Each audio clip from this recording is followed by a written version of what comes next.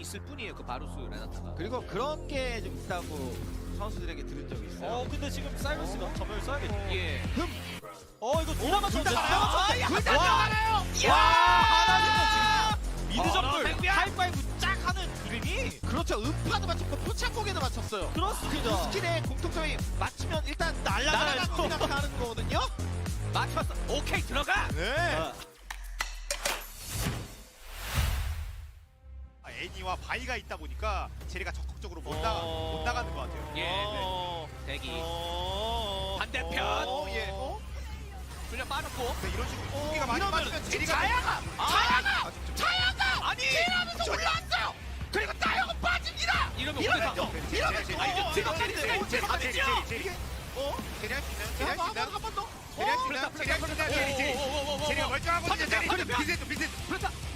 근데 이게 빈센트. 제리 들어가. 저 제리 끝까지 봐야 돼. 제리가 지금 플랫파가 그리고 이쪽에서 플랫비하고 제리 이제 들어가야 돼. 트리플 킬.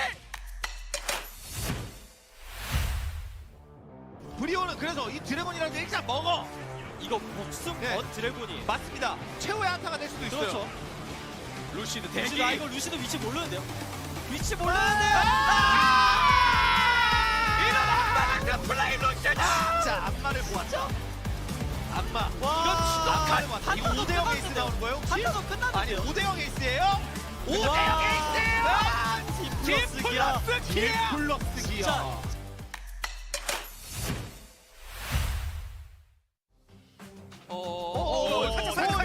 진짜 갈 줄 알고 잡고 있어. 자, 그래서 빈센조를 리브 추격해요. 샌드박스도 우리 주요한 챔피언들 아직 남아 있다. 잠깐만요. 이거 스포츠 좀 많이 쳤는 거 아니야? 잠시만요.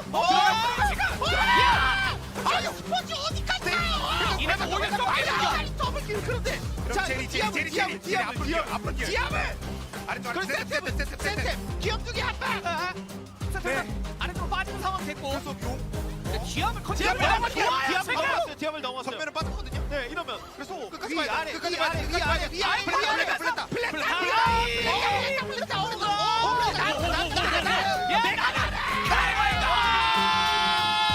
DRX 에이스 걸 해내네요.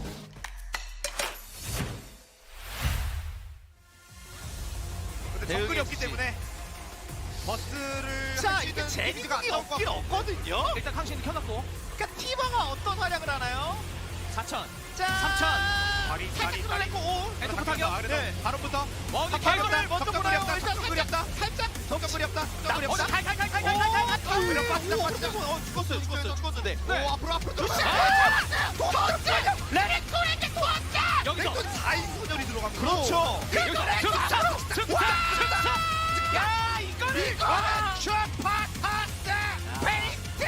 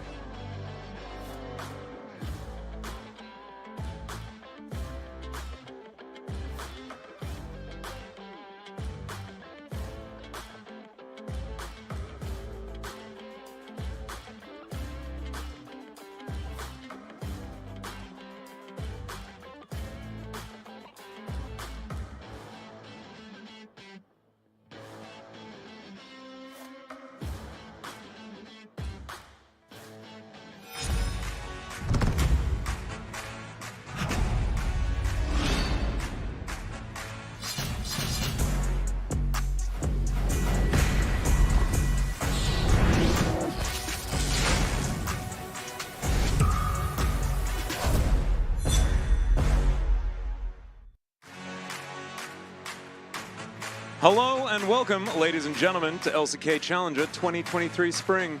I'm Atlas, looking forward to bringing you a swell broadcast here of 3 best of threes. I am joined by Wolf here. Wolf, how are you doing today? I'm doing fine, Atlas. And today, reports have indicated that we do have 3 best of 3s coming at us this evening. Yeah. And if reports hold true, we could go 9 games tonight if the level of competition is fierce, if we do see very close games between these competitors this evening. Oh, it's a little bit frightening, Wolf, given the severity of your warning here. What shall we do if we do make it to, say, 8 games with the prospect of 9 on the horizon? Do you have any recommendations? I'm going to pray for 9 games. I can't keep up the bid. I'm not as good at it as you. I'll try to come back to it a little bit later. I'll bring it back. I liked it a lot. I liked it a lot. I actually thought that my news anchor voice wasn't super great at the beginning there. I'll have to definitely work on that moving forward. Hi, everyone. I hope you've been having a great day so far. Looking forward to making it even better by introducing a whole bunch of Challenger League of Legends into your life. I'm feeling a little bit sick today, but I'm going to power through. There's been a little bit of like what we like to call basically a throat cold going around in Seoul. Where else do you get a cold? I don't know. I mean, like a cold can be like more of your like sinuses, I guess your that nose. people say head cold. Head cold. Yeah. So I just, some of the Korean casters were telling me their throats were bothering them. I'm like, me too. I think it's the change of the season. Maybe some allergy stuff. Who knows? But I'm going to make it. It's going to be okay. Here are the results from days 3 and 4 of week 7. Yeah, the most interesting one, of course, being KT's 2-0 over D plus Kia. That is a massive one, putting KT in first place here in Challenger. Bro managing to take a game off Harmer Life is also kind of cool. And T1 getting the 2-0 over Live Sandbox, no real surprise there. DRX continuing to do some winning, and Nongshim taking down Gen.G. That is another matchup that we were expecting Nongshim to look pretty good in, because here in Challenger, Nongshim have been much better than their LCK counterparts. Yeah. So looking good. T1 and Nongshim both with their 2-0 wins. They will face off today. Very important to decide who is going to get that 9th win, push themselves closer to guaranteeing playoffs. Similarly to the LCK, we have 6 top teams and then 4 lower teams, and you can see the big gap there between T1 and Gen.G. Still theoretically possible for Gen.G to make playoffs, same with Live Sandbox, but very unlikely if you don't start getting those wins right now. Yep, T1 still yet to solidify their spot here. Of course, Gen.G are going to be betting on Nongshim today, hoping that they can take that one away. It's the differential there that makes T1 not actually locked in. Nongshim have won a lot of 2-0s, as you can see, plus 10.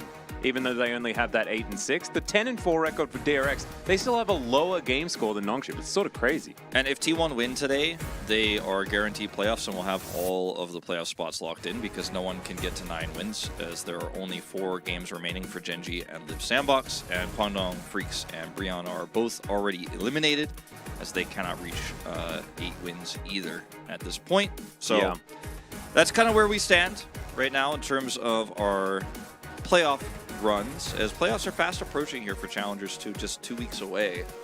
Yeah, got some exciting matches coming up here as POG points. I don't know, for some reason I wanted to say POG POG points, but that's just completely, it's like SMH in my head. Feisty out in front with 700, Lucid just underneath him. We can see that we don't necessarily have the same amount of top heaviness that we have in the LCK. That's true. A lot more spread of the points here as the equal third with like 400 people here. Feisty and Lucid were the 2 picks that we were mostly voting for MVP of the season as well amongst the global team. We did see Valdez voted for Hambach. He's unfortunately not on this list, but it's because Feisty's taken all his POG points away. As this is going to be a really interesting matchup to take a look at here. In particular, the return of Sejuani in the jungle versus Wukong, and down here on the bottom side, Varus versus Caitlyn, which we have seen a little bit in the LCK too. Silas versus Akali is kind of a challenger special. We don't see that as much over on the LCK League. And it's also really interesting given the fact that we see Wukong picked into Sejuani all the time, but it's still very, very even between the 2 junglers, same to be said. For Silas and Akali, I mean, Akali was picked as a pseudo counter to Silas last year, but has now moved into much more of a neutralizing matchup. As these are going to be today's games, and we had Wolf's weather report earlier saying that there could be a 9-game situation on our hands. I think it's probably 8.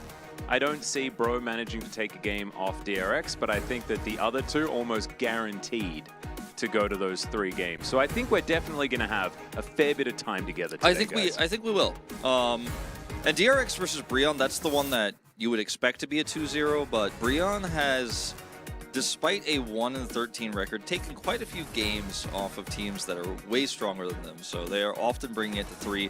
So it could be a 9-gamer. I don't expect that. I think you and I are both kind of feeling it's an 8-game night here. I think we'll see 3 games between D+ and HLE. That will be also a pretty high-level series. And then things could get very messy between Nongshim and T1. Again, T1 desperately wanting that win to lock in their spot in playoffs. It's so interesting. Every time we cast T1, I feel like they're tied in the standings with whoever they're up against. Yeah. It happened last week. Yeah. We did that on last Monday, and now we're back doing it again. But this is going to be our first one. D+ Gear taking on Hanwha Life Esports. And D+, a little bit sad after their KT loss last week, wanting to try and bounce back up against the Hanwha Life, who have just, they've impressed me almost every single time, Wolf. This is a team that has been really, really fun to track here in Challenger. But this is the team we're covering first. Thanatos, Lucid, Poolbay, Rahel, and Loopy, of course. This, like the Challenger roster, very similar to like the 2020 roster, right? Yeah. Top heavy, plays through Thanatos and Poolbay all the time. Lucid's an absolute god. And then Rahel and Loopy kind of exist. Yeah, I think that's a really good assessment, actually. Notice their first blood, by the way, down at 33%. That's very low for a team that's top 2 in a league. Usually, especially in a meta like this, if you were at the top, your first blood rate is like 70+. So interesting to see that they're winning, even though they're often giving up first blood. As Slam Dunk going through a bit of a reboot right now and is very popular in Korea at this moment in time. So love to see the Slam Dunk D+ here. Yeah. Just put the D+ players' faces on the Slam Dunk characters. It's actually very creative. Pretty cool stuff. I wonder how many we actually have here in the audience for Challenger today. I saw a few coming up the elevator when I was coming to work earlier on today, so should be that there are a couple at least hanging out, ready to watch some of this sweet League of Legends, especially in this first series. Should be pretty hype. A lot of people come in at the last possible second too, because this is actually in the theater, as we've mentioned before, and there's like popcorn and stuff you can buy as a whole concession stand, so people can come up like last second, grab their snacks, just like going to the movies. You just skip the previews, you know, you don't have to watch all this. You don't really need to know about the first blood win rate of Hanwha Life Esports being 77%. But look at this, they are much higher first blood, almost double that at D+. Also, never mind, actually, it's super hype stats. Why are you missing this? And their first blood win rate is really high, so maybe we could see Hanwha Life Esports upset here. Yeah, well, I'm going to need someone to run out into that concession stand and start knocking over the popcorn. Get in there! We're going to talk about first blood stats. Yeah, don't miss first blood. You know, No, you can you miss the first blood stats, but you better not miss first blood. You better be in your seats when we load onto the Rift. Absolutely. Oh, someone's parents. Is that Loki's parents? Looks like it. Oh, very, very cute. Come to support their boy. Yeah, let's go on a winning streak, that left sign says. Mm-hmm. Do it, Loki. Loki actually was one of the players that kind of impressed us last week. Hasn't really been the focal point for a lot of us on Hanwha, but definitely last week picked up a POG, if I remember correctly. Yeah. And was getting some work done as Rooster versus Thanatos, the most boring haircut versus the best haircut. Honestly true. The best haircut versus, you're not even trying Thanatos, but it's fine. I think it suits him to go basic, right? And because his play is so fancy alone, he can't have like the greatest play and the greatest hair. And yeah, he doesn't like, what is he gonna have, like a lip ring also, you know? He's maybe next year. He's keeping it simple, you know? Yeah. As he is, like Kana, prioritizing the Renekton a lot. And he's 7-4 on it. His Gnar has been more impressive. It's kind of like how Kana started the season off. As Rooster has been sticking with the Cassante, we have seen so many Challengers players just be so tunneled on Cassante, even with the nerfs. And I'd say Rooster is definitely better than some of our others that have also been tunneled on the Cassante, like Mihail, Dayak. Yeah, the classic first pick Cassante situation that we've been running into, that's also infected the LCK as well. Din Din. Yeah, Din Din, he has a bad case of the Cassantes. It's really sad to see. Much like your throat cold, he's got a Cassante problem. I got it from his Cassante problem. It's a new variant. Oh no. As here we are into the draft for our first game of the day.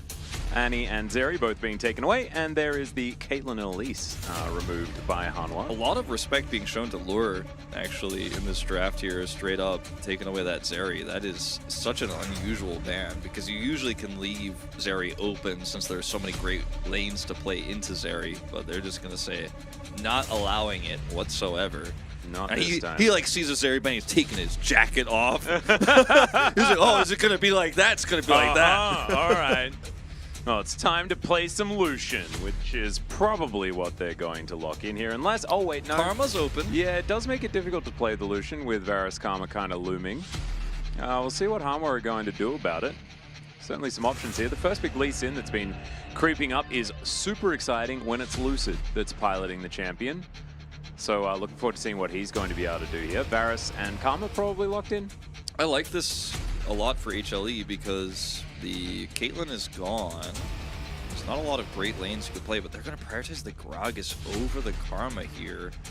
This is wild. If you think about what we see in the LCK, I mean, the Gragas is very strong, but over the Karma here allows D+ to now play a different Karma lane into the Varus. They can pick up Karma Ezreal. Sivir also great with this. Ooh, interesting. Yeah, Sivir Karma is the classic run-fast lane, but this is the classic do lots of damage lane. Not necessarily early, though, as, yeah, you have a spell shield, but it's on a longer cooldown than a piercing arrow, so Yeah. this could be tough, because, of course, they're incredibly outranged. I like the Lee Sin pick for another reason as well, Wolf. Guan has been playing so well on the Lee Sin in recent matches, so that's also another reason to pick it up for DK, is Renekton locked and loaded. This is really interesting because you get the Varus and then you lock in your solo lanes, and you were talking about D+ is so good on the top side of the map. Like Thanatos, Lucid, Pulbay, when Pulbay is on, which has been a little bit inconsistent as of late. Yeah. But there's doing what Brion did to T1 kind of in a certain way where you're locking in these solo lanes early. You've already gotten the Varus too, and since you know what the enemy bot lane is already, yeah, you're not going to be able to play the Karma with this, but you can just play weak side Varus or go for like Nautilus Varus and go on hit. So a lot of options here. Yeah, Lua has been a bit of an on-hit Varus guy. He has been an enjoyer of the on-hit Varus. We haven't. No, We're not really so those, much. And it's very no. hard in the Heimerdinger Yeah. to survive the lane if you're going to do that. But we'll see as Jace is removed. So they are really just trying to give Rooster and Loki the most opportunities here in this game to carry. So Alice is banned for some reason. The Rise and the Jace taken off the board. I like that. Jace, of course, very flexible, and with the fact that it's just solo lanes left to go for DK. Are it we makes just some sense. allergic to Karma here? Like, I guess so. Well, you do have to ban the Yasuo, dude. Yeah, Know what I mean? apparently. Because the Gragas Yasuo combo is so scary. Now, Varus Kalista was not really on my list of picks I was looking at. I thought maybe we'd see Sivir Kalista before the Heimerdinger was locked in, but Varus Kalista, I mean, it might just be Karma because they both start with the same start. Ooh, this would be fun. Heartsteel Senna? Oh, God, no, please, God, no. Actually, it's going to be Senna, okay. Well, Senna's going to be locked in. This is a lot of range, and this is a lot of poke. So that's really fun. I actually think it's really, really cool into the Sivir Heimerdinger, given the fact that they don't have very much range whatsoever. Add a bit of sustain there as well. Malphite? Just Okay, pick a this is mountain. getting wild. I mean, Malphite does an absolute number on Renekton. Yeah. Okay, they're going to lock in the Ornn, which I think is going to give you a lot of opportunities later on in the game from really long range. Malphite engage is still pretty good, but this is much safer. You already have the speed up with Sivir. What are we going to see for Pulbay here, though, is the question now, as it's tough to punish a Gragas in lane. We're just not seeing it very much, especially with the Rise gone here. Yeah. Silas, a lot of good ults to steal. It's really true. He is expecting that it's going to be a Gragas in that mid lane, so you do get a relatively free lane. You don't. Oh, never mind. But it's Gragas jungle. It is, and it's Yone picked up for the mid lane as well. So we've got all of the physical damage possible, plus a Gragas in the jungle, meaning that not a lot of people are going to be incentivized to buy the magic resist, and Gragas could absolutely pop off. I love this draft from Armalite. It's so fun. The Sylas pick feels so much better now when you realize that they were definitely thinking this could be a possibility. That's why they banned the Yasuo, because Gragas Yasuo can be a thing. It has been a thing, right? On T1's style of doing it, they put the Yasuo top, but in this case, going to be mid lane. So Yone picked up instead, but the Sylas into the Yone definitely feels a little bit less annoying to play than a lot of the other matchups. He could have walked in here thinking it's a Gragas, thinking it's a free lane, but it's not. So pretty smart move here from D+. I like the Sylas into a lot of these champions. The cask engages can be great. Renekton, obviously great survivability, stealing Chains of Corruption, or the Yone ultimate, all great. Even Senna, not bad here at all. Yeah, Dawning Shadow sounds like a lot of value to be thrown out here. Also gives some utility to the Sylas, you know? Theoretically also gives you Chemtech Drake value. Know what I'm saying? There's not a whole lot of that unless you count Safeguard or something like that here for D+. They don't necessarily have a massive amount of damage, especially in the mid-game. Late-game Sivir is just going to be ripping everyone apart, so I think they're kind of fine there. But being this short range, and also not necessarily having a lot of damage coming out of your top side of the map in the early stages of the game, this could be a really difficult one for DK to sort of get in amongst, unless they layer their CC beautifully early. Yeah. I'm also curious to see how the Senna is going to do in this lane as well. Getting through those Heimerdinger turrets should be pretty easy once you start to get some of that range online. So a different approach here. Yeah. You know what's not different? Doo-doo-doos. Nope.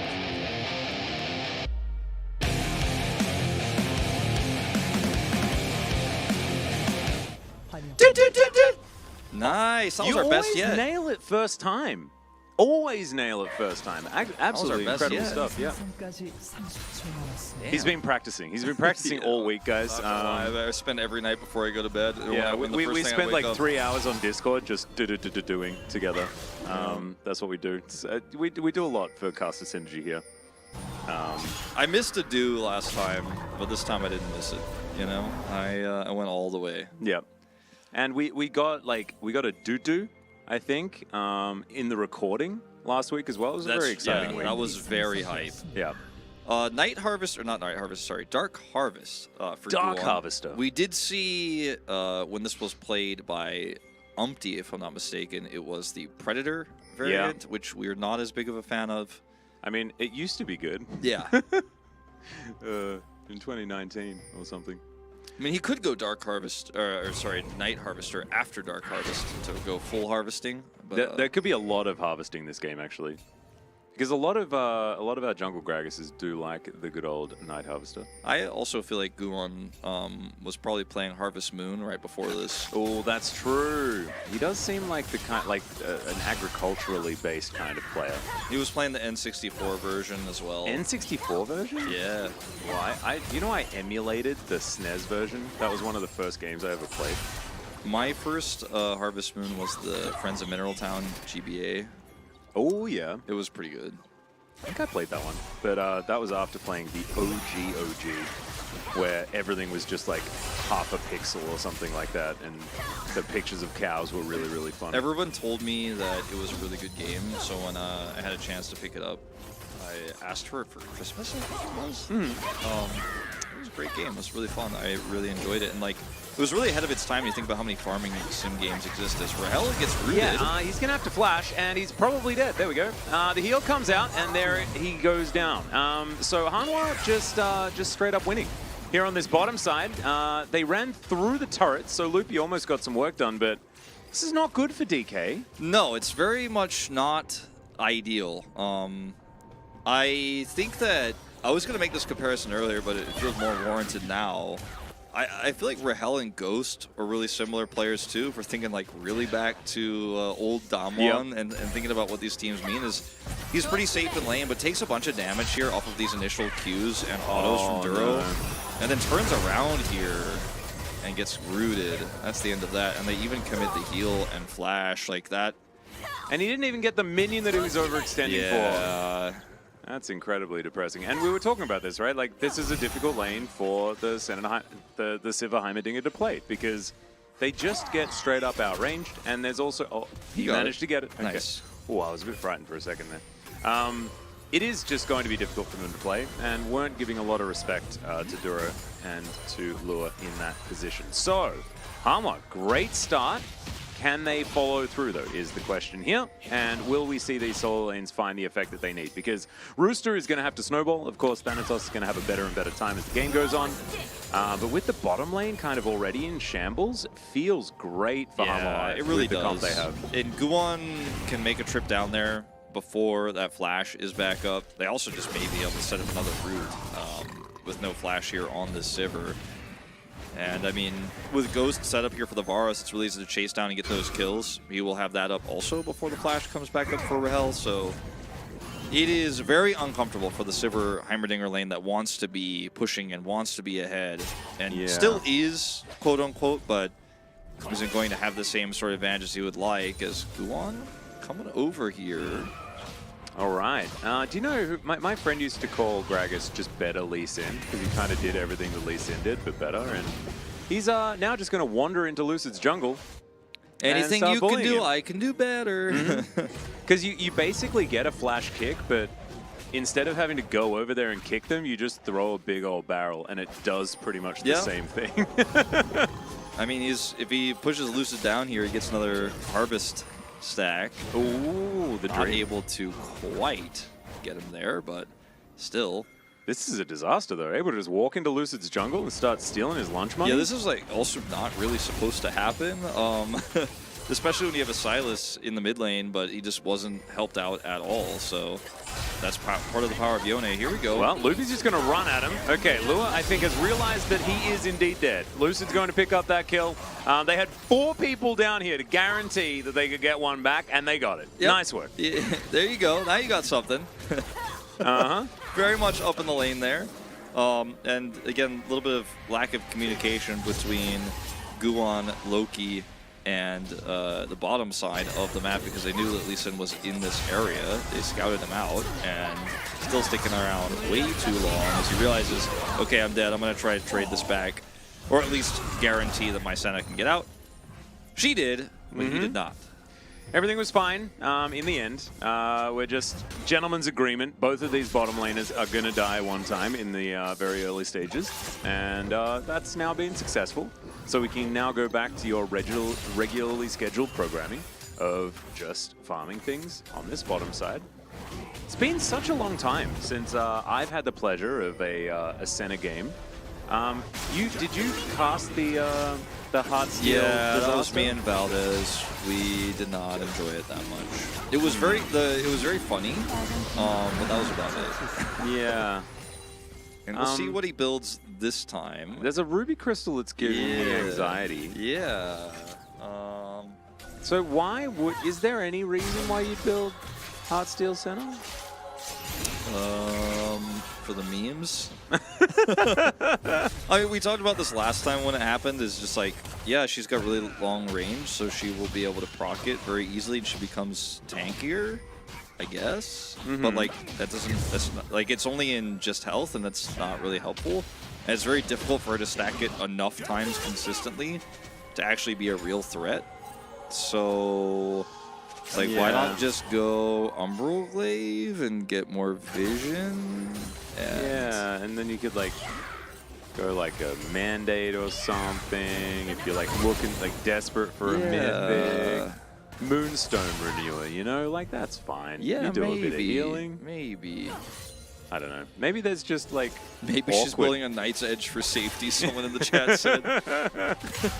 Yeah, I like that. I like that a lot.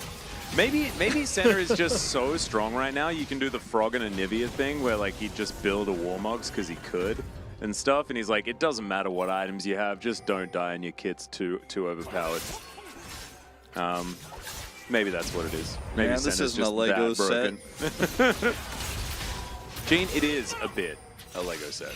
Like, that is part of the reason why we love League of Legends, is because, okay, that's just going to be a boot back, and that's a real dead Loki. He got a taste of his own medicine. His own hijacked ultimate, putting him in the ground. Well, this is a problematic situation.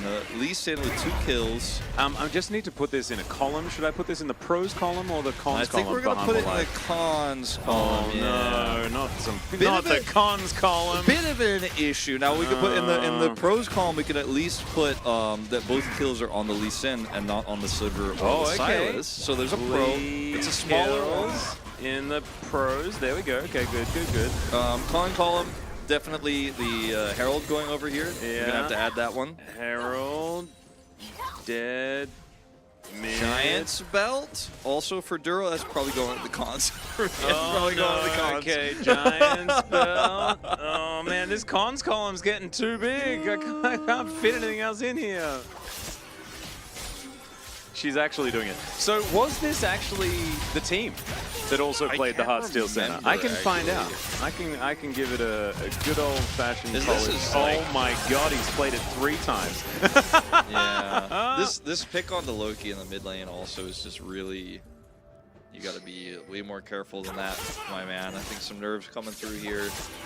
Senna most bought items, 100% Heartsteel. Yeah, oh, I see. 2 and 1 though. Pros column. Pros column. Yeah. So yeah, apparently just really enjoying some Heartsteel centering, which is fine. We're gonna keep a close eye on it. Infinitely scale. Yeah, we'll keep a close eye on it. So does Senna, you know? I mean, she's a support, but she gets gold. Yeah. From her sickle and from her souls. She's gonna get more range. Level 6 right now. Yeah, well, let's wait and see. Yeah, this really is a rebroadcast of one of the 3 Senna games. Yeah. That Duro has already played. That's basically how it goes. Just a reminder to everyone that this is indeed a rebroadcast, as we were mentioning, from 2028. All of the current players in the LCK that you're used to have since retired. They all work on various farms with various animals across the land. Trophy's Camel Farm in New Zealand is the most popular. Death's Alpaca Farm in Tasmania is also a favorite amongst a lot of our players. There's also some place in Spain, I think, but it's really hard to keep up with everything. And the players are scouting out the Chilean farmlands as we speak. Yeah. Mainly anywhere that's like possible wine country is kind of where they want to go. Which is interesting. So maybe California going to be next as well, you know? Have some nice shots. Do we have any New Zealander pro gamers or any programmers in New Zealand? Yeah, that's Chovy's Camel Farm. Oh, that's right. The camels in New Zealand. That's right. Yeah. Although Tasmania is more like whiskey and oysters, so I guess that's fine. It's just not the wine vibe. Yeah, not so much. Yeah. Pizza Good Yum. We're really good today. I hope you're also feeling good. Hope you got some pizza. I feel like there's a giveaway in your name about things that you're enthusiastic about. Yeah, I think we've got a pretty good hint. Mm-hmm. All right, starting this second dragon up, by the way, Infernal Hex Tech, so the soul is probably going to be... It's got to be Mountain, right? We're just going to have all of the value? I hope you're right. I hope you're right. I mentioned Chemtech earlier today. It's probably Chemtech. It's probably Chemtech. Yeah. As this is a very... fragile setup here for HLE. Okay, with Rooster coming down, I changed my stance.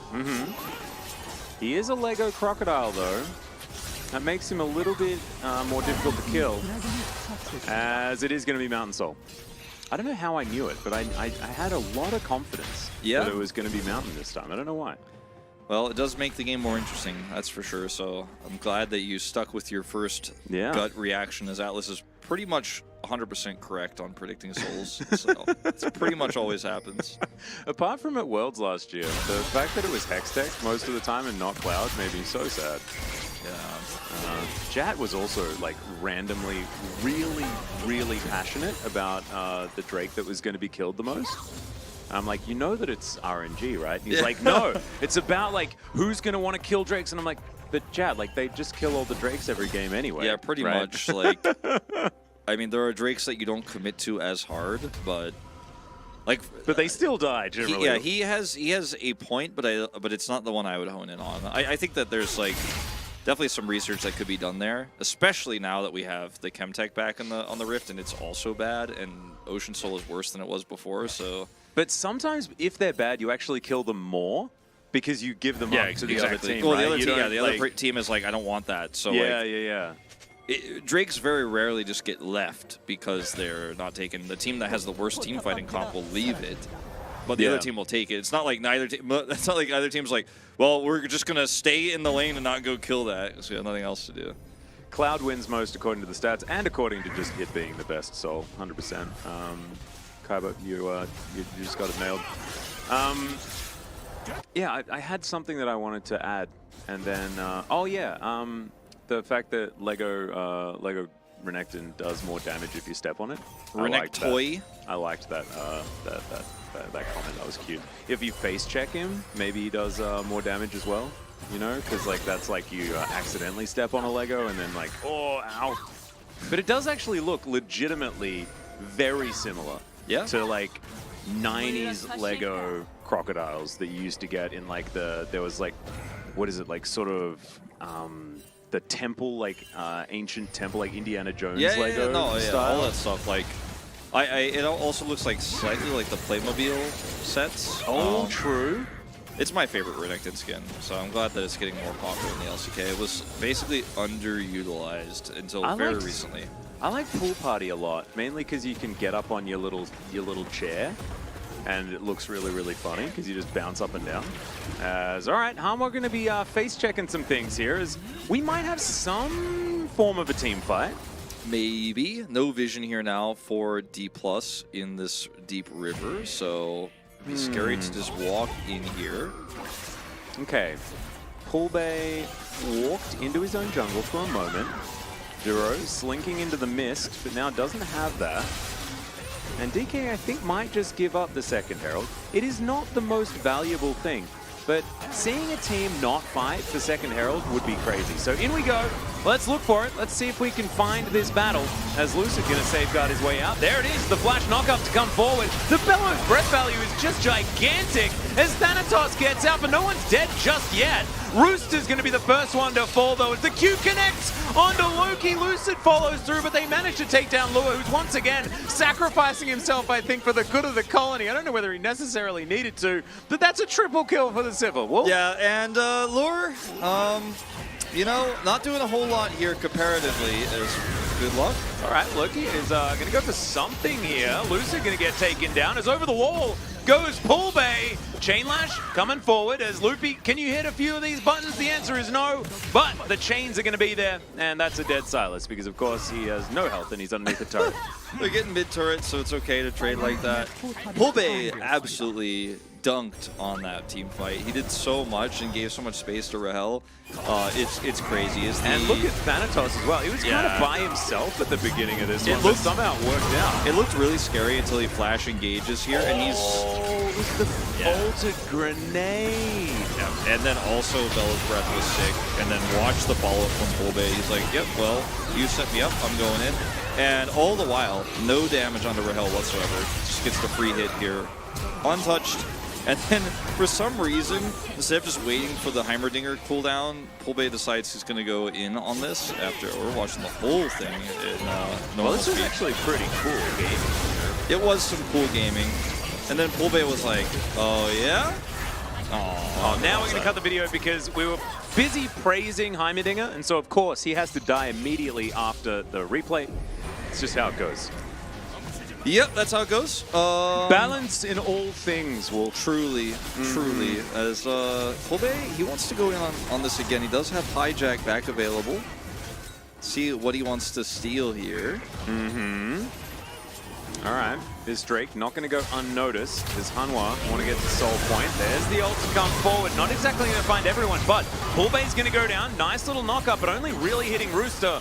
And DK realized that 3 versus 4, that's not going to really be their option. 3 versus 5 even, as Loki was waiting in the wings. And that was a really nice angle there from Loki. Poolbay steals the cast and tries to set up for something, but is just killed before he can use it.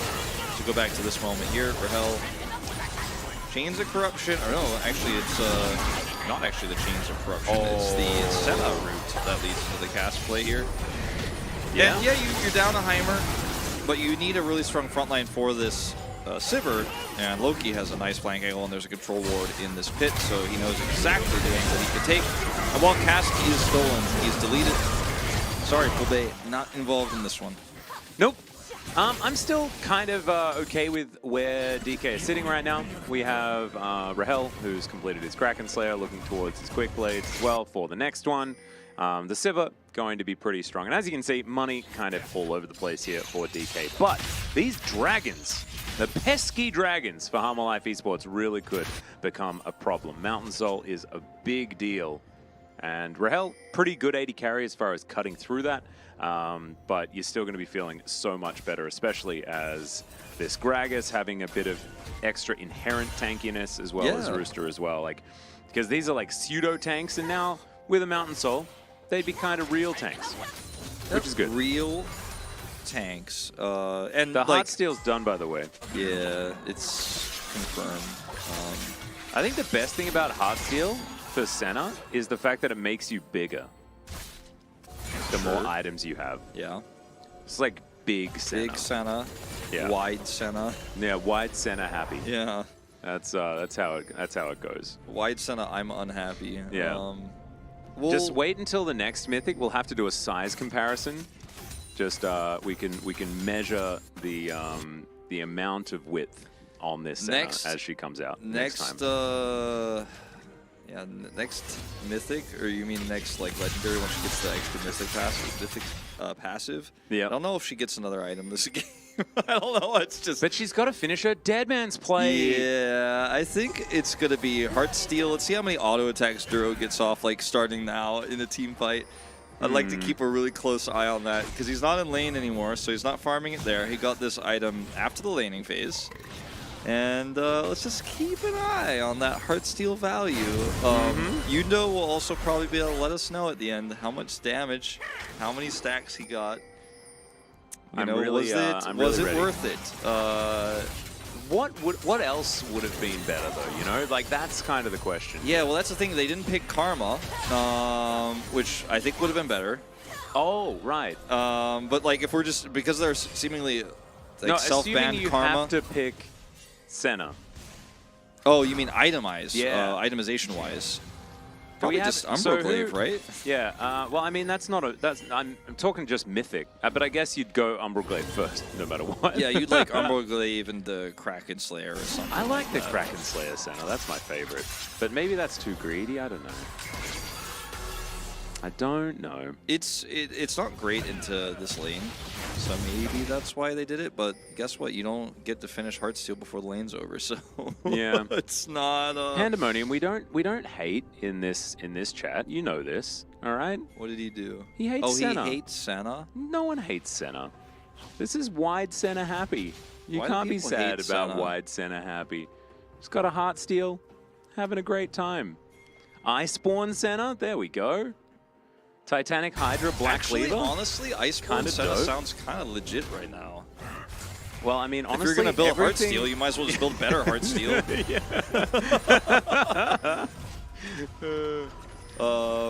I really like. We need to get the emote, the wide Senna happy emote, to exist. Yeah, it's actually just like her beam. I like Shark Hero comes in like real late. Why Senna got the health item? What's going on here? Well, this is Challenger. This is Duro. No. Currently, Heartsteel Senna is 2-1, not including this game. So we could even out. Or 75% win rate. Or 75% win rate, which is the highest Senna win rate with this item that there is. Before this Drake fight, by the way, Stopwatch is purchased. Zonia's has done so. 4 stasis available here for D+ on this fight. They do not want to give over Soul. They are going to force this super hard. Wow, This is looking for a kick. You really shouldn't give it up. That is absolutely true. Wow, that's a lot of value out of that Ricochet. And DK, they managed to get the wave pushed out and can now move into the fog of war, although they haven't really removed a lot of this vision as Rooster, oh man, Piercing Darkness has to be used for the heal as Chains of Corruption is going to be thrown out by Poolbay, and there's another one. This time the real one, Flash, going to be used. Great little snare as Thanatos is almost just dead. Dawning Shadow not enough to take him out as Lure is kicked into the back of the team, but immediately Loki through with the ultimate. That was fantastic, but can they do more is the question. The Civ are taken down, but this Silas is still a huge problem, doing so much damage. And Loopy, what? Okay, just did like a third of the health bar of Rooster right there. This guy's the real carry. I thought it was a Sivir, but it's not. As Guon is going to get chased down by his favorite champion. That feels bad, but what feels worse is being Heartsteel Senna with nothing to do. She did 2,300 damage. She did more than Lure. But There we Lure was go. instantly deleted at the beginning of the fight by Lucid's kick. Loopy doing a ton of damage with those Heimerdinger turrets, as well as his W raining in. So even though Rahel was killed also early in the fight, the turrets got insane value. This is kind of a trade of engage ultimates here. And it's crazy that Thanatos lives here. The follow-up is so slow that he actually gets to flash out. And then they use Cast, so the easy follow-up here is there for Poolbay. This kick from Lucid at the same time means that Lure is just instantly dead. And by the time the re-engage comes through from Loki, it's too late. Look at this Heimerdinger turret. Just still free hitting, still firing. Another one goes down, still Heimerdinger damage. Yeah. Loopy doing massive amounts of work And in this that fight. wasn't a third of his health bar, but hitting him with all of those rockets at the end there, locking the kill down onto Rooster, just really good play out of this Heimerdinger. And I appreciate some good Heimerdinger play, you know? They also broke neither of their stopwatches, Rahel and Loopy, so they still have them. Hey, there we go. 10,000 damage done by Sivir at 25 already. minutes. Just shows that this Quick Blade build is actually like working out really, really well for this Civ. You can also go third item BT in this as well. Like, man, feels really cool actually. Just because BT is like so broken, like Overheal and the BT combination just means you can kind of sit around and constantly clear waves and always have full health and just be happy. It's very annoying to deal with, very difficult to fight against that overheal.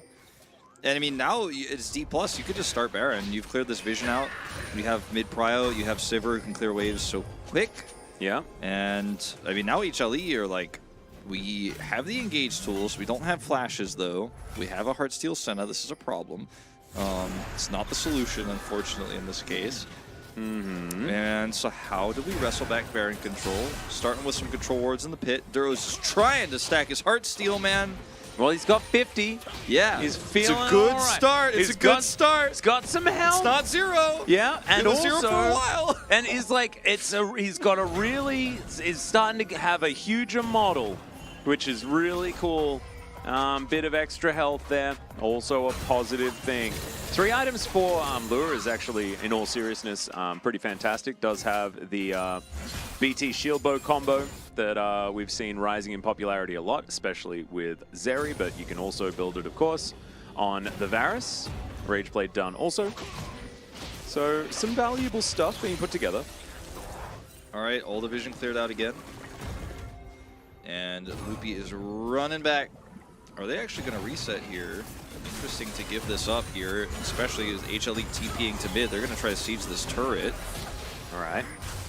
Thanatos just going to say no for the moment. They just gave Baron control over to HLE for free. The turn here is not amazing, but it's decent, especially because Heimerdinger turret's not in place here. Well, this is still going to be a 50-50. It's still going to be a flip unless they can lock Lucid out of this, or Palmolife Esports go for a turn. Already half the health bar on the Rooster though as Thanatos comes forward, not going to be able to find the ramp to go back as immediately that is a dead Heimerdinger, but the stolen ulti is so good out of this Silas. Poolbay taking matters into his own hands as Duro, that Heartsteel putting in so much work, I guess, kind of, but not really, as Rooster is just going to get cut down. That is the double kill. The pizza not quite long enough there from Rahel, but still he's going to be able to pick up yet another triple. That should be a Baron, and it looks like it's a 50-50 on this Senna. It looks like it's a 50-50 on the Senna, you know? He's up to 127, man. He did so much work getting stacks in that fight. Yeah. 127, man. The real hero is Pulbe, who actually steals the Yone ultimate and does so much with it. Look at his angle here. He's level 16. His Rod of Ages is complete. Would And you say Thanatos- that sealed their fate? Yeah. look at this Thanatos setup though, and the Pulbe is like, all right, kick goes in. I'm here for the follow up, and that's the end of the fight. I thought he Rahel's only got untouched. 2 people, but he actually just like straight up killed Guon with the first part of it. I think this is gonna be a Pulbe angle for me though, for POG. Yeah. He's not doing as much of the boom boom, obviously, as Rahel is, but he is certainly setting up the boom boom. I don't think you can give it to Rahel because he kind of just like entered for a caster minion level 1 and made the game way harder than it needed to be. Yeah, that's not great. He is 2,500 That's gold in ahead my now. cons column because I wrote that down. That's in the cons column. True. Yeah. I wrote hair lol. Oh no, that says Herald. Dead mid, giant belt, and that. The Yeah. Giant's belt. The Giant's Back belt. when it was only a Giant's Yeah, belt, there was still back hope when that it there was something hope, else. Yeah. How sad. Hanwha still feeling like they've got one more fight left in him. Go on, can you find the angle with this next cast? Cask is going to be the question. As the Ram is going to be called, that's a triple knockup. They don't find too much more. Thanatos just goes golden in the faces of Hanwha, and Hanwha says, "Cool," and they walk away. That's going to be the second Mountain Drake here for D+. And Hanwha, no opportunity here to re-engage except Loki. Good luck, Loki. Yeah, they had to face check, and they do so. But once again, it's sort of like the, yeah, cool, and then kept walking forward as Bella's Breath going to be used here. The Drake secured now as Lucid just wants to find his target. Pulbe not going to be able to find that Fate Seal this time around, but Rahel is just so huge. At this point in time, Loki is pressing a lot of buttons, doing a lot of things, but I think he's also just going to die. There he goes. Thanatos locks down the kill. Oh, don't you hate that when things get done a lot and then nothing really happens and you die? Oh, I mean, HLE lost control before they tried to rotate back over, and then they're like, well, I guess we lost the game. We'll just go for one more as Loki is trying to engage into 3 Heimerdinger turrets, and then the ultimate is not great. Pulbe actually gets nothing with his ult in terms of hitting people, but closes the gap there, and then Loki just kind of misses everything onto the Lee Sin. Oh, chains connect, but it's hot steals. Never mind. Oh, it's so, I mean, he's all the health though. Yeah, It's so hard right? to kill him. Oh, that's because the rest of his team fit. That's what it is. There's the knockup. As Guon is going to try and do what he can, but the next is still going to go down. D+ Kia take game number 1 against Harma Life Esports. Impressive performance from a lot of the team, actually, and good recovery from Rahel. Yeah. I'm gonna put my vote for Pulbe though. I'm gonna Pulbe vote. Yeah, I thought he was pretty clean. There were some small mistakes, but I mean, who didn't make a small mistake in this game? To be frank. I'm a Thanatos guy. Yeah, I think that's fair. I think as long as you're not voting for Rahel, really. Yeah. Which is like hilarious I was because he almost carried. a loopy voter, but then he got caught a couple of times and like insta-gibbed in the last couple of fights. So I think there was definitely some stability in this on pick here for Thanatos. What's it all for, Duro? Like what's going on? You could have just played Karma. Like why not just play Karma? I know what to do in the break. I am going to work out exactly what the best choice of build is for Senna. And then we're going back and tell you guys. No, we're going to send a letter. We're going to send a letter to Duro and explain exactly. I'm not signing this letter. Yeah, no, you have to sign the letter. You have to sign the letter. We're going to send him a letter, and we're just going to say like, hey, we really appreciate your Senna gameplay, but we think perhaps with maybe some different items or something like this, we could consider like building this and stuff like that. But maybe he'll come back and say like, look, you just don't understand, and you've just been consulting like Twitch chat, and I'm a professional player, and I think that I know better than you about a champion that I've put like half my life into playing. So if you wouldn't mind, could you sit down, sir? That might be what he says, which would be polite of him and potentially true. And Pulbe does pick it up. 4-2 and 11. The guy stole a lot of ults and did a lot of good stuff. He's actually going to write you back and be like, listen, you silly caster, you're lucky I didn't build Gale Force. I have a lot of entertainment value I'm trying to offer, and I could have built Gale Force, you know, too, to even add more. More memery. Good game from Pulbe though, for real. The two unfortunate deaths there. One of them was like really silly on the top side. The other one he couldn't quite get the ult he was looking for. But the rest of the team fights, he and Thanatos set up the Sivir, and probably were some boom boom damage votes. But I'm glad that Pulbe got it in the end. Yeah, no, I agree. I actually, I don't think that there were too many Sivir votes in amongst it. But I think there are quite a few legitimate votes for D+ Kia, especially if you look at the game from sort of mid-game onwards. They just played the team fights just a little bit better. And I kind of liked the idea that Harmolife had, but the execution just wasn't quite there, and their composition just ran out of time. Yeah. Something like that. But do you know what the best thing about this is, Wolf? The More best thing games? Yeah, exactly. We have another 2 of these games to go. So we're going to go to a short break. When we get back, game number 2, then game number 3.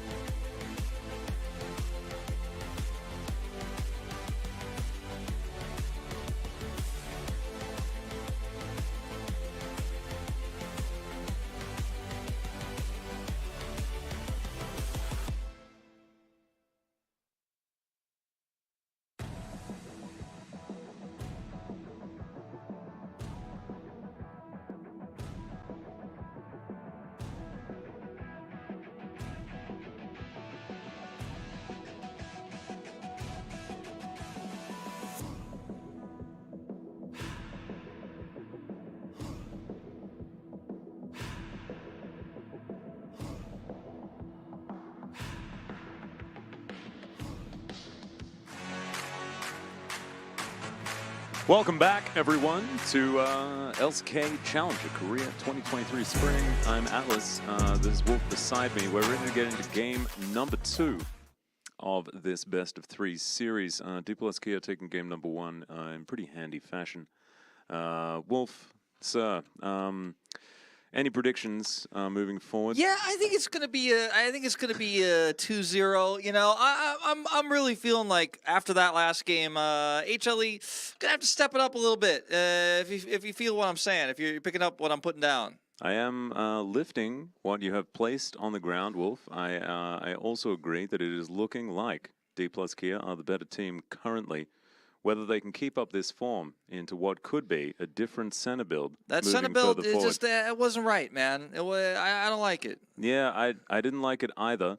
We have done some research and to place into the letter that we were proposing to write to Duro and let him know that Heartsteel, while, yes, in solo queue, a 50.7% win rate, according to op.gg, which is above half the time you win.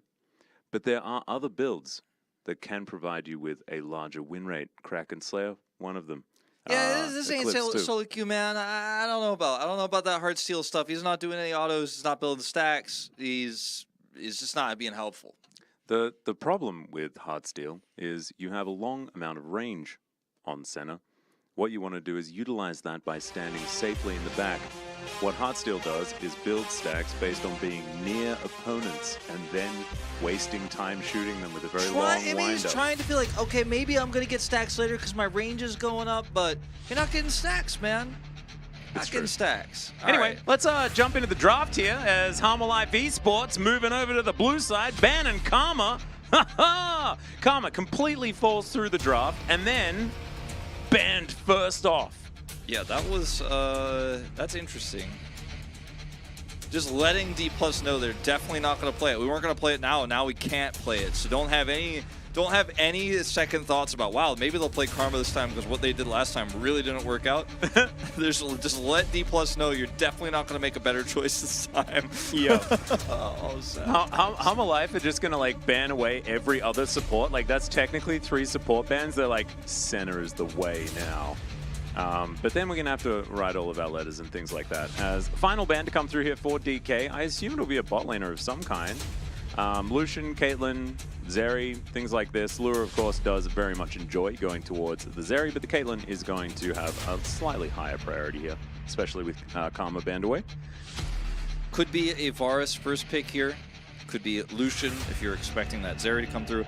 But they're just going to pick Sejuani and be cowards and be like, you pick the bot duo first. Yeah. We'll wait and see. Yep, Sejuani going to be locked in. Shout out to Bunny Fufu, who says Sejuani whenever he is playing TFT. Also one of my favorite players of League of Legends back in the day. Anyway. Does he hop through the forest?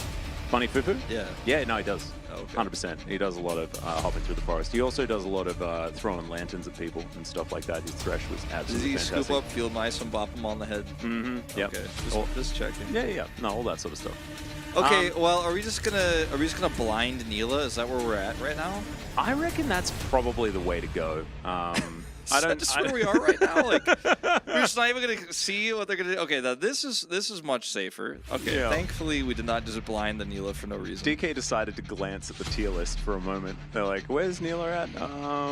About near the Heartsteel at this point in time. I mean, she's okay. Just you probably want to make sure that they're playing a fragile 80 carry that you can get advantage against first. Is okay. Velio's coming through. Velio's Thresh. Oh, I like it. Can you build Heartsteel on Thresh? Get a bit of value, you know, like with your flay autos. Yeah. Yeah, you like it. You could do that.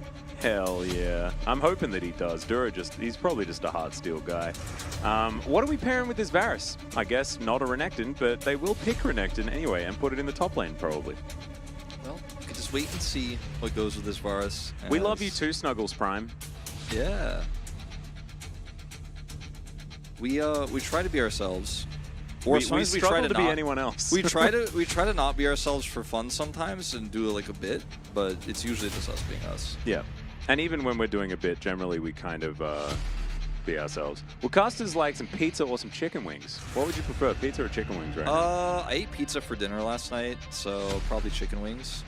I just prefer chicken wings probably. So I'm down for wings if you guys want to pass this over. Yeah, you can go back to bed, Papa Smithy. It's fine. Go back to watch game one. No, don't tell me. Yeah, I would definitely. Well, unless you want to see the value of Heartsteel Center and just how good it is. Papa, in fact, if you do have any insight as to why you would build that item on Center, if you could let us know, that would be fantastic. We're struggling to try and figure it out over here.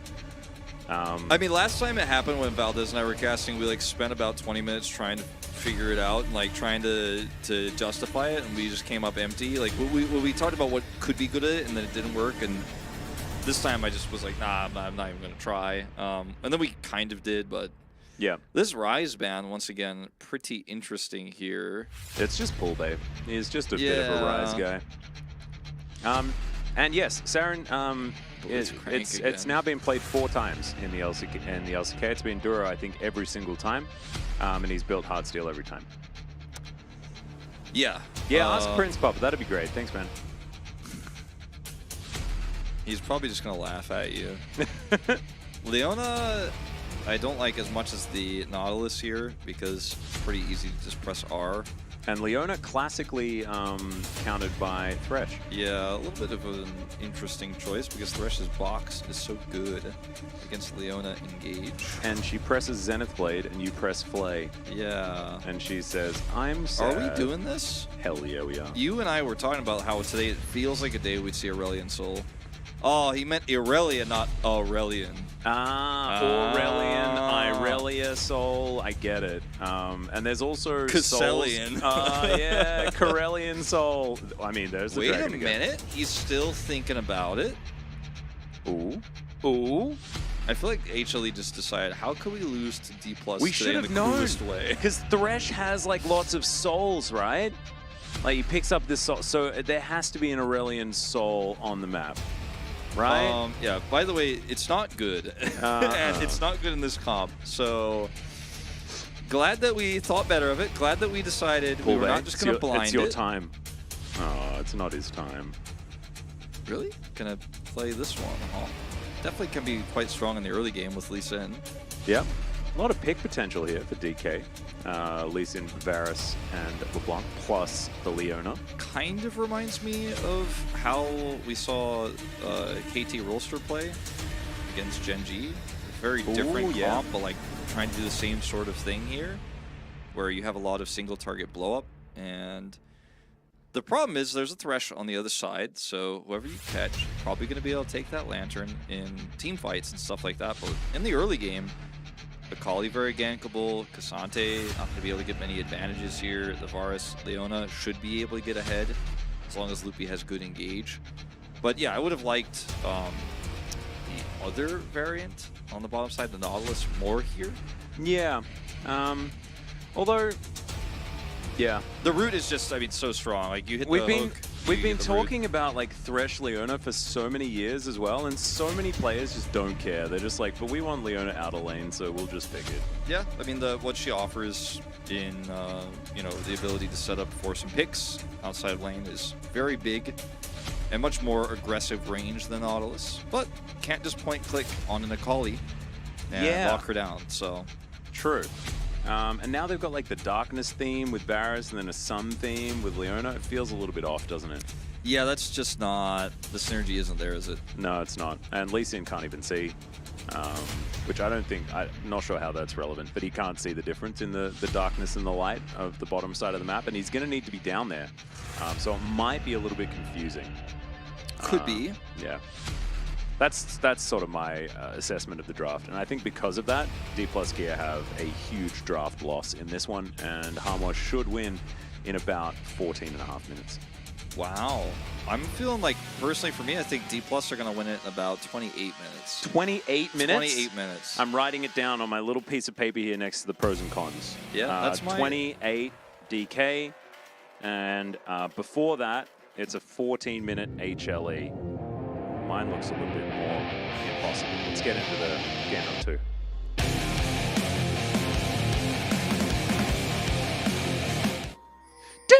Oh, I totally forgot. I was reading chat. No!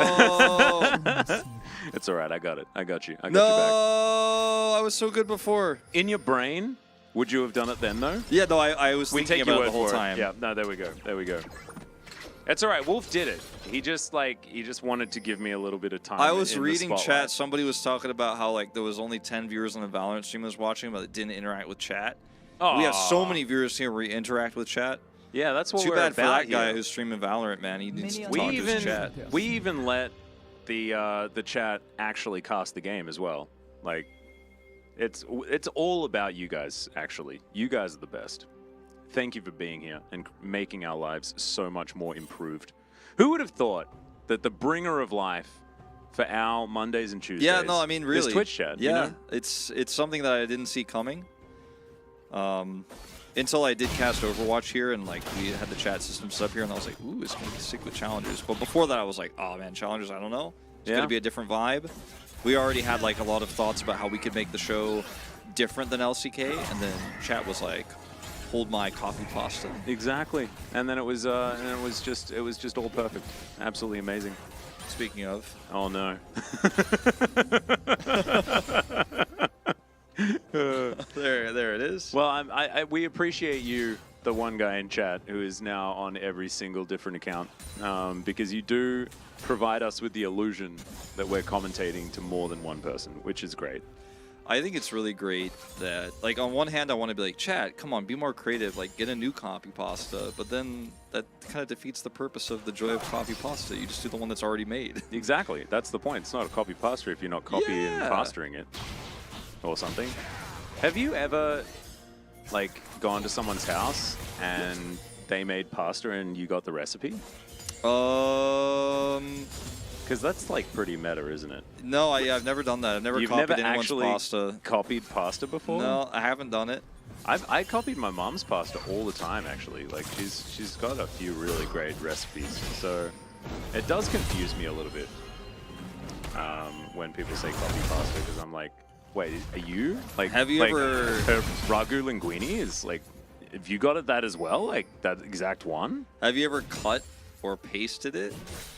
Ooh, I haven't been that fancy, you know? Like, some pastas, you know, like, you need to, like, make sure that everything's the right length and stuff like that. My dad does make his own pasta, which does involve a bit of cutting, not a whole lot of pasting. I think it'd have to be like a, what is it? What are the little parcels called? Ravioli? Yeah. Because you kind of paste them, don't you? True. 'Cause Yeah, have you to put them close together. Yeah. and then you have to cut them out in order. Oh, so it has to be ravioli. If it's like copy pasta, then it has to be ravioli. I've done some cut and paste in that regard of Korean mandu, Korean dumplings. I've made some dumplings in my time. So done a little bit of that, but never with the pasta. The Italians wouldn't be happy if you cut your pasta, says Joel from YouTube chat. That's actually a good point. Don't ever cut your pasta, he says. Oh, okay. Now I'm learning. I'm learning. Okay, so we're never. Don't we're not gonna, ever cut it. Yeah, but what if it's like just copied and then pasted? Because you don't have to cut. You know, it was like you just leave it there, just copy it. Yeah, but you know it's not going to be. It's not going to be gone. Like if you wanted to move the whole thing and not just duplicate it, you'd have a problem. But yeah, I'm sure there's someone getting upset about the fact that we haven't said anything about this game so far. there was in the YouTube chat, I saw it. But it's okay. As nothing is happening in this game except scaling and farming. I like this. Cowards cut their pasta. I break it like a man. Oh. If you cut it, is it still broken? Kind of. Yeah, I guess so. I mean, if it's cooked, you have to cut it, right? You can't break it anymore if it's bending. But if it's uncooked, you can't really, you cut it really. You just break it. So seems a bit strange. I understand breaking noodles though. You know, like you get the 2-minute noodles, you can't be bothered actually heating it up. You just want to have them like straight out of the packet, like they're like crisps. And so you smash them up and then like put the little the powder in there. breaking noodles, the ravioli chef with terminal illness turns to the black market. My favorite TV show. Any interesting Korean updates that would surprise you?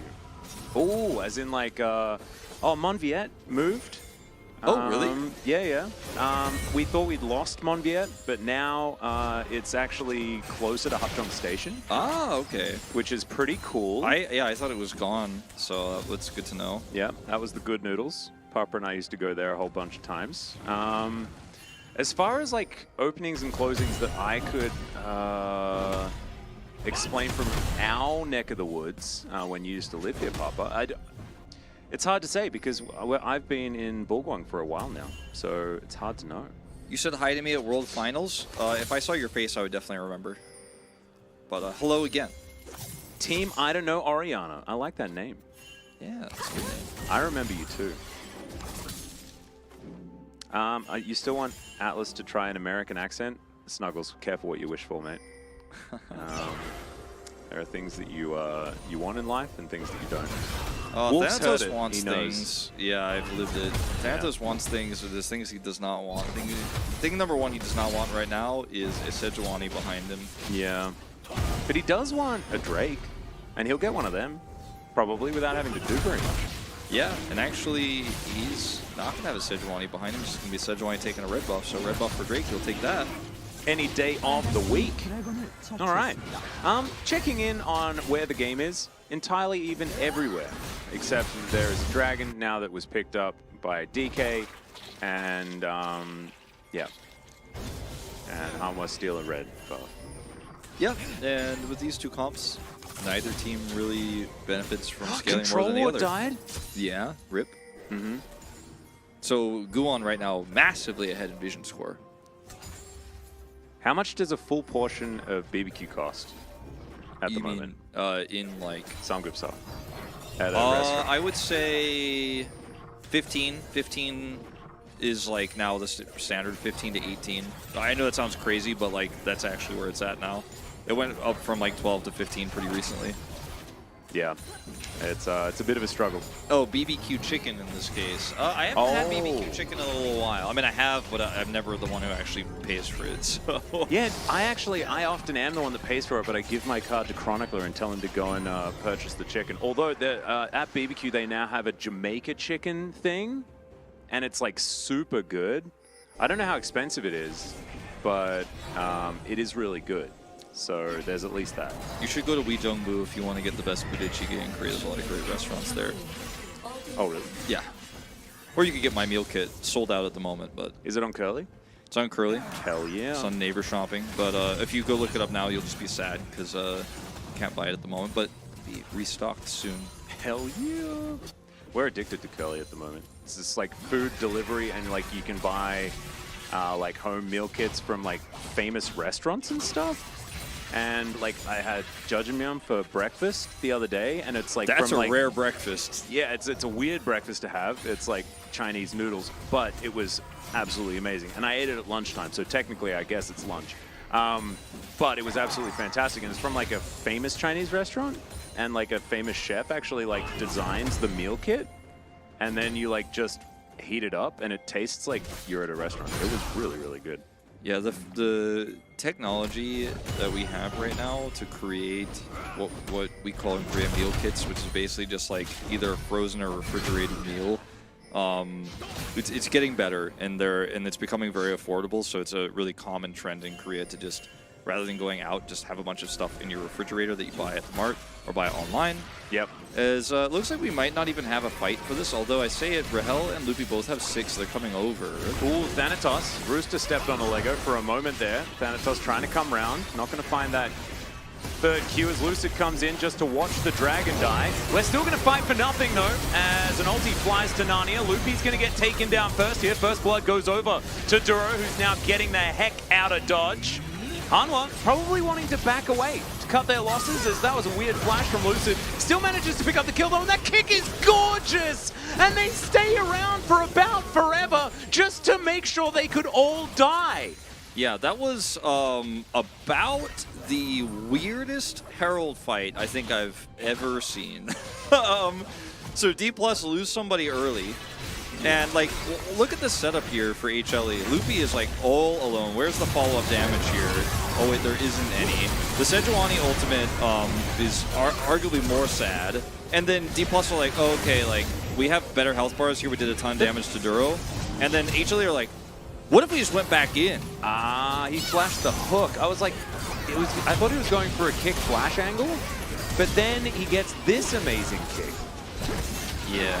Why go back in? Well, yeah, this is the thing. So we were looking at that from the perspective of when do Hanwha Life cut their losses. You probably cut them immediately after collecting the eye. You get yourself a 1 for nothing. Yeah, you got the kill, you got the eye, you just leave. And then just leave. Instead, they decide to just wait around. They're like, Lucid, you got a sick play coming up, right?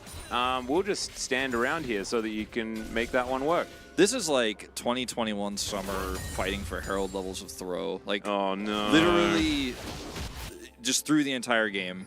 Actually won a Herald fight, and then we're like, what if we got more? And then now Leandres is done for Pull Bay. He has picked up 4 assists in that fight. And Lucid is absolutely gigantic out of this one. 1-0-2 as well for Rahel. As the dust settles, and the 1 kill that Hanwha picked up was on Duro. So he has a Corrupting Pot and Leandres. Loki just is going to struggle to exist in this lane. I'm looking forward to seeing Duro pick up his Crystalline Bracer. Or I just cast her Cursing Pull Bay and he like instantly ints under turret. So never mind. Yep, Loki is going to be able to get his flash. So that's a bit of a disaster. All right. Maybe try to Corrupting Pot and set up Leandre's damage when he's not under the turret. Could go better next time. Yep, let's put that one. It's in the comms column. Comms column for that one. Bit of comms column for Pullway in that moment. But it's not, you know, end of the world. Second Drake going to be picked up, Cloud Salt. Oh, yeah. Oh, not the mountain this time, but successful 2 Drake start here for D+ this time. Not going to be giving those up, so a even bigger lead than last game. Not going to give them up or let them down. Nope, never going to run around. Yeah, or hurt them. Nope. Yeah, something about crying and lying and stuff. Anyway, Pull Bay back at it again here in this mid lane. And there is a Sejuani. Glacial Prison. Where does it go this time? Yeah, where does it go? Does he actually hit it? Does it get distorted? The Void. Narnia again. Oh, there's distortion. Distortion's on cooldown. Narnia it goes. That was the choice. Hook is going to land. That's a really dead LeBlanc. The hook didn't actually land onto the LeBlanc, but sometimes you can just play and everything's fine. They're going to drop the Herald here right away, and suddenly, Fulbe's lead just disappeared. They snapped their fingers. Ooh, another hook's there for Duro as well. Doesn't really mean too much, but it was cool. Don't play Heartsteel Senna, man. Don't do that. Look at your potential. Look at your potential. Yeah, okay? think about Heartsteel Thresh. Baby. You're a young man with a lot of potential, right? Don't throw your career away. Okay. As, yeah, Fulbe. Zoning. It was a zoning ult. There was a lot going on here, but the Flay also coming in clutch there to help secure the kill. Maybe, you know, the Sejuani ult's missing. Not that important after all. No. And, I mean, so, if we have a look at this and adjudicate it from a power level at different stages of the game perspective, you know, we can do that a little bit here. Yeah. Because the game hasn't been moving at a breakneck pace. DK currently with a 2,000 gold lead. I think that kind of fits for this stage of the game, right? They've got the LeBlanc, Lee Sin, Renekton, a lot of earlier game power. Halma Life, they've got Aphelios and Akali scale beautifully towards that late game. They have the front line in the Sejuani as well, going to have a lot of value.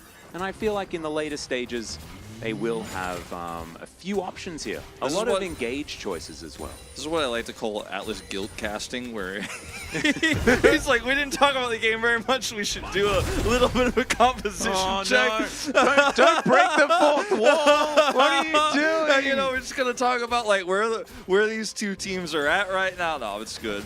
But since you did it, like I don't get to do it now. There's not much else to say, so I'm just gonna leave it at that. Somebody asked how strong we think Milio is gonna be. We don't know the kit yet, but I suspect, given the history of release champions and how strong oppressive bot lanes are right now, if he's a good support, which he probably will be, probably pretty busted. That's my guess. Is this the new champ? Yeah. I don't look at them until there's something that I'm going to actually commentate. That's my rule. I don't want to put extra stuff in my brain. Thanatos? Well, let's see whether the Lego can withstand this. He is going to slice. I don't think he has the dice, but he does have legs, and he's just going to walk this one out. Loki takes most of his health bar in turret damage. Man, turrets are OP in challengers. Yeah, dude. Teams just don't respect them. They exist really hard. Yeah. They're really the most consistent part of challengers. They absolutely are. They will always do the same game. damage no matter what. Here every game. Good lantern, good lantern. Lucid's not done yet, though. Yes, he is. Do you that think was that the biggest bait. Do you think that Lucid, like, is aware of his dreams every single time? No. I'm gonna say pretty unlikely. Really? Yeah. Aw, thought that he would have been. I think he's had moments of clarity in his life. You know, he's awake. He's truly awake. Aware? He's aware, but does he lucid dream every time? I mean, pretty unlikely. That's kind of statistical anomaly. I just thought that you wouldn't name yourself that unless you actually did just lucid dream every single time. Every time? Yeah. But I mean, even like his first dreams when he was really He might young. need a letter as well. I might need to send him a letter as well. The Heartsteel for Duro, and like if you're not actually a lucid dreamer every single time, why are you calling yourself that? As Bulbe, no ult. He may need to distort, does do so. Just go back ult. to it. Yeah. That'd be the Chad move. But no, they are going to push away the LeBlanc though, Halma Life with an opportunity now to move over towards the most valuable dragon in the universe. Most valuable dragon in the universe. Thanatos has ult, no flash though. His Bulbe's just doing so much poke. Yeah. It's LeBlanc getting work done. Gets over the wall. Spotting everything out. There's Shirley. She hops on forward as now they might have found Loki off to the side. Solar Flare is going to slow him down, but he gets himself out of there. And they're looking to now try and stop this charge. Not going to be able to do so as the turret does fall down. Rooster standing in that front line. Moonlight Vigil is a fair bit of value, but not going to actually get any of the kills. And Rahel snipes him down.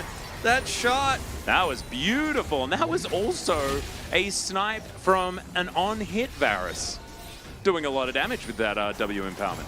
Yeah, well, that's going to be a sole point. Have you noticed, I don't know when this happened to me, I think it was probably 2 weeks ago, that I just kind of go, hoo, hoo, hoo, hoo. Yeah, Recently. I like I don't it. know why I do that I'm now, a big but it's fan. like my new thing. Where I just like see something happen and I just like, you're like thinking back, like, some people would just go, nice Ferris arrow, or say something like that. I just make hoo, hoo, hoo, hoo sounds like I'm a Mario Kart character. And I don't know when this started, and I don't know why it's happening. I love it. And I'm kind of embarrassed about it, but it just keeps happening. I can't turn it off. I think you just have to embrace it. You can just be the hoo-hoo guy from now on. You missed it, doo-doo, but at least you've got the hoo-hoo. Yeah, someone you know? says I do that on the LCK stream, though. That's what I'm saying. Like, it's actually just become a staple of my casting, and I don't know. I don't think it's good. Like, I think it needs to stop. Yeah. Oh, F Cloud has such a good point. Like, Faker is actually real. Peanut isn't a nut. He's a human. That's true. Oh, man. Score isn't a score. He's also a human. Yeah, he also didn't have great scores for a long time, but especially when he first made his ID. Yeah, especially when it was, you know, Gangplanks and, you know, versus Smite and stuff. Wolf, if you need a place to stay, I have 2 owl houses in my backyard. Why do you have 2? Oh, like in the trees in the backyard. Yeah, of course, of course. Yeah, we had a few of those as well.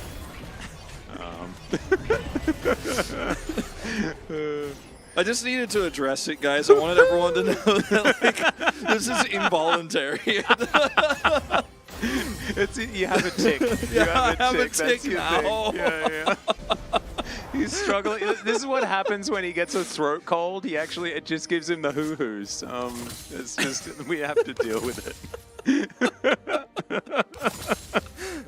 Yeah, it's like one Metricide, of no, those we're things that like the other casters couldn't talk to me about first, so I had to address it first. It's like, Yeah. is it really weird if we talk to Wolf about how he does this thing? I'm actually like, I'm really used to it because like I worked with Raz for so long, and Raz is like the most like just yells about random stuff during a broadcast, like constantly making noise.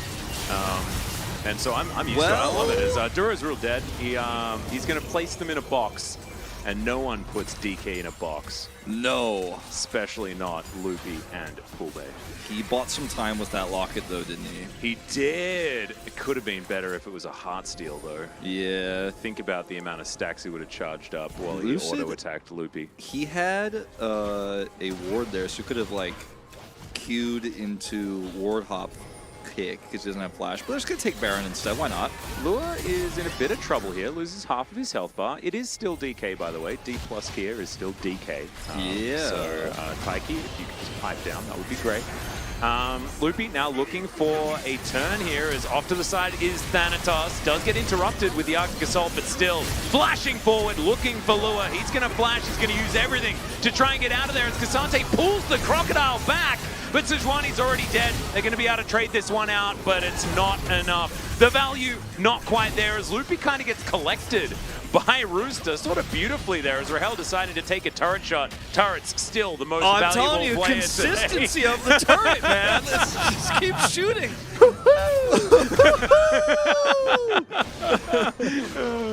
The Tower turret shots power, also baby. don't miss. It's wild.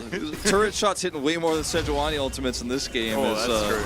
This flank setup is really great here. They have a control ward over the wall, and yeah, Leona ultimate going to come through a little bit off, but kind of caught here, unfortunately, now as HLE. And the all-out here is really cute because you can isolate Thanatos, but it's not going to change the reality here, which is that this LeBlanc is insanely fed. Yeah. And we're going to skip the part of the video where the turret did a bit of a number on Rahel. He gets himself out of the way, though. Now goes back home 2-0 and 5, 4-0-3 for Lucid as well. Like, man, this is not the series that I was expecting. This is DK coming off a loss against KT, remember, guys? Yeah. Just to bring it back to reality for a moment. We're expecting this to be a bit closer. Really were, especially after the early game in game 1. Yeah. An unknown brush. Where's Loopy? Where is he? Now some sneaky observing there as Loopy is going to get smoked for a moment. He's pretty tanky with that Eclipse though, as now Poolbay lurking off to the side as Lua doesn't have flash, remember, but Loopy is going to go down first. They just explode the Akali, and now Lucid's looking to chase them down. 1 for 1 is going to be the trade here for now as Poolbay just dives on over. Oh man, every time he presses a button, I get frightened. As, okay, Guan just going to get snared up for a moment, and Poolbase just continuing to run circles around him. Loopy's strat is just die, and then D+ will win the fight. Like, that's Yeah, it's the die, game question plan. mark, question mark, question mark, profit or something Yeah. like that. As now Duro is in a lot of trouble. The Flay is not going to stop that one. All out. He's going to bring Thanatos over so he can murder the support. Rooster! Rooster, what was that? That was rude. That was not okay. As Lure is just going to be left by himself because his top laner just murdered his support. This is a 6-0-4 Lee Sin. This is not a drill. He has a cleaver, and he's gonna use it. If he actually hits that Q, it's basically an ace that will take out the Aphelios. And yeah, that's going to be Cloud Soul here very early on in this game, and now D+ could just reset and go for Baron. They have enough damage, I think, at this point to actually do it pretty consistently. It's LeBlanc, but it's Leandri's LeBlanc, as, yeah, we skipped the part where Luffy just decided to die and just went right into the rest of the team fight, as Rooster is, like, killing his support. And then Poolbase, he's just lurking. He's just back there. He's doing damage, and then... And look at this, Rahel moved away from the turret. Yeah. Absolutely incredible stuff. And normally, the game plan is kill the Aphelios and then wipe out the rest of them. DK's plan was a little bit different. It was kill everybody else and leave the Aphelios to do nothing afterwards. That was the theory. It worked out quite well. We also learned that Loki's first activation of his ultimate does 411 damage, because that was all the damage he managed to, he just exploded after that. As take the ball for a walk. Don't look at the sun. Wow. That is a thing that you're not supposed to do. Loopy demonstrating that that is a bad move. Sejuani's real tanky, huh? Yeah. Guess not. Not with no magic resistance, really. He's got Sunfire. Not I guess. when you're like, 3,000 gold behind. Yeah. He's 3,000 gold behind. Poolbay is 3,000 gold ahead of his opponent. Has 2 rods. This is like some solo queue action going on here. We've got 2 people taking a Baron, 2 people sieging top lane, 1 LeBlanc fighting 3 people in the bottom lane. D+ just don't want an Elder Flip, man. They've got that top wave prep for the Baron buff to come through. They're going to lose their Gromp Wolf. Ooh, well, did they actually get it? I guess so. Yeah. Yeah, they did. Oh, and they man. actually prep these waves to just let them go. I'm gonna push top here, and then promptly recall. Yeah. It's like, and don't explain anything. It's like, no questions asked. This is an Obi-Wan moment. Yeah. Gonna go straight to the top lane. They have actually been mind controlled a little bit this game. Somehow they managed to make him build a Heartsteel on center. We got to ask some questions. He keeps doing it as well. Like this Jedi mind trick has been working for way too long. It's like, can you at least release him from it after the first time? They're trying to actually, I figured out that they're trying to 100% HLE. They're not actually going for the speed run. They want to get every structure, every single turret, all the minions they can, the full jungle clear. They're completionists, like it's not even if it takes them 8%. 500 hours, they're just going to make sure they never have to open this game ever again. Yeah, they're going to get the special title screen and everything. Oh yeah, this is the good ending, you best believe. As the chain is going to miss onto Loki. Lucid is split pushing, as all Lee Sins want to do. Q barely not landing onto the Akali. Watch out for Loopy. Oh, he's got a control ward there. Rooster! He just did a bit of a drive-by. Wanders on through. He's pretty tanky. I like just the donation over the wall, the control ward. Here's some catch-up money for you, HLE. Oh, it's a bit sad. As Hanwha still have some threads left on this turret towards his bottom side. Poolbay just dancing around the area. Lucid also with flash kick available. If they get any vision, he is going to look for it. That siege minion did so much work as well. Absolute MVP. As the turret is going to fall based on that siege minion's hard work. Whoa. Oh boy. Yeah. Okay. We haven't fought yet. Hummer Life are still scaling.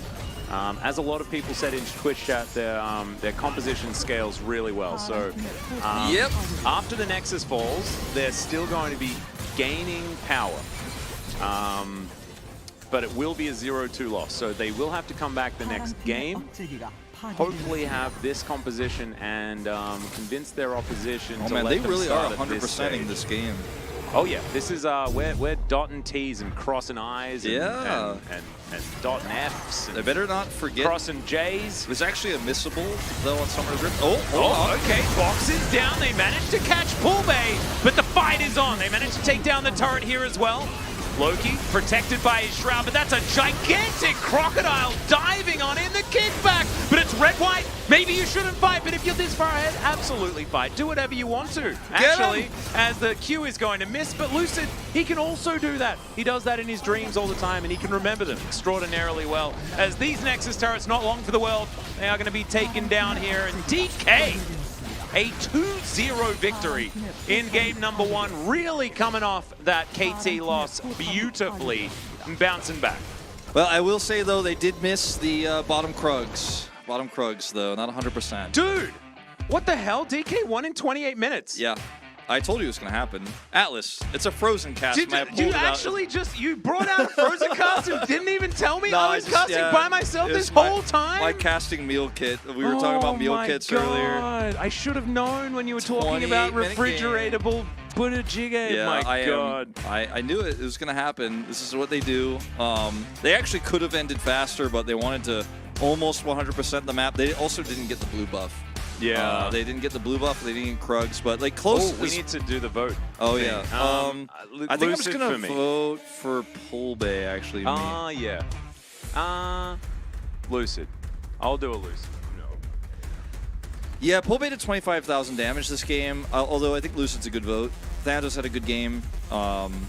Loopy.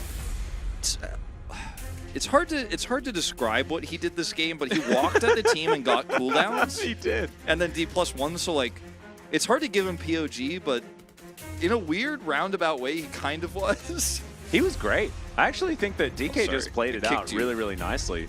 As, man, we were 8 seconds away from you not being absolutely perfectly correct on the 28-minute DK victory. Yeah, but I was right. But it still says 2-8 at the start of it, so I'm going to hand it to you.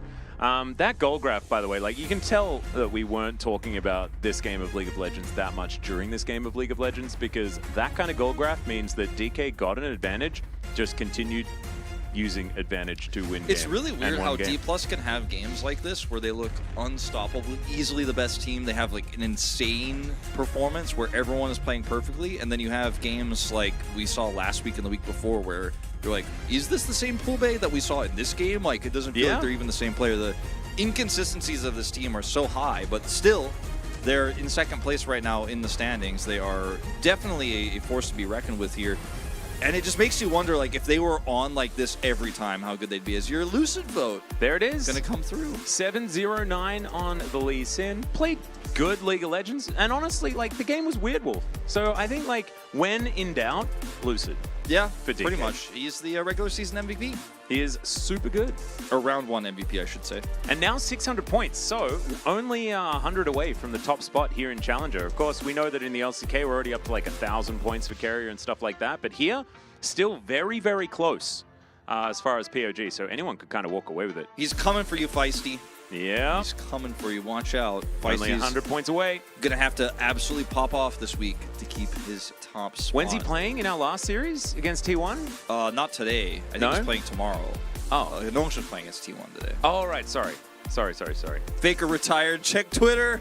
Oh, no, not again. Definitely real. Definitely really happened. Yeah, he was replaced by Bay, a much better mid laner, I think. Of course, used to play with Juan, who is a world champion now. So I thought about something I wanted to ask chat today as one of my shower thoughts, because I've been thinking about our chat. We've had such a great chat, both of our chats. I'm not going to pick any favorites, but Okay. I'm sure everyone's going to answer honestly. But I did want to ask, how old are you in chat? Like, I just want to know our audience. Like, how old are these people? Now, people can lie, whatever. How old do you want to be? Like, whatever you prefer. I'm curious about the age here of our fans. Wow, 99 in the chat. Good to see it. Wow, looks like actually, assuming people are being truthful, it's like mid to late 20s seems to be the average here. That's I feel cool. I feel like we're actually somewhat in a roundabout same kind of age group as chat. I wish. 1 month, 1 month from 30. Greekazoid. Well, happy birthday for a month from now. Yeah, so everybody's kind of chilling. Oh, I like this. Like Derpy says, we're all retired, so we watch. Like everyone's like like quit their jobs at 37, like incredibly successful. Now they're just watching their like stock or like their cash just increase in value with these incredibly high interest rates that we have at the moment. Just watching their bank account go up. I like it. am 32 myself. I am 34. I'm turning 35 in the middle of MSI. Yeah, I'm going to be turning Crazy. 33 in June, so not much after you. So we're about to get +1. Not the +1 you want. Where's my -1s? You guys have to realize that I'm 35 only so that I could have played a lot of the video games from earlier on. It doesn't mean anything about my level of maturity in any way, shape, or form. So don't worry, I'm still one of you. It's totally fine. 13 years older than you, Rubricate. Well, it's okay. It's okay. We can still relate to everything together. I just need to, go to the doctor more often and stuff like that, I guess. Yeah, when you hit people are like, so what's it like when you turn 30? Nothing happens. When you hit 32 though, you're like, ooh, it's really, everything hurts all the time more than before. It's weird. I look a lot younger than 35. That's the power of makeup. Isn't it beautiful? Yeah, you guys don't know what we really look like. Yeah, no. It's actually... These are actually just masks. Yeah, take this off. Yeah. That was not a noise that I'm going to make again. I apologize. We can't legally purchase Trick cereal anymore. No! It's only for kids. No! No! You've sipped from the Chat's fountain always of after youth. my Lucky Charms. I like the word swoop. That's a great one. But yeah, from now on, we are actually just going to say that our ages are 10 years younger than they actually are, because apparently we look younger than we are. So there we go. So I'm 25. 22 turning here. 26 22 soon. Yeah. It's yeah. Yeah. My throat's like acting up because I'm a little bit sick today. But I'm not going to drink any of the liquids I have because that's not a sponsor of our broadcast. no. The cup it's in. I'm going to just hold it a little bit. Wait, hang on. But isn't there like a portion of the cup that... Oh, no.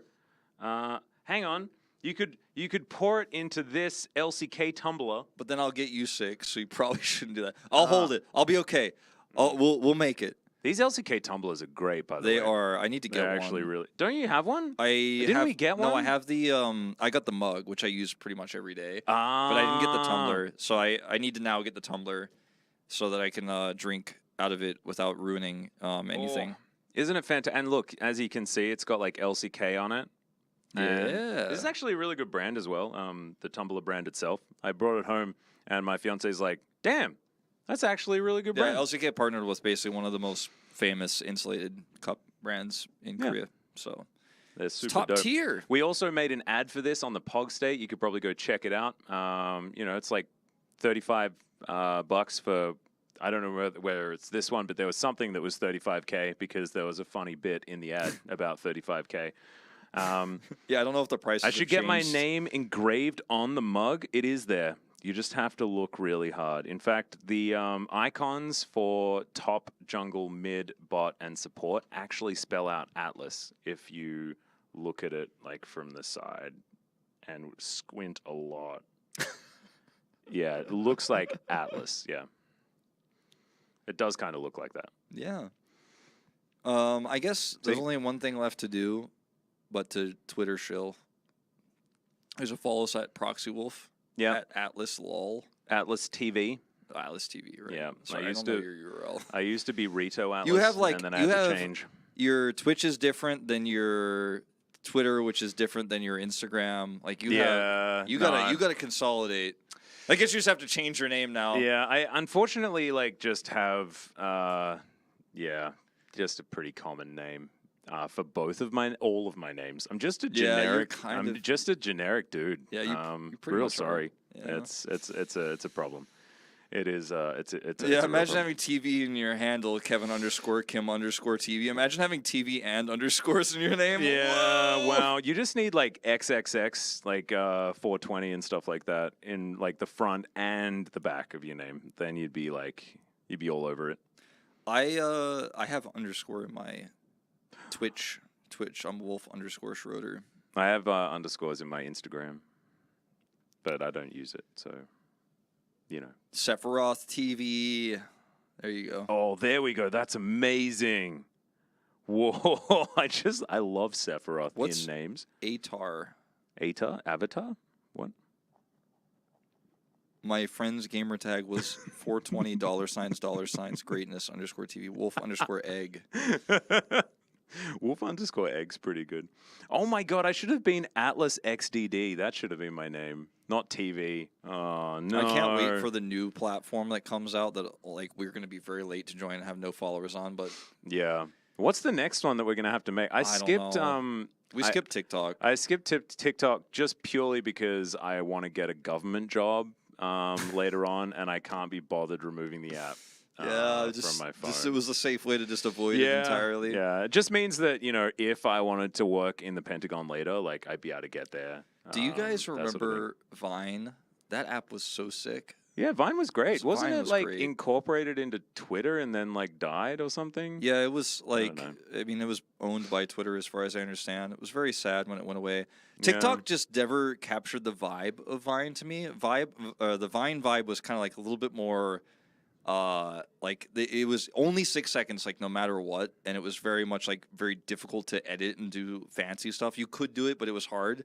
So it was like way more fun to see what people would do with their phones. TikTok is just kind of like, I think it's like I think TikTok is what Vine would be now if it had have just kept going, though. I feel like maybe, technology's kind of caught up to it. Yeah. Because Vine's like, if you look at it through like the rose-tinted glasses, it was super cool because there wasn't short-form video like at all at the time. Vine was so clever, man. I loved all the stuff that people would do. Like, they're like artsy really stuff. cool, like I don't know, the movie magic stuff that people would do just at home was like very, very funny. I remember there was a Vine about this dude on rollerblades showing you that you could do all your housework way better if you just had rollerblades on. Oh, yeah, I remember this one. That one's actually so good. Sometimes I actually go back and watch like best Vine compilations. Like once a year, I'll be like, oh, I remember Vine, and then I'll go like look it up, and I'll be 23 again. And everything was really simple back then. You do that after watching like every single StarCraft intro, and every League of Legends intro. Yeah, like some Heroes of the Storm intros. I'm just like, oh, esports through the years. You go right and watch all of the like the Overwatch Apex intros as well, and just like get really nostalgic. Yeah, we've been doing esports for a decade, you know. For me, over a decade, it's like it's a lot. It's a lot of esports to look back on. I miss HOTS too. I need to talk about this. You can still play it. We can still play it, but I used to like come home from work and like on my days off, just so that I could avoid a bit of League of Legends, I would just watch Wolf and G-Clef casting Heroes of the Storm, and it was the best, and I loved it. It was fun. And then as like while I was getting really into it, they just canceled it forever. I was like, this is just the worst. And on that note, we're going to stop the comments, and we're going to go to a short break. When we get back, our second series out of 3 for today. See you there.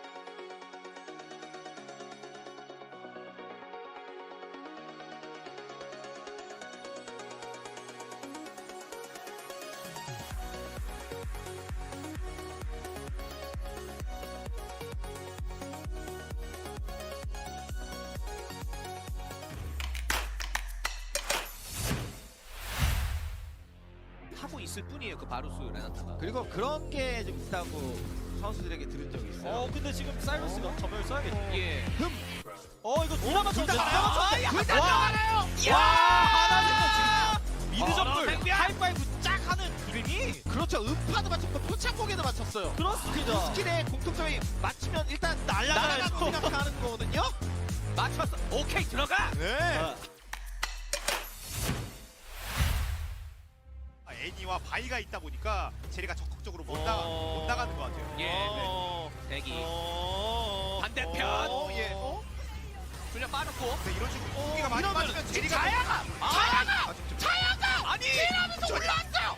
그리고 따여고 빠집니다. 이러면 이러면요. 이러면요. 아니 좀 지금까지 되고 제리 지금까지죠. 제리 할 수 있나요? 제리 할 수 있나요? 한번 더. 제리 할 수 있나요? 제리 할 수 있나요? 제리가 멀쩡하거든요. 제리 비세트 그렇다. 근데 이게 빈센트. 제리 들어가. 제리. 끝까지 봐야 돼. 제리가 지금 그리고 이쪽에서 플랜비하고. 제리 이제 들어가요. 트리플킬. 브리오는 그래서 이 드래곤이라는 게 일단 먹어. 이거 목숨 네. 건 드래곤이. 맞습니다. 최후의 한타가 될 수도 있어요. 그렇죠.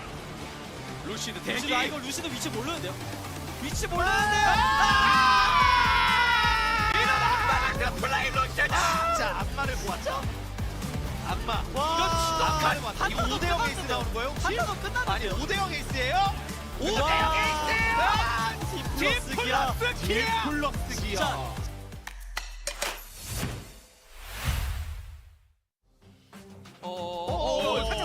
스펀지 그냥 갈 줄 알고 자꾸.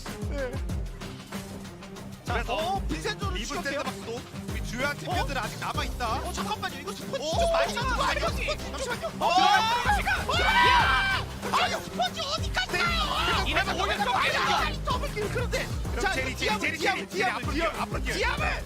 아래쪽 그럼 센템 기업 두개 한 방. 아래쪽으로 빠지는 상황 됐고. 계속 용. 기압을 커지.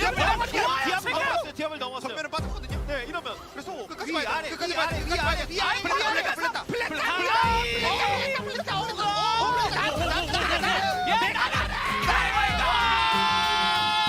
DRX 에이스. 걸 해내네요.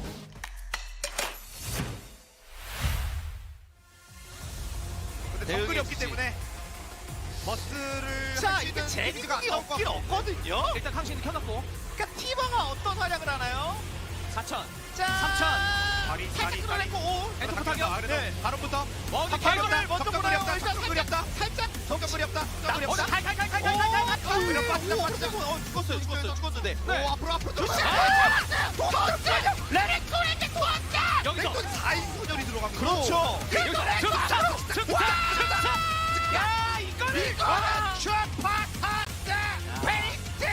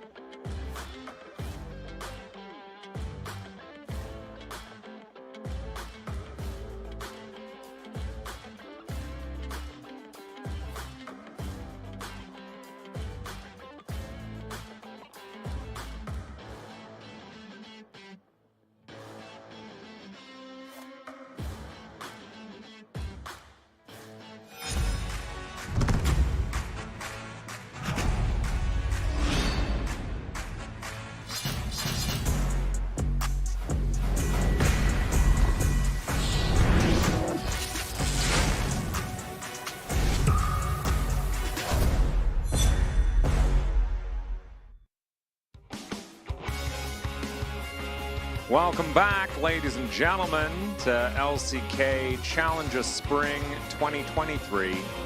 I'm Atlas, and this is Wolf. We first need to deliver a congratulations to Windows 32-bit for graduating college and being married.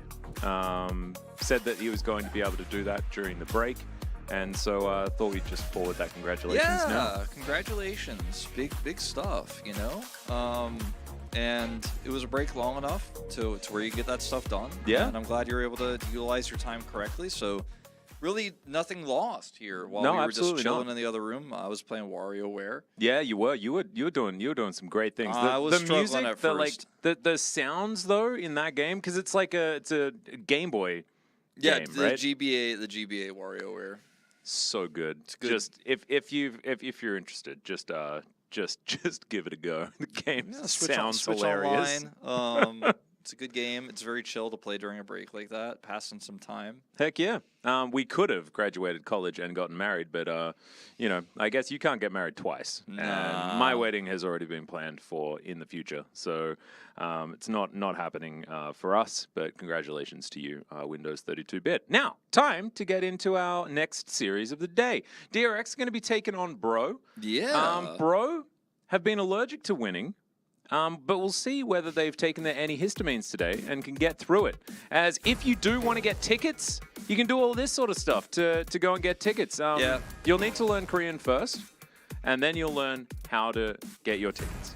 Yep, so you basically want to go on to Instagram and take a picture, and then you need to put the hashtag challenge to the top and hashtag LCK CL. And then you might get a chance to get some tickets to the LCK CL Spring Playoffs. So we'll see if you can make it happen, as these are going to be, I think, a lot more difficult tickets to acquire. And you need to do this by March 17th. As you can see the dates there at the top, you'll have to enter by that date. Otherwise, you won't be eligible. Yeah, so just make sure that you spam those hashtags.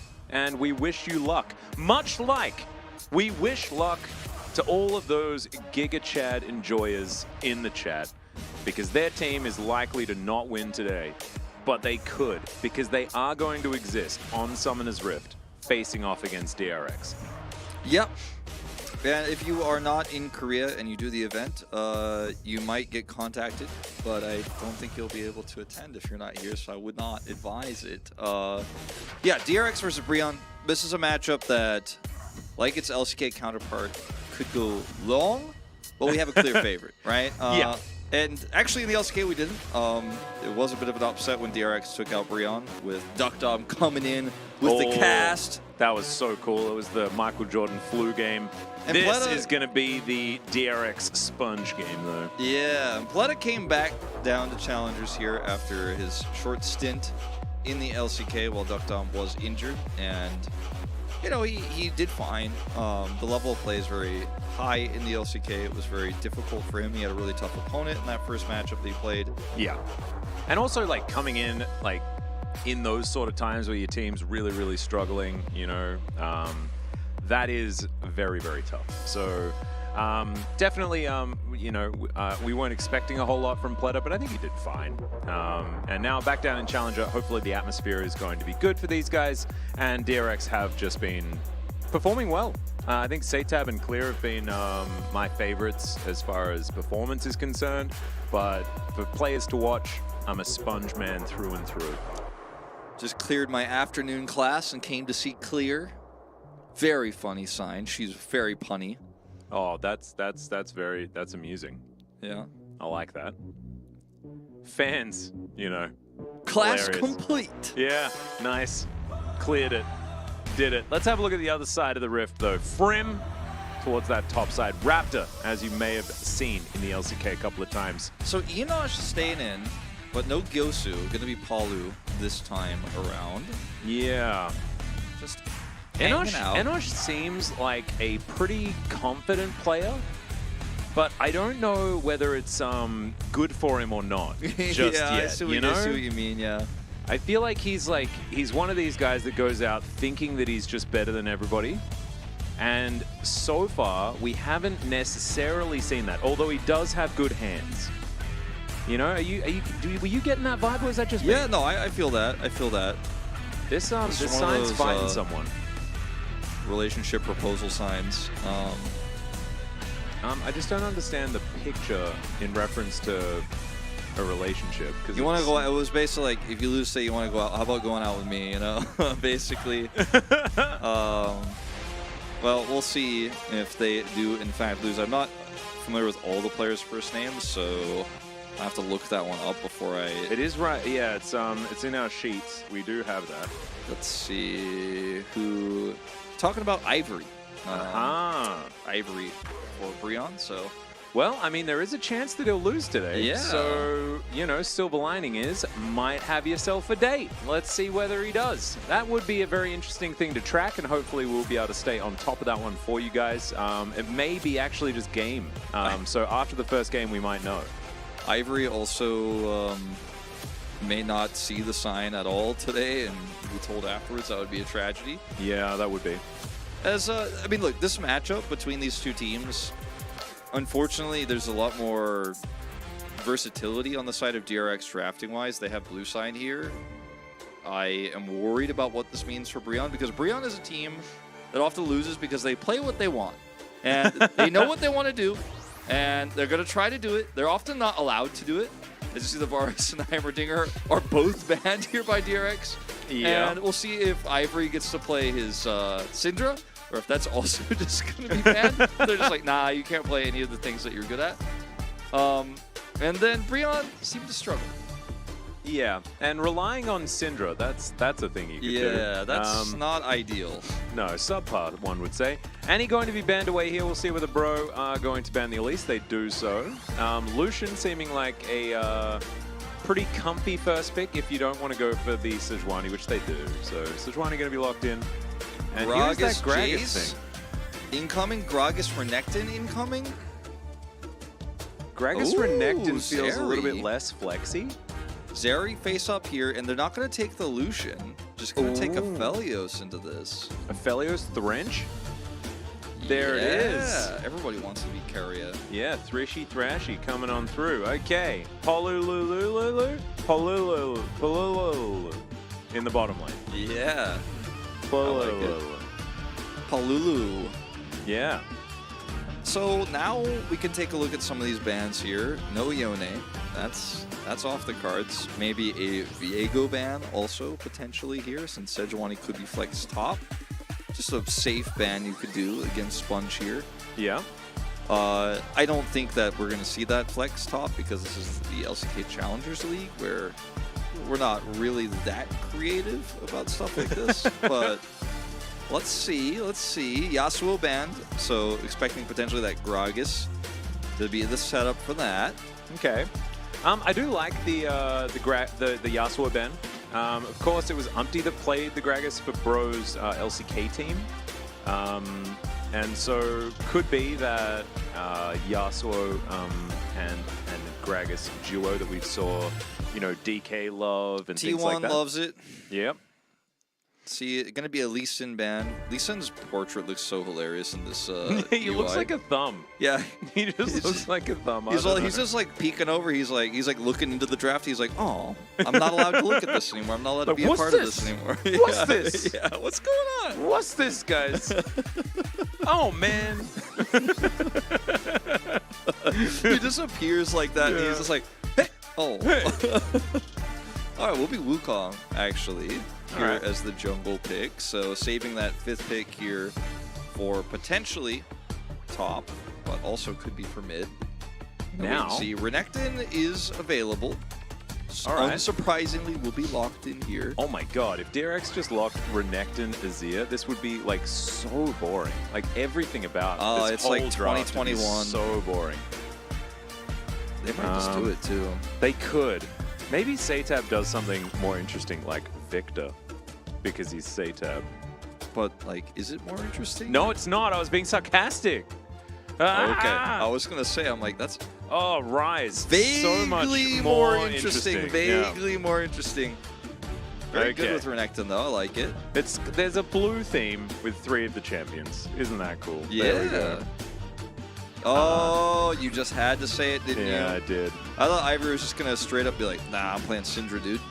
But They do need, I think, a mid laner now because the Gragas is the natural response to the Renekton. You don't want to play Gragas into Ryze, and then you have to play as Frim, one of the weakest top laners in LCK Challengers against Clear's Renekton. Also sounds terrible if you're not playing Gragas, or maybe like a Scion or Ornn. But in terms of lane prio here, not looking too good on the side of Bro. The bottom lane can be winnable, like can play it out well if you get some really good poke with glitter lances and stuff like that. But generally, the Thresh is going to have some pressure on this lane. This is the lane that we saw Gumayusi and Keria absolutely obliterate with Aphelios Thresh, but it relied upon Thresh hitting a lot of hooks and making things happen. And you do need to actually do that if you do want to win. Otherwise, like you say, glitter lances, picks, you know, just throwing purple all over you.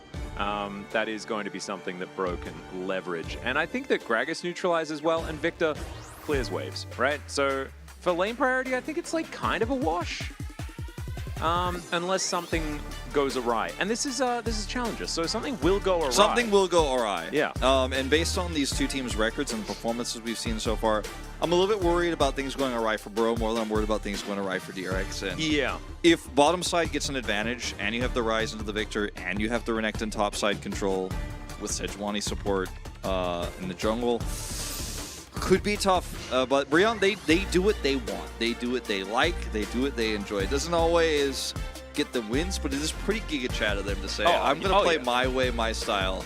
And the sad thing about it is that their style right here looks just real boring. I'm not going to lie. Like, I want their style. Why couldn't their style just be like classic Korean solo queue, you know? Like insta-lock Master Yi, you know? Get Yasuo into that top lane. Yeah? Brothers combo. Get Yone in the mid lane. You're like, all physical damage? I don't care. We're playing, what is it? Xerath and Lux in the bottom lane. Yeah. So it's going to be fine.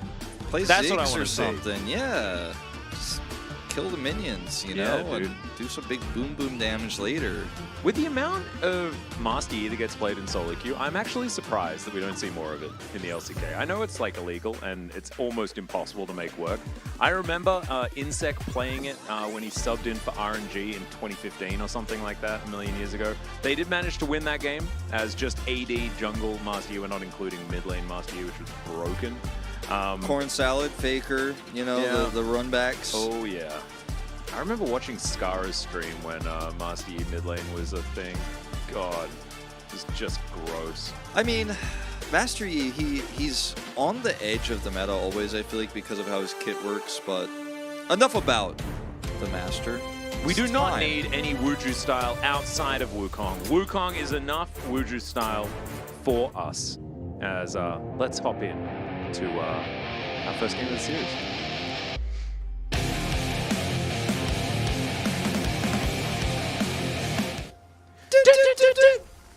Oh, I don't know what. I think I was late.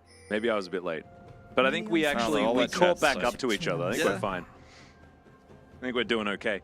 I wasn't talking about funnel meta, Papa. I was actually talking about just randomly one game where RNG subbed in an entirely different roster for one game, and Insect just played Master Yi jungle for no reason at all.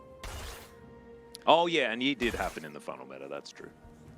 But it is, it's like, what was that? The Taric Yi weirdness? Yeah, that's what he was talking about, the Taric Yi mid-roam stuff. I guess what I'm thinking about when I think about Yi is Sponge has played 15 games Sejuani, unsurprising. I always just think about Yi as if you're playing a snowbally comp, if he is just buffed even slightly, if Riot messes this up, like he becomes so strong because he's so untargetable in those fights. As, okay, just walking into brush, level 1. Yeah, that's a bit of fun. Could have been way worse. Could have been way worse. Wait, Prince played for BBQ? What the hell? When was that? A million years ago? No, like 4 years ago. That's about a million. That's enough. When 1 minute is like a year or 100 years. Yeah, true. I think that it still feels like that. Wow, that's really cool.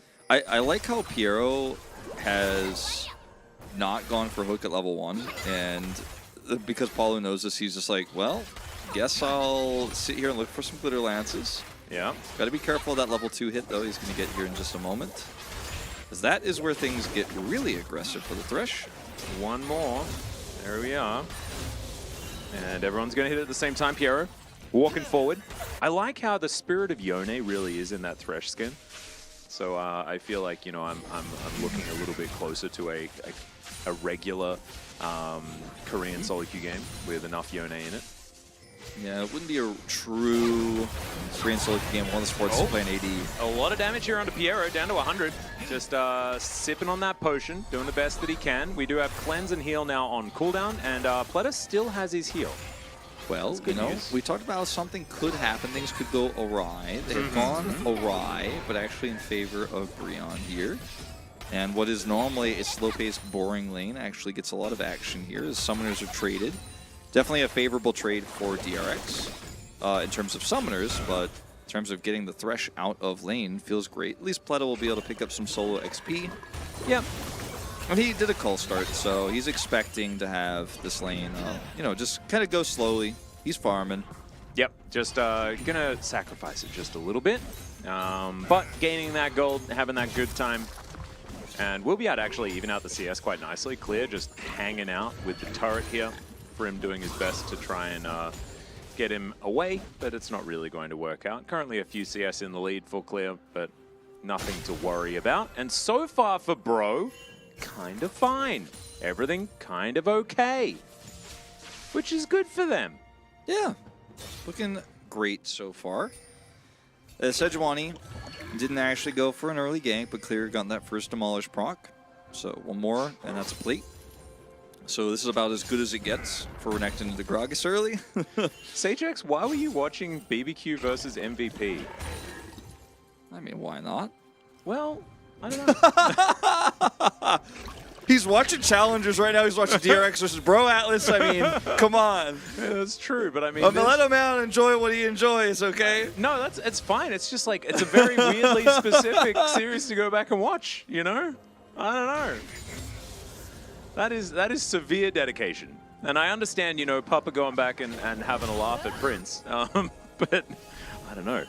It's, he wanted to listen to good casting, probably. Was it Achilles casting that game? I can't even remember who was casting it. Yeah, it's a good question. I every now and then go back and watch the GSL Open seasons. Valduni. Yeah, I don't get to listen to enough Valdez. That's actually very true. Well, that was a trade that you don't want. But Yeah. they're going to back, so it's okay. Buttons were pressed. Azeri didn't die, but Azeri did feel a little bit better, a little bit worse after that situation. So We'll get a ward here for the play. oh, Pleta getting the last Split hit the on it, gold. making sure that that gold is maximized. Satab's Ivory? what? Sometimes, you know, the spell flux bounces off the minion and you die. You know, sometimes that happens. Yeah, you know? it's not supposed to happen, but sometimes you're just greedy. You're holding your teleport. You don't back. Yeah. And, No, it's a faster back though. You know. Let's watch this again. Oh, he decides to cancel the recall because he doesn't want to miss the wave. And he's going to die for it. I think he thought that girl was real cute. Yes. Oh my god. It's a good trade. Satab is just like, oh, okay, if you're not going to back, you're dead, by the way. I don't care. I'm just not going to miss anything. Yeah. But also, like, he had to walk out of the turret, and at that point, Ivory could have, like, clicked on his run the hell away button instead of, like, the round in circles button. You got poached, Atlas. It's messed up. Well, we'll see. Getting some first strike value here, at least. Making up for a little bit. But that's a early catalyst buy. So this does not get better. No, and It gets much worse. Oh man, that is such beautiful timing for Satab. Yeah. I mean, and he's got tier catalyst. Oh Yeah, man. he is a snowball rolling down the hill, bouncing over some roots and some small rocks, but eventually he's just going to be covering them as DRX are also going to get Drake. Yep. Infernum here to push the wave. This is feeling good. Yeah. Not about that, but feeling good about everything else. Absolutely. Also feeling good about this conversation about 2018. I agree. I think 2018 was kind of like, it was a glory year like we often think about the result of that year, which was very sad. You know, with KT facing IG in the quarterfinal and stuff like that. But Score winning his final, that was my favorite best of 5 ever, was that Griffin versus KT final. 2018 was a good year. Okay, so maybe I overstepped, you know, when I was asking why you were watching BBQ versus MVP, because it was a 2018 match, and that's fine. Yeah. That was also the year of Papa. That was like Papa casted 1 million games, wasn't it? Yeah, I think so. It was. Also, just in general, it's good to watch old League of Legends. Good to relive history. Yeah. Like we are right now from the future, AI casters coming back to coming back to cast this one. Like, how can we judge a man for watching some you know, BBQ MVP when we're here watching some Challengers 10-4 DRX or some 113 Bro, you know? From the future. We might need, maybe we could like go and watch some like 2018 casts and put them in the freezer, you know? And so we can like get some of them out for like some of the frozen casts. It's pretty cool, actually. We might need to get the rights to those, though. You know, I might need to get some permission for some of those casters back then. I wasn't casting League of Legends back then. Yeah, but I'm sure you could just download like somebody else and you could just use your voice. Oh yeah, just like the presidents playing video games and arguing about which Xenoblade is better. Yeah, exactly. Yeah.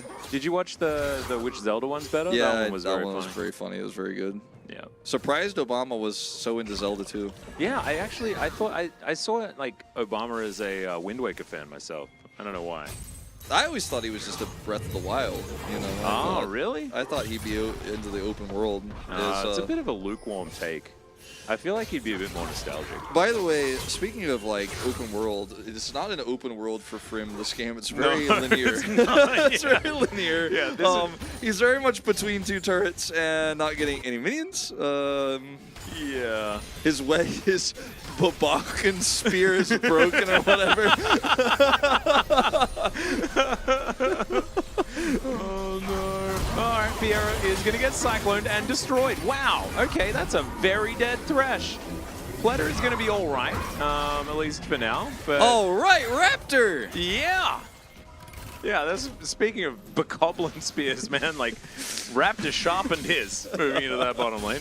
Yeah, the level 6 is hit. He goes down for the Cyclone. Unseen. No vision here. Piero's just like, you know what? I don't have any vision here. It would be a shame if there was a gank coming. I better go ward this.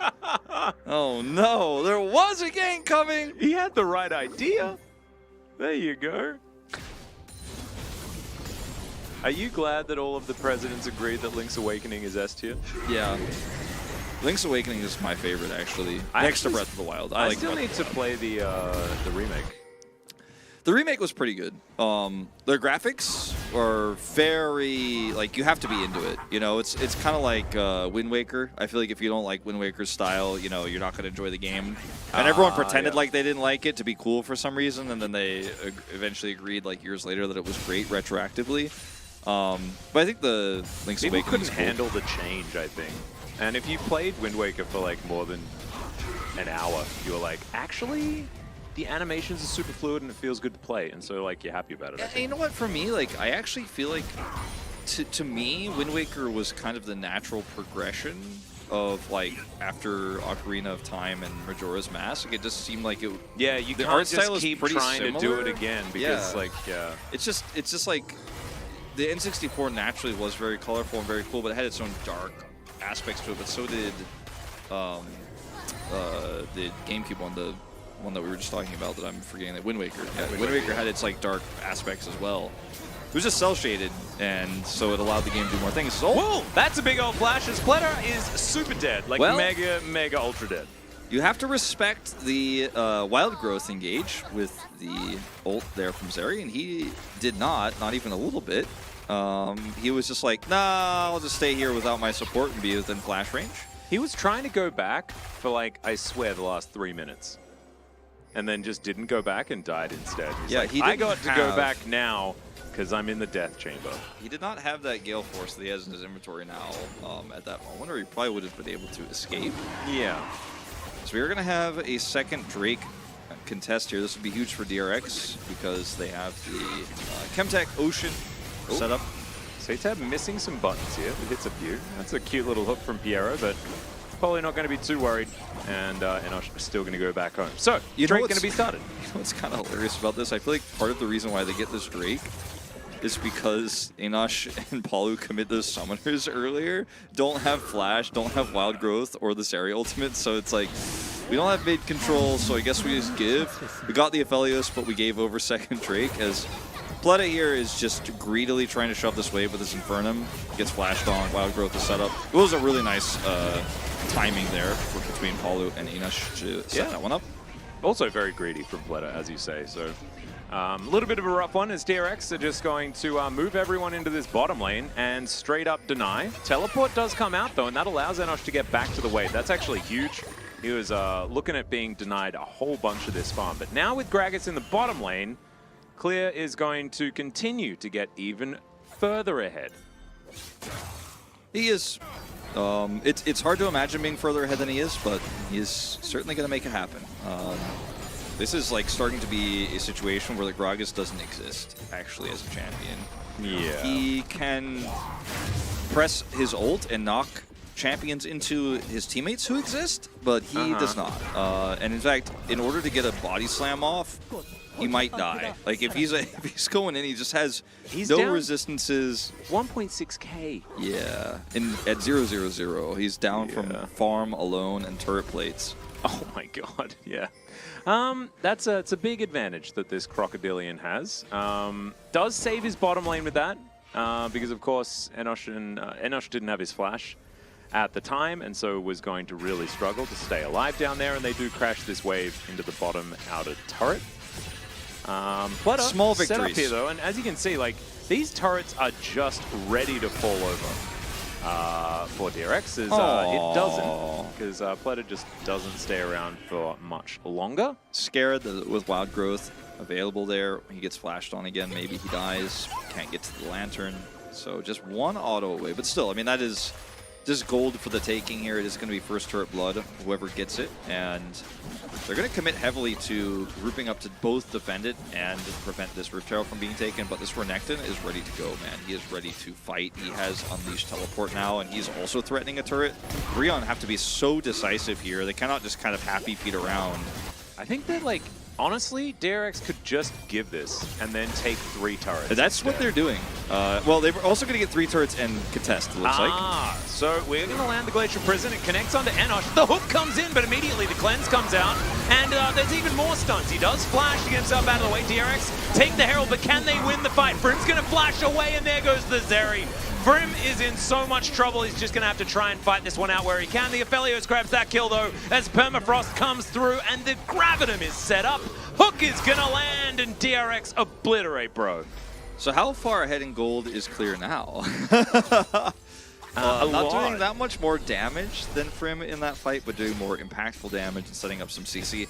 I thought Enosh actually played that really well because he held his cleanse after getting hit by the prison there from Sponge, and then after the follow-up came through, then he cleansed. His positioning a little bit greedy here at first, but notice he's patient, gets Death Sentence, cleanses here, backs away, ults, and then is still caught by the Flay. At the beginning of that, I thought was very patiently played from him, but Pleta is doing all the work here, and then Enosh gets caught again, so 2 Qs from Piero.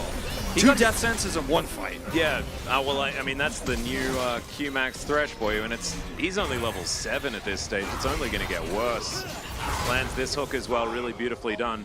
But that was so much CC. So Glacial Prison, Death Sentence 1, Ruthless Predator, Flay, Death Sentence number 2, all of them onto the Zeri.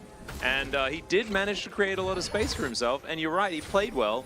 But having to deal with that many things is real rough. And he also got Moonlight Vigiled as well. Yeah. Oh man, roughy. Roughy indeed. Hi Ian, how you doing? Hope you're having a good day. Oh, what's up, Ian? Ian C? Ian Z. I was feeling a bit Ian C the other day. I was too. Actually. Yeah, on most Pocket State recording days. Yeah, most of them. It's a good time to feel it.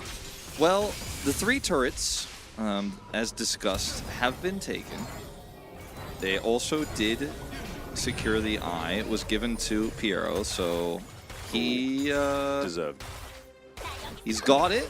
Where does he put it is the question at this point, because they've already killed all the turrets. So he's like, I feel like they could just escort Shirley wherever they would like. Well, I mean, the top wave is crashing into inner. Nobody is up there. There's a Drake Side is lanes spawning. existing Wolf?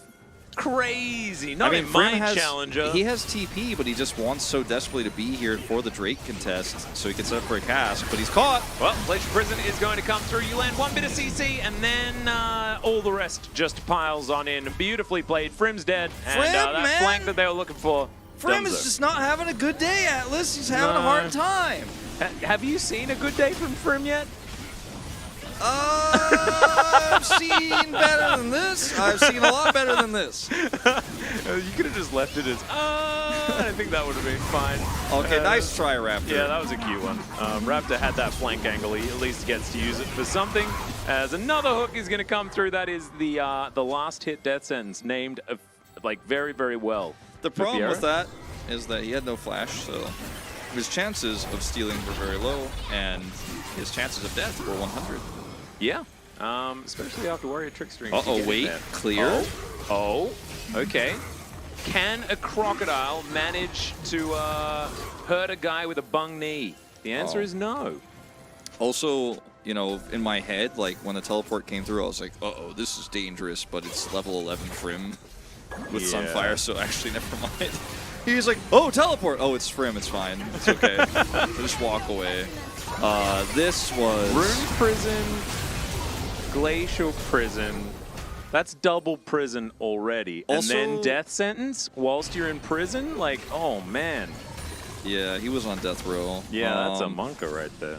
Raptor was on the flank because he wanted to collapse with Frim's engage, but your Grog is so, you know, and you're also not that tanky, unfortunately, in this game. So you would have been better off just holding that top wave and saying, we'll fight for the soul, not the soul point, or committing harder, faster, and not looking for that really long wraparound as Raptor.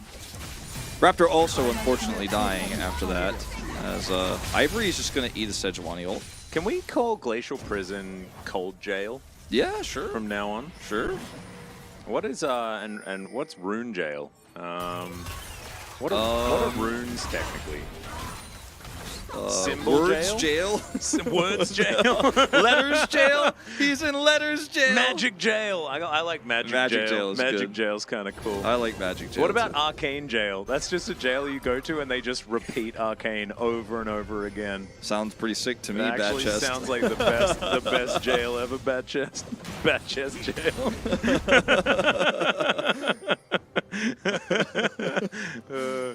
I like it. I'm looking forward to the next cold jail that comes out here from Sponge. He's been pretty good at landing them. I love how Ivory got hit by it, and then they were just like, just like Yeah. let him live. It's like- not worth it. Sponge is trying to get the date, actually. Yeah, that's actually the battle between it's Sponge and Ivory, both of them. They're like, I'm into this. Well, I think we could probably see a Baron start here pretty soon. They clear the vision. Everybody's pretty grouped, as Satav has both Teleport and Realm Warp. We could also just walk to save money. Well, this game is not very close. No. Oh, cold jail, cold jail, cold jail opportunity. No, he had cold jail at the ready. Isn't going to use it. Bit of a chilly timeout he's going to send. The chilly timeout. That's like a Sejuani from behind, you know? Like, she's not very strong, and so she throws an ult and it doesn't really do much. So it's a bit just a chilly timeout. Chilly you know? timeout.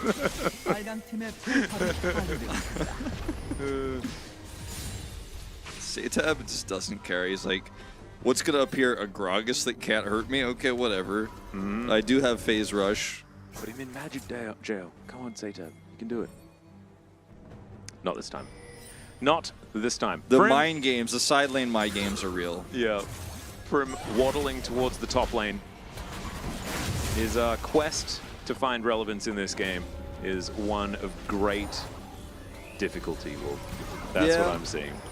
It is challenging. Challenge to the top. Batchest Jail is like Nicolas Cage. All right, that's starting to get, this is getting too weird. I feel like Nicolas Cage, if he's a champion in League of Legends, he is brand 100%. because he was Ghost Rider. And Ghost Rider's basically Brand. Similar jaws also. Yeah. Kind of. Yeah, he's not set. I thought maybe he was set, but I thought about it and I was like, nah. Wait, Nicolas Cage is set? Nah, he's Well, not. that's a bit too Giga Chat, I reckon. No, but I just mean like, I just want to imagine Nicolas Cage as set. It's kind of like running at people and grabbing them and throwing them. Oh, Denunciator, yes. By the way, yeah. The unbearable weight of talent. It's actually very, very good. I haven't seen that. Yeah, it's just the Nick Cage as himself movie. Oh, okay. And it's just, it kind of, it's almost too meta. And it's so too meta that it's actually even better than it would otherwise have been. I don't know. It's really, really good. Raptor? Is he getting a cold timeout? Oh, I don't know. We haven't seen it just yet. As that is just permafrost. Can he throw it? Can he throw the chili jail? I thought you were talking about DRX in this game, and chasing a Wukong halfway across the map might be the way. Cold jail, cold jail, cold jail! No, they're not going to. He doesn't want to use it. He wants to use it to contest Drake. He wants to put somebody else in cold jail. He knows what the judge's ruling was, and it's not for him. Brim doesn't deserve it. Ivory is going to get Wild Growth. There's clear. Oh my god, the value of the Gore Drinker and the Color Meek. That was just insane. As Satab, can you put him in Arcane Jail? The answer is no, not just yet, because they don't really need to use it. Sponge did throw out the Cold Jail at some point, but I missed it, which is a bit sad. There's I'll the tell Arcane you, Jail. If you look at Enosh's Summoner, okay, hold on. That flash was odd, Yeah. but happened. Bye-bye. That's scary, isn't it? That was just really She's in sad. the middle of Jet Set Radio Future Yeah. animation. So if you see the Summoner spell below Flash for Enosh, it was put in Cold Jail. That's what he got. He put the cleanse in Cold Jail. We'll watch it again. As yeah, this is basically Ivory trying to 1v2 here while everything else is happening here. He has to stopwatch early, and then there's the Cold Jail on the cleanse. Enosh is like, I'm trying to do it. I'm trying to do it. Wild Growth, very sad. Yeah. Didn't even notice that. And then Enosh is like, all right, I'm Zeri. I'm getting out of here. Forget my team. Forget this Drake. Oh, I thought we were going to watch the Crocodile get him. Oh no! Polu! Polu, quickly! Swim faster! Swim faster, little Lulu! Just keep swimming. Oh, just keep swimming. Oh dear. Pop goes the jellyfish. This is a Captain Hook Crocodile situation, man. Yeah. Yeah, this is just, it's just ticking. Yeah. Just ticking, ticking, ticking. Man, I want to watch Hook again. God, I love that movie. Yeah, it's been a while for me too, honestly. I might have to take a look. Oh, that is a Cold Jail on a decoy. But that is still a Baron. Now spinning around DRX. When I think about Hook, I just think about Goonies and like all of those movies from back then that were so good. Yeah. It was a good time. It was definitely a good time to be like a Steven Spielberg movie fan. What do like children who are like growing in their formative years like watch nowadays? I think he's still... You can still watch Hook if you have good parents, right? Like, Yeah, no, that's true. But like, maybe the newer generation, like, okay, Maybe hold on, they just say watch that? Marvel movies. Wouldn't that be sad? Yeah, that's probably what it is. Damn, that's Oh. awful. Ugh. We wouldn't be dads like that. No. We would not be dads like that. Oh God, yeah, that's probably what they do. That's the only thing that exists anymore. Like, there's no magic toaster in the new era. Yeah. What do kids watch? There's no magic toaster. Do people still watch Our Real Monsters and stuff like that after school? I think so. Like, is Nickelodeon still as good as it used to be? Probably. That's probably fine. I think. I mean, SpongeBob is still a thing. Right? Yeah, SpongeBob's still a thing. Oh man, it's a little bit They scary. just watch YouTube, Atlas. That's what they do. Oh God, no! No! What are you supposed to talk to your friends about that YouTube video that you were watching the other day? Oh. It's on Mom's old tablet because she got a new one. Oh, it's a disaster. That's what the kid's got, man. He's got access to YouTube. That's all he's got. That's all there is. I hope they watch Hook on It is YouTube. so doomed. Maybe Hook is on YouTube, I don't know. Maybe Brim is in Arcane Jail. He's been put in a box as well! Oh, the poor Greg is just destroyed. Another Hook comes in. Man, this Q cooldown buff is insane. There's the third one Raptor? of the team fight. Piero, where's the... Oh, he misses that one. Doesn't get the cooldown reduction. But already, that was 4 hooks in the Raptor? space of like 10 seconds. That's the 6th one. And now Raptor is going back in again. Comes back out. Is Enosh going to get hooked? I'm just That's invested. the 11th hook or something. Is Raptor gonna live? He's gonna live, man. He's fine. He's survived like 4 times where he definitely should have died, and now he's gonna get the back off. It's Shawshank Redemption, man. He came out of all the jails. Hold He's on, going to hold be on. fine. Is he good? Is Look at him, Raptor another hook okay? is going to land. He taxis over to Polu, just keeps swimming. As the Nexus will go down. Frim, he's going to take a drink, and you don't blame him for it at all. Raptor, man, his KDA not taking a hit there at least, you know? That game was very one-sided, and I have to say, like, I don't think we'll be seeing Renekton another time. As even though a lot of this game was about the Thresh hooks, I'm gonna be real. I'm voting for Renekton. I think the top the last gap team was fight too big. but yeah, I think you're right. I think it's. Oh, is it Satab for that sick 1v1 solo kill? I'm going for the Croc, but I think Maybe we I can think just there's do one each yeah. of those two, because I think that's I'm actually top good. voting. Yeah, I'm a mid. But yeah, this was solo lane across both top and mid. And then like bottom side, it was not the greatest game for Pleta, but it didn't matter because the hooks were good. Yep. And the fellas didn't have to be the winning condition of this game. It just didn't matter. He didn't have to do anything. By the way, Ian, most people are clueless about Blu-ray because it was never really a thing.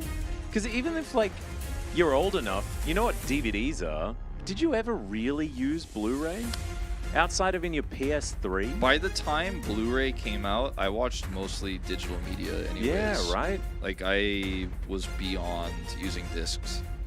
Yeah, so Blu-ray was never a thing. It's not like you're feeling old or anything like that. It was just obsolete when it was released. It's kind of sad. I mean, it was higher quality than DVDs, and like with the niche family that had it and actually owned Blu-rays, they would definitely like brag about it, and you'd watch it, be like, oh, okay, it's nice, whatever. You would always tell them like it's very impressive, but really you were like, I already have the movie on my USB stick, and I just plug it in and the it TV says or the Blu-ray computer. quality on the video. You're like, I have this, and like you could also just download it like legitimately from sources. So Yeah. anyway, Satab's gonna pick it up. Hey, my boy. Nice work. 620 DPM on the rise. He's always been pretty good at the rise. And, Yeah, he's a really good Rise player. For was sure. fantastic today. We have to see better performances from the solo laners here, or it might just be a very one-sided series as we did predict. I mean, this is what we expected to see, but doesn't make it any sadder. You know, I would like to see Bro fight back. The Giga Chads. Yeah, I want to see Bro some of Leavers. that too. I want to see the Frim redemption. When does Frim redemption Yeah, happen? Fremdemption. Because Frim got bodied, and Yeah. it was just a bit sad. He needs a champion with some agency, not Tank Gragas. Tank Gragas is one of the saddest things to see fall behind because it already does nothing and then does even less than nothing if you fall Yeah, behind. the time when he like went bottom to try to help them out and just like lost lane even harder was the saddest part. It was I want very to see sad. something better, Atlas. We will see something better because we're going to see a game number 2 right after this break. See you there.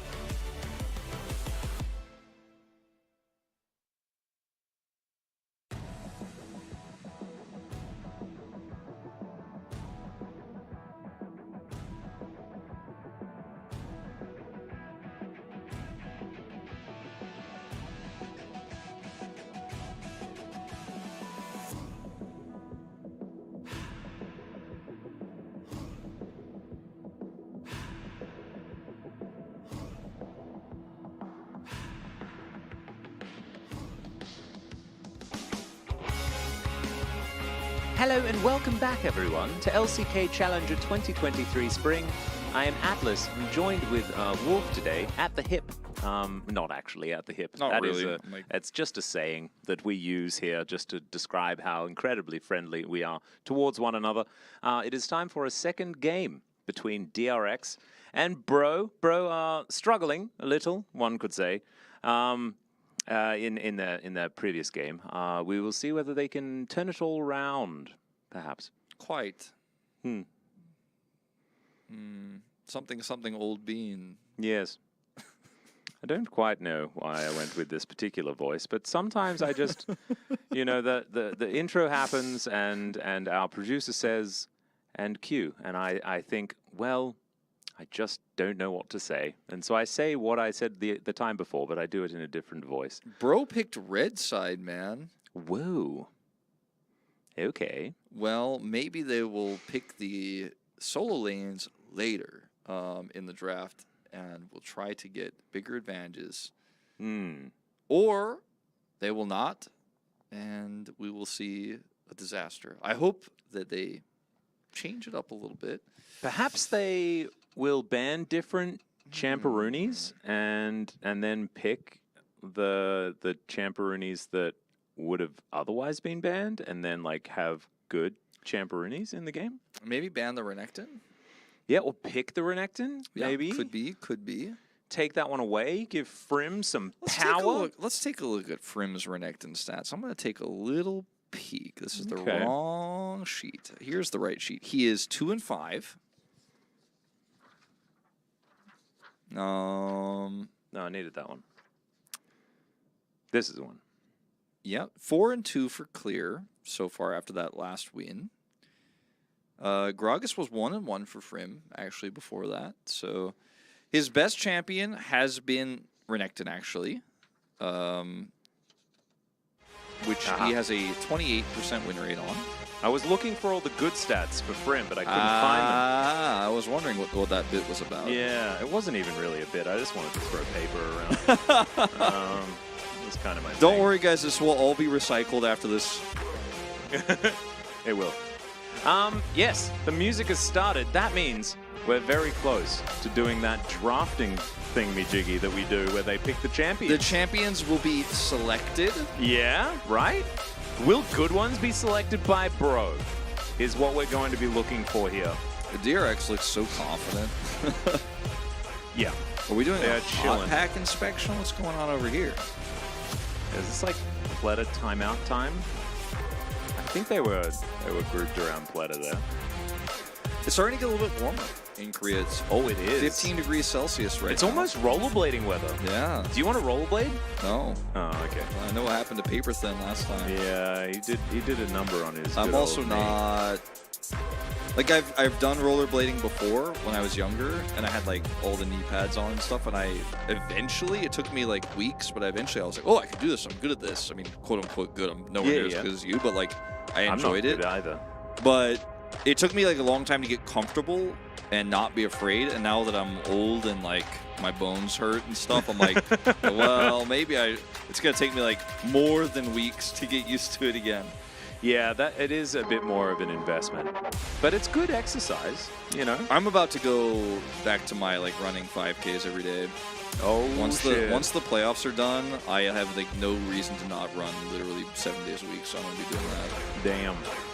Well, I wish that you luck, sir. I'm going to be out on my rollerblades, and it's going to be the best. The classic gym tomorrow attitude, 100%, Papa.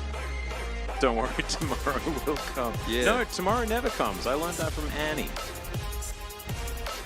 Annie said that, not Annie and I was on the best gym schedule. I was like 5-6 days a week gymming, and had like a really nice rotation setup while running all the time until Worlds. And then I went back for Worlds. I spent so much time in America. I was in America for like 2 months. Yeah. And then I came back to Korea, and then it was like prepping for LCK, then LCK all the time. And yeah, it's definitely the gym tomorrow situation right now. I have like barely enough time to sleep, so going to the gym and running is not happening for me at the moment. Yeah, I watch my fiance go to the gym in the morning, and I go back to sleep, and then I go to work. That's my that's the closest thing to the gym that I've been so far this season. I think that's all right. I like how the epic music is just continuing while we're trying to sort out this this getting into draft issue. Yeah, I'm not sure what is happening. I'm sure that they're all wearing like old helicopter headsets. Yeah. And this is T6945. I feel like the DRX players are laughing at your joke. Like, All right, we're in the draft. No Varus, no Annie, no Caitlyn, no Elise? Question mark. No Ash. Yeah. Okay. Right. Big no. No. No. Nah, No. Nuno he'll be playable. Say no to Karma. Say no to the Heimerdinger. Okay. Really interesting that we banned Varus and Heimerdinger here as DRX. Once there's the again. Elise. Okay. So just first pick Renekton. Just do it. Nah. He's it laughing ain't at my broke. joke, but he's putting Sejuani on the rift. Guys. Oh no. Are we doing a salty run back? Oh no. Wait a minute. Is it Aphelios Thresh instalock? Are we sure we solved the problem, or is this just a redo? Get it out of the freezer, Wolf. Get it out of the freezer. I want to go have lunch. So, do they ban Renekton this time? Or can I literally get it out of the Oh, God. Yasuo? No. Yasuo ban? Yasuo ban? There it is. Okay. All right. Do they ban the Rise or the Renekton? Oh, okay. Saved. Okay, saved. The cast is saved. Yeah, we get to commentate different champions. Woo!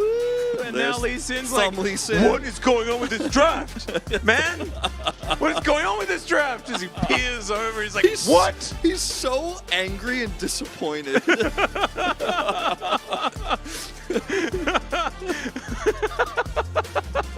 He looks totally fine and normal in his wide portrait when he's locked in, but when he's banned, he's like, for real, man! What? Oh, man, so good. Okay, well, Raptor's gonna do it again. There's her Renekton. Okay, Renekted. And what are we doing this time? So no, what if he just picks Victor himself? Oh, he's It's gonna do what the I Azir. said first time. Yeah. Oh, no. All right, well. Do not do it. Do not do Syndra Ivory. Do not do it. I'm warning you. Just play Corki or something. Play Corki. Hard to lose. Orianna. No, that's Silos. Warning, danger, difficulty, execution difficulty is high. No, he's going on that date, dude. He is going on that date. She was like, if you lose, I'll take you on a date. And look, he might. My man Talia. thinks he's BDD. Yeah, well, I mean, Talia's kind of okay, I guess, in this comp. Look. Is she rather? You know, there's Sejuani and Renekton not going to have the greatest time. Like, it's good against Shurima Shuffle, the rocks, putting down the rocks there. But you have to hit your seismic shoves in lane against this Azir, or you lose lane. And based on what happened with the Victor of the Rise last time, I'm a little bit nervous about how this is going to go. But I would like to believe he could do it. Yeah. I don't, but I would like to. I would Yeah. really like to believe he could do it. And I think that, honestly, it's the thought that counts. You Yeah. know, it's like buying a present for your mom. What if it's the thing that you wish the thought that you wish you could have? Does that also count? Like, because Yeah. I don't think it. I just wish that I could think it. Does I that mean, also count? you can think it even if it makes you feel a bit guilty and silly. Okay, for sure. thinking it. You're allowed to do I'm that. imagining it. I'm thinking it. I'm like, wow, this is gonna go great for You Ivory. He's can't gonna be hit the fully shoves. judged on thoughts. I think you he's know? gonna do it. You've done it, Atlas. Yeah. I think he's gonna do it. You're manifesting. You're manifesting. No the thought outcome that crime you yet. want. There's no thought crime yet. Big Brother is not listening to this Putting cast. my Minority Report over here, like, oh man, we're gonna. Oh no. Please. My man Ivory, look at that. Look at his portrait and how confident he is with this Talia Yeah, lock-in. there is a bit of a smirk there on Piero, that face. nonplussed by this, though. No, not plus He's at all. he's a little bit concerned about the Talia lock-in. Yeah, Enosh is entirely minus about this whole situation, I think, just in general. Fleta hates our casting. Oh, I can feel the judgment, actually, and Sponge is kind of staring into my soul. Oh, God. I am actually being sponged. Guys, it's almost time to get onto the Rift for what could be just a repeat of game number 1. Let's find out if it is.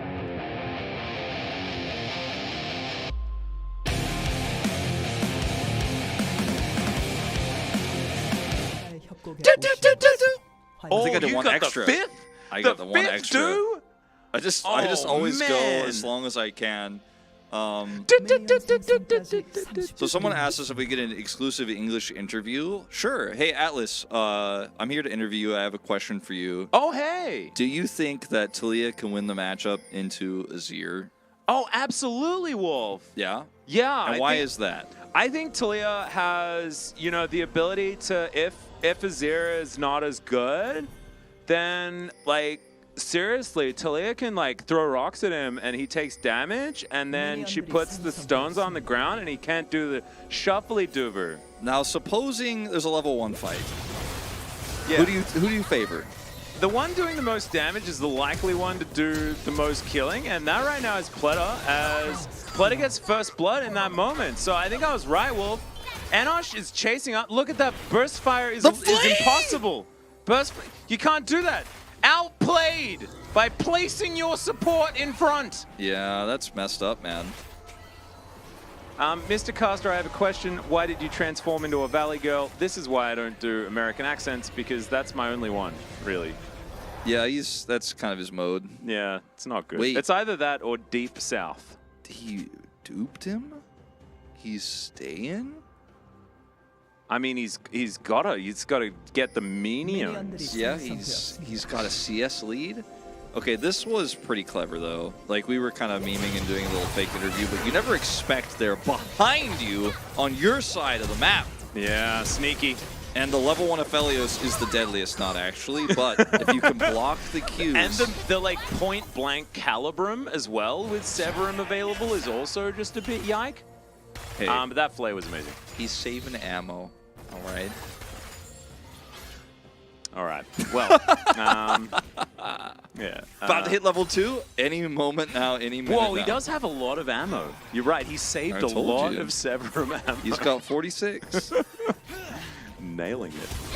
Enosh dashing forward. Bone plating.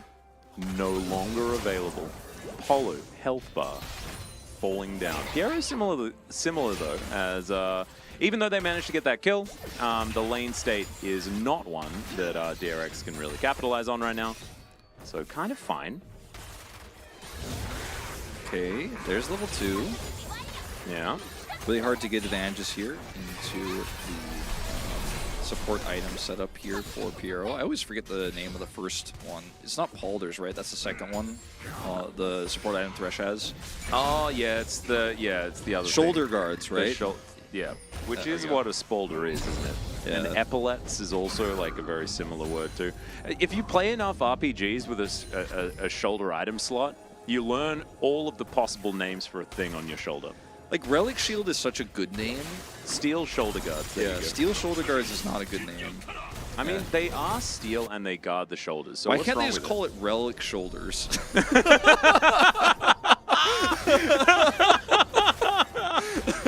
That is true. So they much should easier to definitely remember. do that. Yeah, Like yeah, Spell yeah. Thief's Edge, that's a good name. Yeah. Okay, I like it. Why don't they call it Spell Thief Shoulders? Sickle, good name. Yeah, that's a sick name. Steel Shoulder Guards, not so much. Not into Wriggles it. Len, I miss Wriggles Len, man.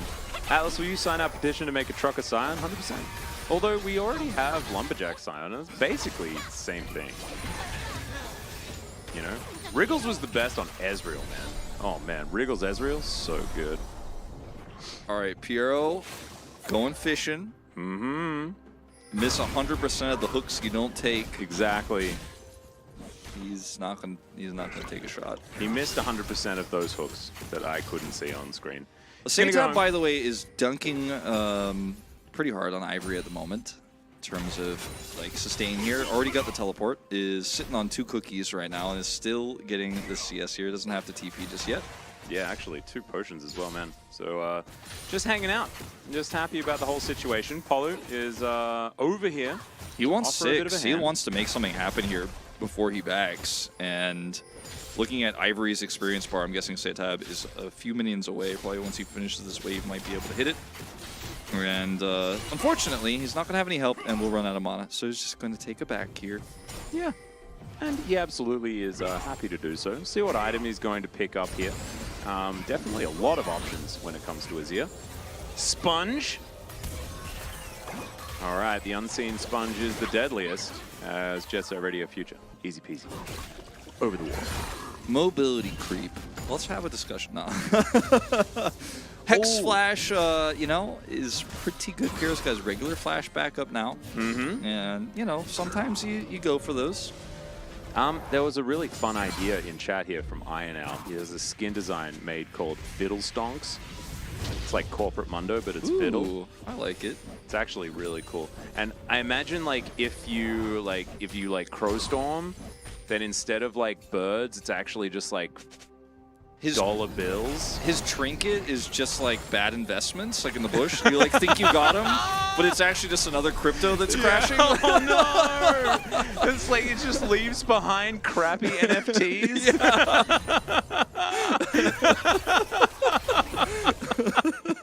Oh god, that's too good.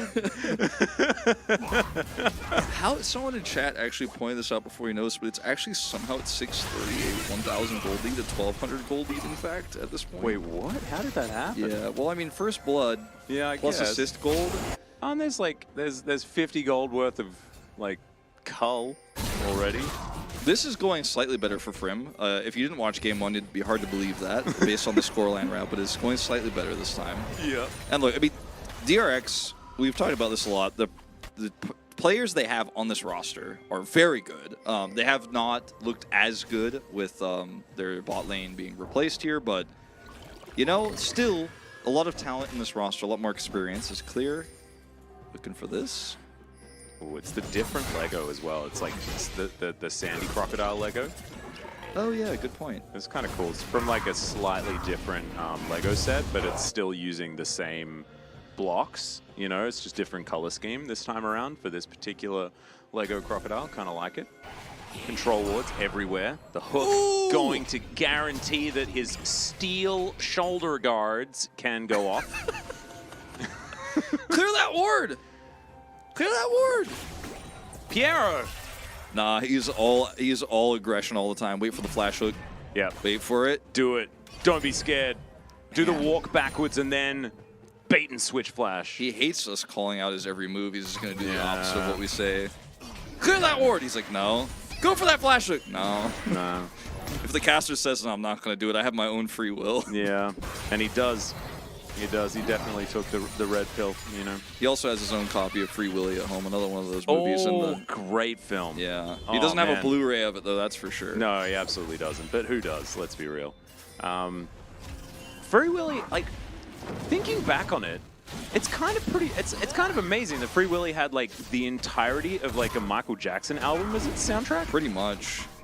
Not to mention the fact that it was way ahead on all those SeaWorld documentaries. True. Also, like, that was the time period where, like, anyone who was skateboarding was definitely a miscreant. Like, yeah, exactly. if you skateboard, you definitely also spray paint and do bad things because Yeah. you have a bad childhood and Yeah. you need help. Yeah. The police are gonna get you. It's And the one 90s. day you're gonna grow up, you're gonna drive a Volkswagen like that other miscreant, Kevin Bacon in Footloose. You probably dance as well. Oh, hooligans. It's the best day of Footloose. challengers ever, man. Yeah, it's a good one. It's a good one. Mainly because of the gameplay, you know? I think just it's ingenious drafting out of Bro. They make DRX think that their composition is good by losing to it so incredibly in game one. We'll I like how the observers caught literally like a 1 pixel off miss from Piero and then instantly cut to the body slam miss top. Yeah. We're just trying to highlight these players. We really are. Yeah. We're trying our best. Oh my god. All right, well, just a little bit of home time now. 2,000 gold, by the way, for nothing. Yeah. Yeah. Yellow Crocodile doing some stuff in the top lane. And we're soon going to learn, Wolf. We're going to learn what the truly mega brain plan is here for Bro. Yeah, it's going to be mega brained. It will be. A galaxy brain. Yeah. Omega brain.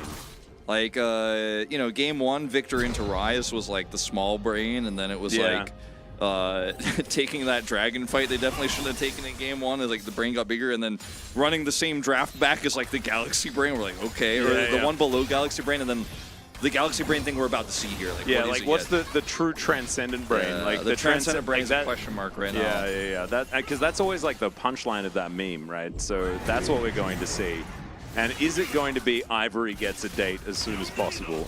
Is that going to be like the thing in the end? We'll just have to see. The Satab is casually a large part of this gold lead. You know, the soul lanes once again doing work, as it's still only like 550 is the gold lead that they got from that first blood. It's Pleta and Piero. Wolf, Yeah. you've hung out with Midbeast, right? Like we We hung out with him. Was it last year? It feels like it was yeah, not that long ago, but I guess it was like a year It ago. was end of last year, right? Like it was around summer final. season, yeah. Yeah. It was great hanging out with him. Do you think that he would be an okay consideration for Bro's challenger team in mid lane? Well, he was a very good Taliyah player. True. I guess he still is a very good Taliyah player. He might have better mastery of this matchup. But I'm still going to lean on Ivory on this one.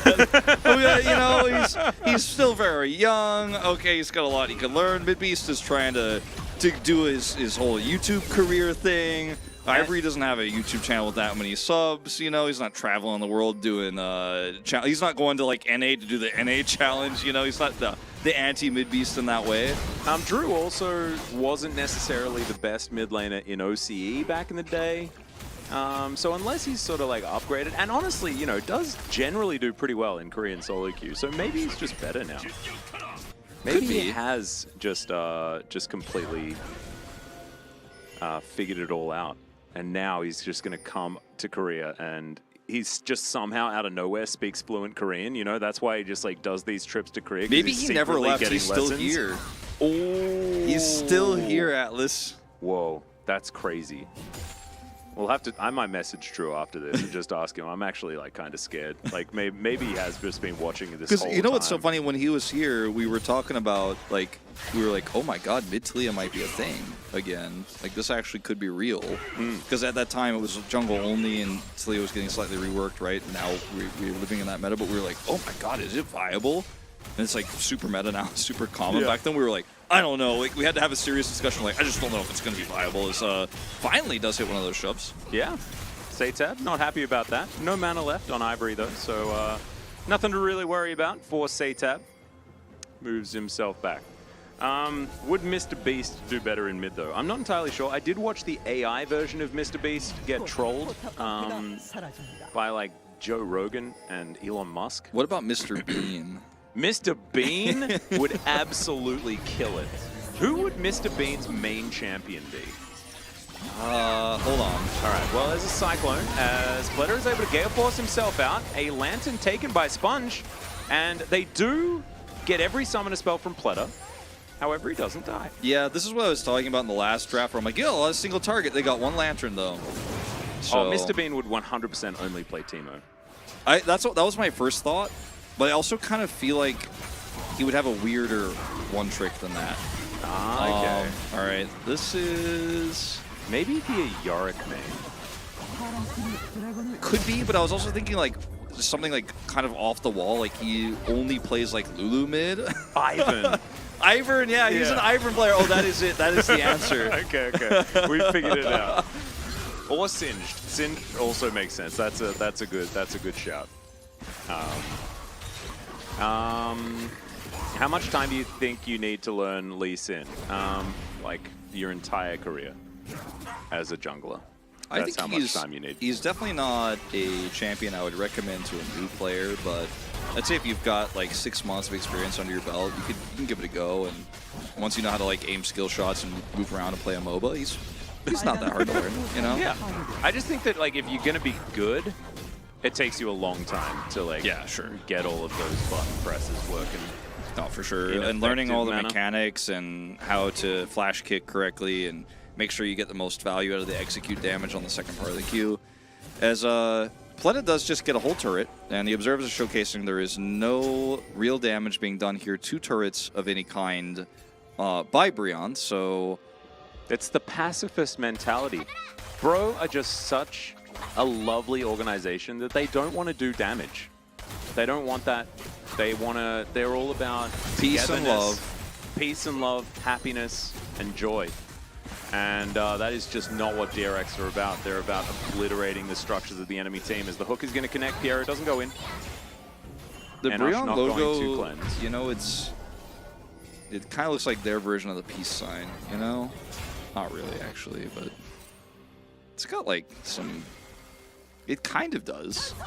You know what I'm talking about? What? The Brion logo. Hold on, let me pull it up, Yeah, because it's not on the screen for some reason. Look, sort of. What?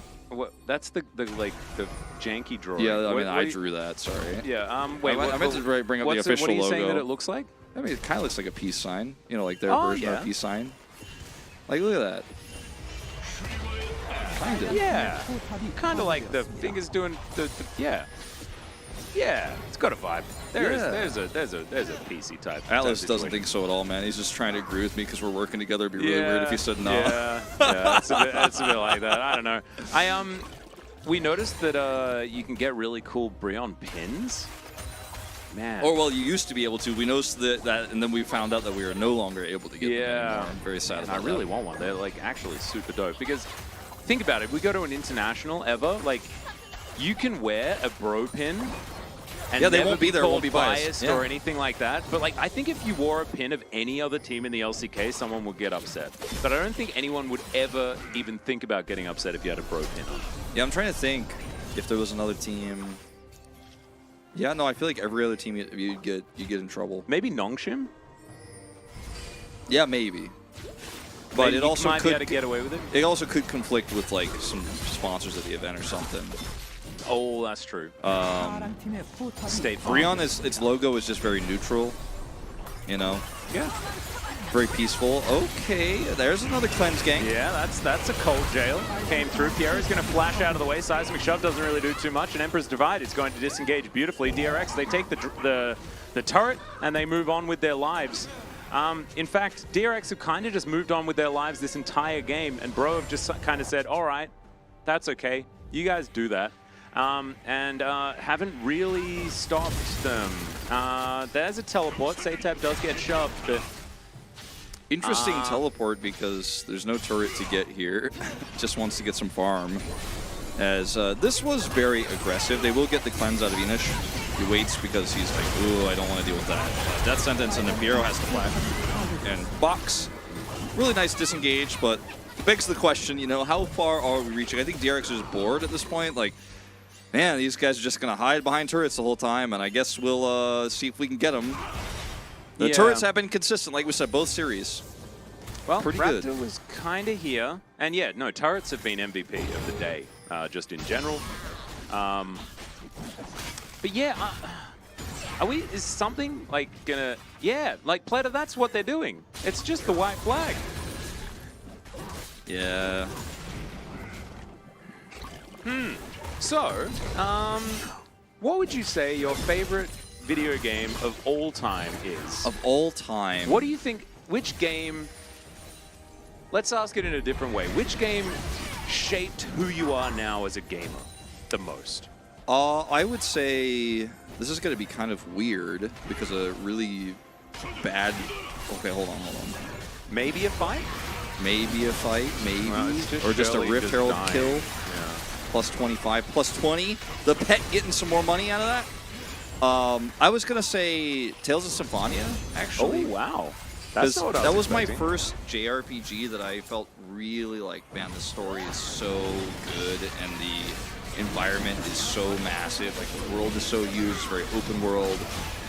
It's fairly linear, but open world for me at the time because I didn't have a PS1. I didn't play Final Fantasy 7 or 8 or any of those bigger games in the previous generation. So the N64 didn't really have JRPGs, so it was kind of like my first big, awesome JRPG. Then it got me into Golden Sun, and then a bunch of other JRPGs. And I'd probably say Tales of Symphonia. I heard the remaster is not great, but maybe they'll patch it and fix it.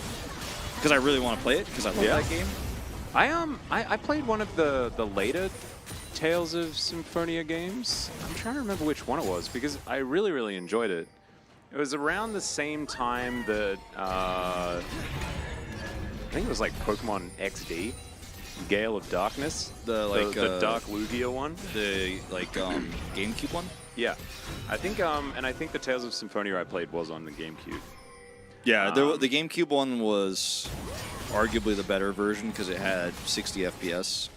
Unfortunately, the remakes do not, but you know, maybe one day. Satab, don't go in there! Don't do it! Oh, see, he checks first, but And then controller. dies. Not going to be out of flash. Oh, he does actually, as the Emperor's Divide comes in. Shifting Sands gets himself the shield. Man, insult He's to K injury. again. Insult to injury. He gets out of there. Rion, even when they're gifted a kill, they can't accept it. Yeah. Giga Chad play. They even get a Rift Herald and like convince it not to do a charge, as this was really cute actually, getting out of the way of the vision, and then... Did it Ivory doesn't- just not get a shove? I guess not. No, he shoved immediately. Oh, I and thought hit that, it. okay, I thought it was just the Cyclone that hit there. Okay, so I guess they didn't layer it in order to make sure he couldn't get back onto his Whoa, why Sand did... Soldier. Hey, Dudu, you stole my game. That was my game that I was going to talk about. Oh, man. Well, I was about to ask you because we were getting to a little bit of a quieter time. So tell me about your Donkey Kong Country 2. I think Diddy Kong's Quest was probably the most important game of my my early years, only because that's what I fell in love with first. Like, I think I played like NES, Mario, and all that sort of stuff, and Duck Hunt when I was over at friends' places and stuff like that. But the game that I like got completely addicted to is DK2. God, that game was so amazing. It's a great game, absolutely. I've actually never beaten that one. I've only beaten 3. Oh, really? Yeah. Huh. No, Oh, two's really, really I good. think I beat 1, but like that was fairly recently when it came out on NSO. One's a bit weird. If you want 100% one, it's actually kind of hard. Some of the secrets don't even make sense.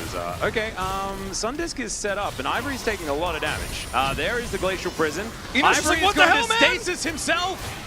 And it's like the prison worked on 2 people. Kind of terrifying. That's actually so sad. Yeah. It's just like, don't just throw me under the bus like that. I'm also just out here trying to farm. You're the one who Weaver's walled in, man. It's not my fault. Oh man. Boy. So the first blood that happened in the bottom lane at like 1 minute into the game Yeah. is only the kill. only kill that has happened so far. And it's 23 minutes, and it's a 6,000 gold lead. We actually could have had a perfect game if they just contested the Drake. They Yeah. didn't do it. Didn't do it. I mean, we have done very little damage to turrets, bro. We have done very little damage to turrets. Top turret took maybe like 30% damage, maybe even less. Like, I'm still trying to like come to terms with the fact that Bro opted into doing this again. Yeah. I mean, I think it's still just some development time. And the team obviously has had like a very rough season. So mentality-wise, you got to be in a rough spot right now. You know, trying to do something braver or bolder, messing that up might even be worse than just trying to play what you practiced and seeing what you can learn in this series. I guess, you know, it's hard to wrap your head around it, but it's also easy to understand that things just aren't going to make sense. Yeah. Okay, so we need to go back to something else. So I want to talk about some systems that we want to see in the new Riot MMO. We know that they've done a lot of great world building. Yeah. A lot of that lore is now in place. We have, you know, maps and things like this, ideas of what different, you know, starting locations are going to be like and stuff. But as far as like gameplay systems and stuff, like I know you've played a bunch of MMOs. You weren't really much of a WoW guy, but you've played other things. I played a decent amount of WoW just to see what it was all about. When Classic came out, that was actually the first time I played. And then I played Retail after that just to see what that was about. I guess we'll have to see what this Drake is about real quick before we go into this further. That is just it's a cold jail, but it was a bit of a side step one. Prim gonna tank a death sentence. Yeah, he's got his Jack shows activated, so he's taking less than 0 damage from everything. Yeah, there we go. Raptor was spotted. Sponge is going to try and sponge him here, as Sponge generally does. And Cyclone's going to be used, but Raptor is still just going to die, guys. Hook is going to connect one more time. There's the play. Prim, can he escape? No, he can't, because the death sentence is on like a 0-second cooldown. Yeah, it's so it's just stupid repeatedly locking these players down. As what is going on, Clear? Clear is just teleporting. It's the flash. Right on Shooting Star. Oh, there he goes. God. That was fun. That was real fun. He's yep, he was just connecting the dots. Yep, I guess so. It's another time that Satab teleports in to immediately get hit by a shove as Ivory flashes the Emperor's Divide nicely. Satab is That's the a real flash Giga forward, Chad. and Clear is like, he wants to kill someone, but Ivory says go away, and he says, all right, I guess I Satab, will. he's just like, I'm giving them to you, man. Just line them up. He goes in. He went into that brush earlier. 2 teleports into him as, okay, this is very late. I mean, it's just, okay, Enosh he's fed up. He just, I want to do a thing, please! And DRX say no. They'll take a Baron. Pacifism continues here on Breon's side of the rift, where they have not actually done any form of damaging anyone, really at all. Yeah. Huh. So, to go back to your question, I'd like to see Baron now means that this game is going to slowly start to end. I'm going to watch this one more time before I get too deep into it. But Raptor here is just trying to get some vision and set up a flank for Cyclone, but the rest of his team is so far away. Permafrost into Proc, into Hooked, and then Play into another Hook. Yeah, it's just really sad. I'd like to see a different take on the ability systems that are common in MMOs now, where you just kind of like spam, like face roll your keyboard to do all of your moves. I'd like to see a little bit more complexity in that somehow. Maybe like less abilities, more passives, more traits that you could unlock to make your abilities stronger and change them in some way. So you're not like pressing Control Z and then spamming E and then R and just waiting for your cooldowns. Because I feel like MMOs have kind of become cooldown simulator. And I you just think press so, all your like, things. You're kind of talking about Guild Wars 2 a little bit. I actually really did like the Guild Wars 2 way of doing buttons like that, because a lot of it was based on like which weapons you had. As Satab's hit by another one. Finally, bro picks up a kill. The pigeon scooped and will finally be punished. Immediate cleanse there as the Lantern is taken here by Sponge. Pierre is going to be thrown back mid-hook. That looked kind of cool as they settle underneath this Sun Disc. Hook is going to miss onto Enosh there. Ivory's like locking his team in with the Azir turret. He's like, you guys like a Sun Disc? Yeah. Like a little Sun Disc cooking. But it's not going to ultimately matter that much. They can't get any follow-up kills, though, after that initial pick. Did you notice Pleta just like wander past Brim? He was like, hey buddy, I'm going over here if that's cool. Yeah, also he's like, you can't hurt me, I can't hurt you, so let's just ignore each other. As once again, you know, we willed it into existence. We're like, will he hit the shoves on Satab? Yeah. And, you know, I said, I don't think so, and then I just willed myself to think it. I was like, I can think it and feel bad about it, and now I've thought it, and it's led to 1 assist, 1 measly kill, but he has hit a lot of them. He really has. And now they're only down 10,000 gold at 28 minutes. Good. It's the news just gets better and better. It does. It's incredible. Could be way worse, Wolf. It could be way worse. It could be worse. Yeah. It would be challenging, but it could be. And also, like, it's never going to be bad because Ivory's also got a date after this. If they do, in fact, lose. So, like, I think it's totally fine. Really nicely done. DRX going to be able to take this one very comfortably. They do so. We've got a Drake that's going to be an Ocean Soul in a minute and a half. That means that DRX can continue to stand around on the Rift and not worry about resources whatsoever.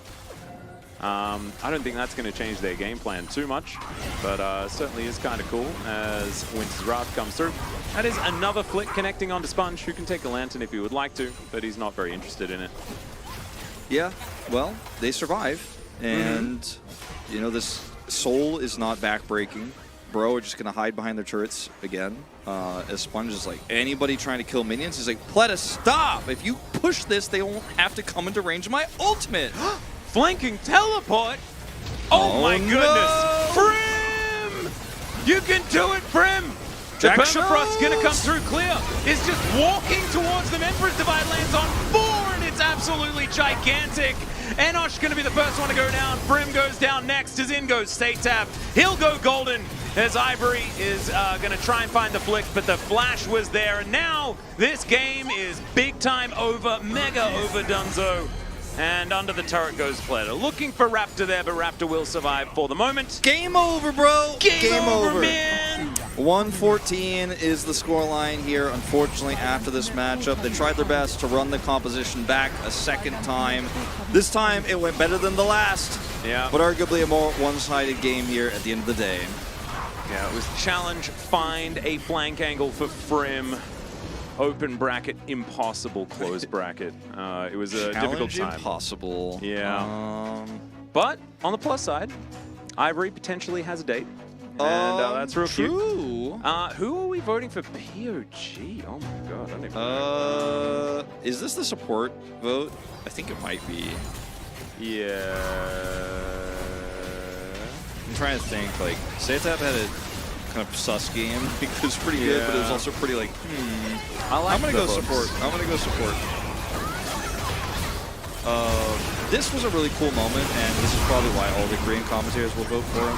Yeah, I think it's probably Satab that will pick it up, but I actually just don't care, and I think that Thresh is cool, so I'm gonna vote for Thresh.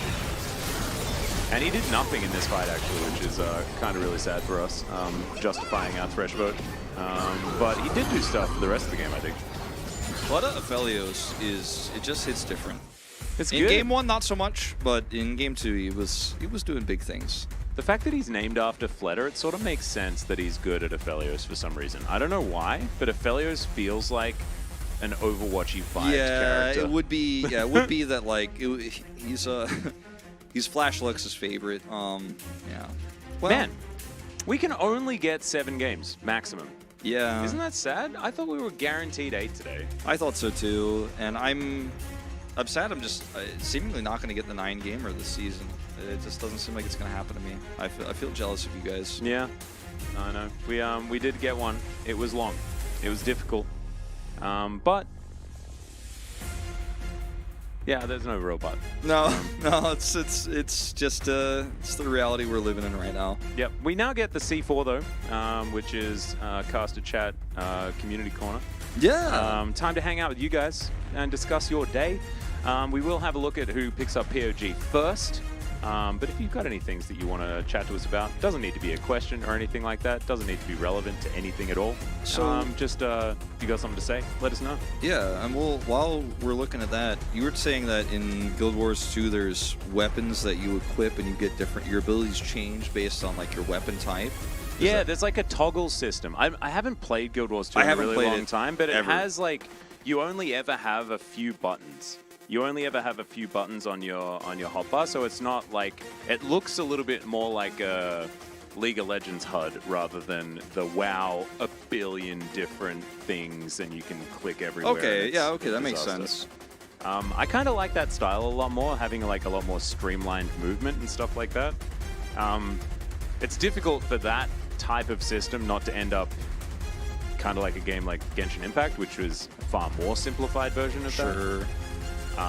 It's hard because if you do too few skills and you try to streamline it too much, then it becomes very boring. Like I think for a lot of people, but it's also good for new players. So maybe like different classes have different levels of complexity potentially. I also would like to see, just while we're on the topic of the Riot MMO, because it's going to be a longer break, I think. I would like to see some more like mobile integration. So like being able to manage your inventory from your phone, like while you're not on the computer, being able to check your mail. Because I feel like, maybe I'm wrong, maybe modern MMOs do this, is Piero actually will get it. 007, Hell yeah. 100% kill participation because there's like 3 kills in the game. Well, 7. We know that because it's 007 and kill participation 100%. Still, really nicely done by He looks Piero. really annoyed at the fact that we thought that maybe mid was going to get it. No, he looks really annoyed that he had to play this series, I think. He's like, why didn't you just give me the pog points? And yeah, I thought he had a great game. But to be clear, Twitch chat, I'm not talking about like there needs to be mobile mini games or something like that. I'm talking about like being able to do annoying managerial things that you like want to deal with while you're like on the bus and you're like, oh, I want to be able to sell these items. Accessing the auction house, for example, maybe on the phone or something like that would be cool. WoW had that actually for a while, like the Armory app that you could get. Oh, like, that's cool. You could do some purchasing and stuff like that. As that is the interview that you're not going to have. Sorry, guys. It's not for you. It's not for you. So you're going to have to come back and talk about the Riot MMO with us as we discuss that. Or anything else that you guys want to talk about, of course. But I'm really excited for the Riot MMO. It's going to be really, really fun. As far as like the thing that I'm interested the most in, and I think the reason why so many MMOs have failed, where World of Warcraft and Final Fantasy XIV have survived, is strength of story and strength of lore, like recognizable characters and an understandable gravity to the world building. Yeah. And I think League of Legends is kind of moving in that, like, or at least the realm of Runeterra and stuff like that is moving in a direction that I think could possibly incorporate that, which is really cool. And I think that they started that early. Yeah, I'd love to see like an expansion of like we have the Gromp, right, for example, but what if there's like a whole subspecies of Gromp that you farm at like level 20 or something, or like we have like the Merc Wolves, right, the 2-headed wolf. Like, what's going on with all of that? Like, are we gonna like? Is there a 3-headed one? Is there a 4-headed one? Because that's one thing that I think League doesn't have. If you just look at League of Legends specifically, as a lot of like mobs or creatures that have been developed. Because it's kind of like minions and the jungle, and that's like what we have. Yeah, and then maybe like some evolution of like some lore about like red buff, like are there like a bunch of is there like a purple buff out there? It's never gonna come to the Rift, but like he has his own quest line, Yeah, well, maybe you could play as a Brambleback. Maybe that's actually like a thing. You could could be a playable character.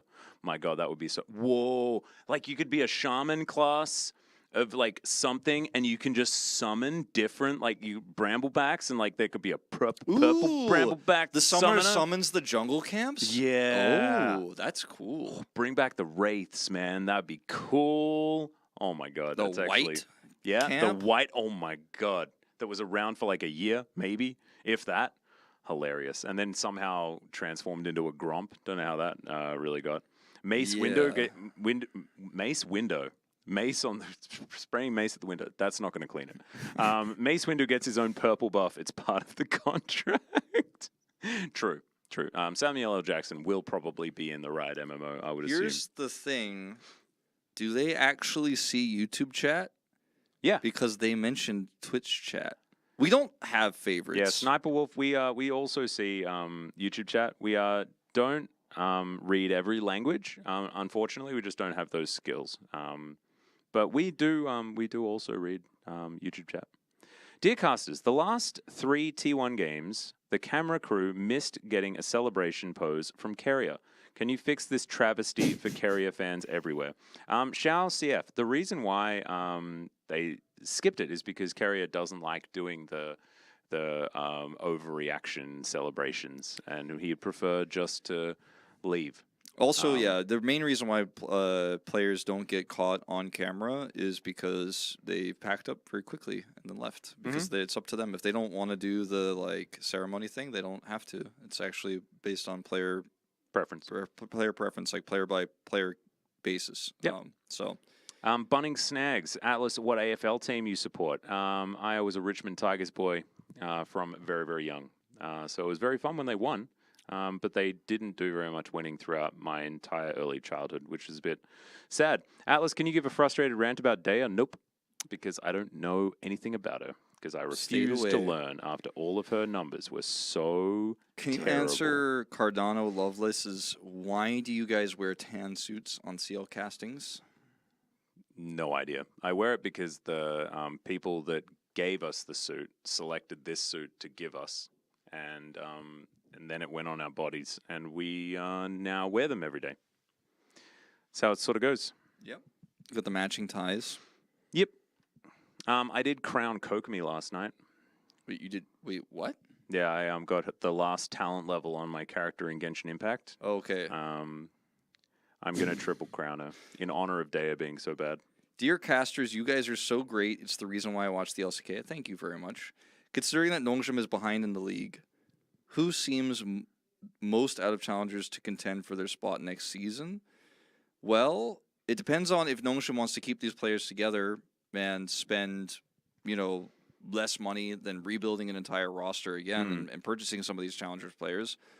But the players on really all top 3 teams in challengers, I think, seem to be good replacements if they were to just smash it and rebuild. I don't think they will, especially not for summer season, but for even next year. I think they'll probably keep this core together because they're trying to use it as a development team. If they don't keep it together, then I'm like, what did we do all 2023? What was that about? You know? It's a bit of a shame, the whole Nongshim thing. And it's also an interesting one to contextualize in general, because DK, the entire season last year, were considered the best team in Challenger, regardless, right? Things have changed a little bit, but Nongshim won, but they weren't actually the best team. It's weird because they were on the day. On that day, they were better than DK. Same way DRX won, but they were not the best team at Worlds. Yeah, right. It's like DRX were the 6th best team in the LCK before the World Championship happened, and then they won Worlds. And the same thing can kind of be said. Before playoffs for Challenger last year, Nongshim were about 4th or 5th or something like that. They weren't bad or anything like that. But they had the tenacity to get through those best of 5s and performed well at that particular moment. So the stars kind of aligned for them. But I think if you had a gun to my head and I had to choose a team from Challenger or Nongshim, I'd probably choose a team from Challenger at the moment. Yeah, well, I mean, at least one of the ones on the top side. Yeah. I feel like the way that we have so much talent in Korea, in the tier 2 system and the tier 1s, and then even some in the academy as well, tier 3. So it's really hard to grow as a challengers player, especially players on D+, for example, because they want to play an LCK, but they're part of one of the strongest teams in the LCK anyway, so how do you even get promoted into that roster? And other teams have their budgets and they want to spend and buy players here and there. So in the middle of the season, it's hard to pull one of these players away because D+ doesn't want to give Pool Bay away, for example. They're going to ask for a lot of money, especially in the middle of the season. That's never going to happen. Even next year, you're kind of saving Pool Bay. You want to keep him. And the team is well, it's just not worth getting this guy who's not proven yet in LCK to purchase him away from D+. So the ecosystem is kind of like it's very much on thin ice, like how you get from challengers to LCK. Like you have to be lucky, you have to be in the right place at the right time. People asked the same thing about Ilma, like all last year, why isn't this guy in the LCK? And now he's like declined, perhaps because he atrophied a little bit. He's not even the starter for Kwangdong anymore. Yeah. It's really hard being a challengers player. You have to really have the dedication to both perform on the day during challengers, but then continue to practice in the off season, continue to talk with the players, try to build a relationship with the team, and really like get yourself out there. Because sometimes in challengers, even playing and doing the best thing to win can individually be less important than like being very impressive and actually having a sick super play that has a Twitch clip that's like on the front page of everything, and then you're like, yeah, that's now why we everyone wants actually, you. I think that's why we see a lot of like more crazy plays in Challenger, because a lot of it is selling yourself to people that are watching, right? Like to create a career out of this. And yes, you can play in Challenger, you do earn some money, you work for the org and things like this as well. But it is... what are you doing in the yeah, chat, Kevin? what is You happening posted here? Are you trying to illicit chess, URLs? What's chess going on? URLs? What's happening here? What is going on, Kevin Kim? Yeah. Kevin_Kim_TV. He's trying to play chess. Well, why don't you play chess somewhere outside of Twitch chat? Isn't that like normally a thing that you want to do? Like, What's going on over there? if you want to play with something, like, there's like I think there's an instant messaging system that you could possibly utilize in order to play chess with someone. Like, send someone a message. I might Jeez, have to Kev. see somebody about that. I expected asterisk, better from you. The asterisk addiction you got going on in there. In the Get it Twitch chat. together, Kevin. Oh, sorry, Kev. It's actually, it's hard because your name is very, very easy to sound like you're talking to your son when you're saying it. Sorry, Kev. Yeah. Kevin! Anyway, it's time for us to stop comments. So we are going to go to a short break. When we get back, our final series of the evening. Nongshim taking on T1. Two teams, completely identical scorelines. It'll go 3 games. We'll see you there for it.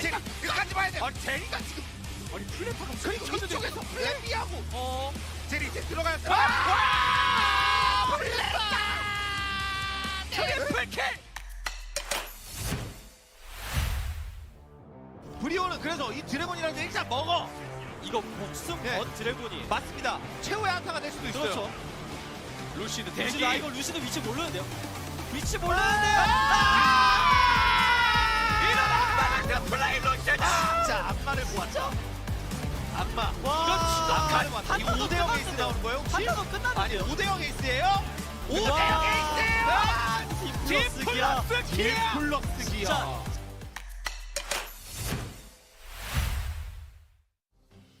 자, 살짝 스펀지 그냥 간 줄 알고 자꾸.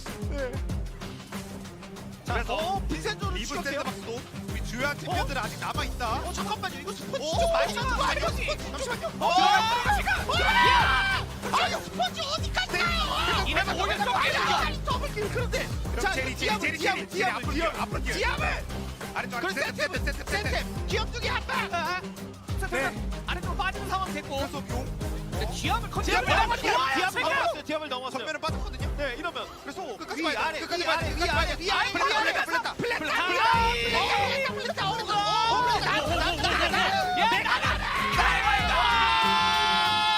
DRX 에이스! 걸 해내네요.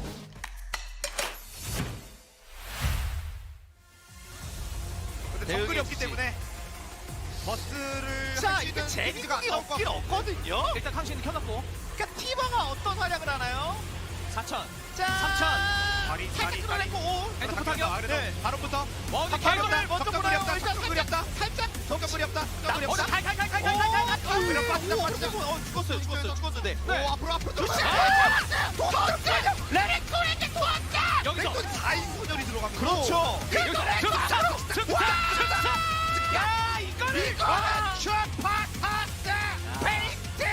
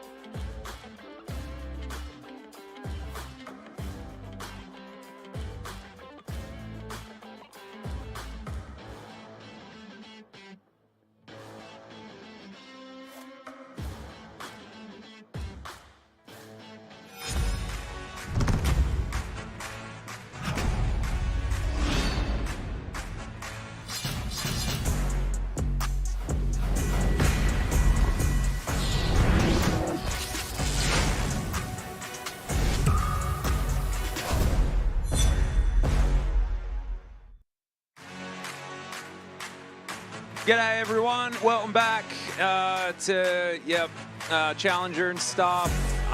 It's LCK Challenger 2023 Spring.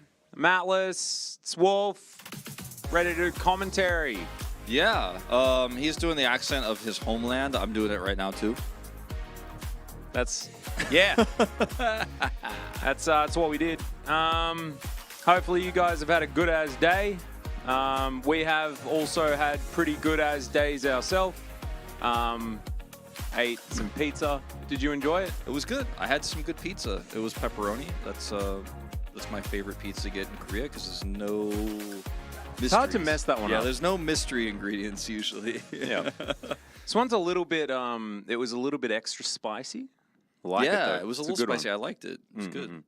Very, very nice. Anyway, we're about to get into our final series of the evening. This one is likely to be closer than the others. The others were very one-sided. Yeah, especially the second series was like, Yeah. there was no coming back for Brion. Ivory got a hot date, though, so that is Yeah. definitely good. We hope. We need to check in Yeah. to see whether the girl actually did manage to ask him out. But we will definitely see. Hawaiian enjoyer, Star Chillin', no. Although, you know, I mean, to each their own, but yeah, I used to be very, I used to have a lot of feelings when it came to pineapple on pizza, but I just don't care anymore. Put whatever you want on a pizza. Doesn't actually matter. yeah, I mean, everybody can do whatever they want. Salmon pizza is crazy good. Sounds good. I've never tried it myself. Heck yeah. Actually, I have had salmon pizza before. I With love a- anchovies myself. Ooh, also fantastic. What are those things? The little bean thingies that go really well with salmon? Oh, like oh god, I know it's capers. Capers, yeah. Salmon and capers, man. What a wombo combo. Speaking of wombo combos, these players all playing together for Red Force. Mihail, Sounder, Calix, Jiu, and Double H. Still want to know what it stands for. I Hopefully always think not he's heavy heart. I That always wouldn't just be think he good. just types HH like haha, you know, like the Korean hit like the instead of the kuku, the haha. That's what I always feel like he's Maybe typing. he's a haha on Twitch enjoyer.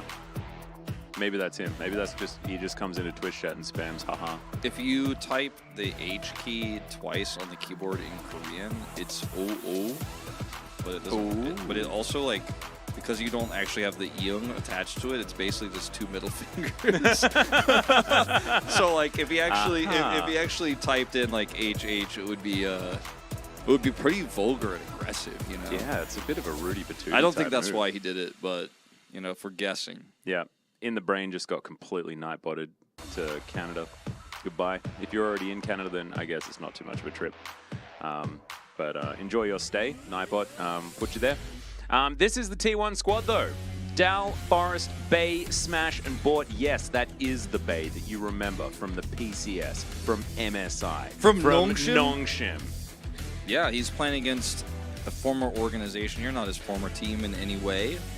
But T1, I thought, had a pretty great start to the season, and it has not really held up.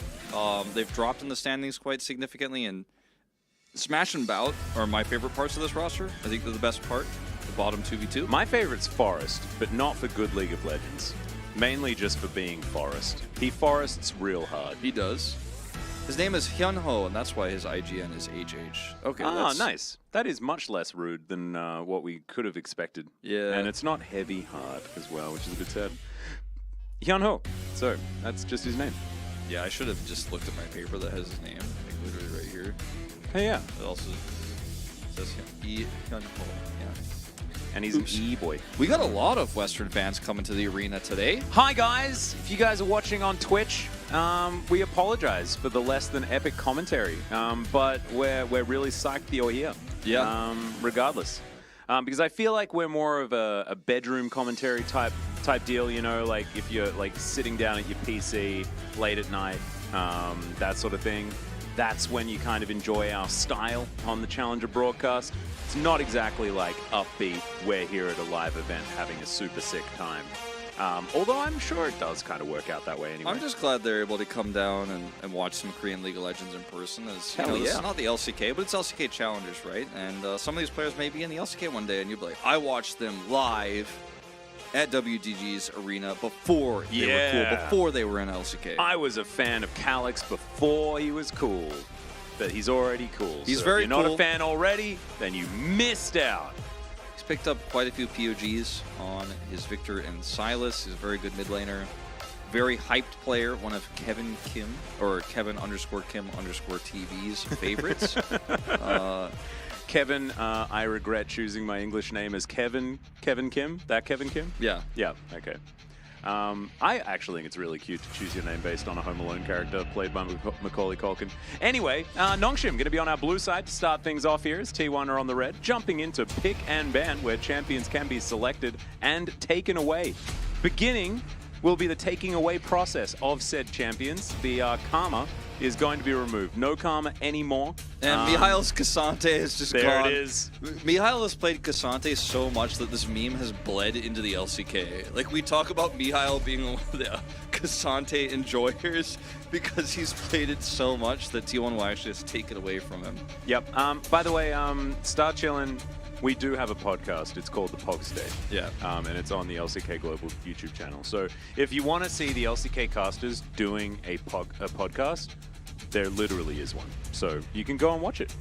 Enjoy. It's Last okay. episode's kind of okay. It's okay, Kevin, to be named after the guy from Home Alone. It's like not that weird. Yeah, it's not that weird, man. It's totally cool. It's fine. Yeah.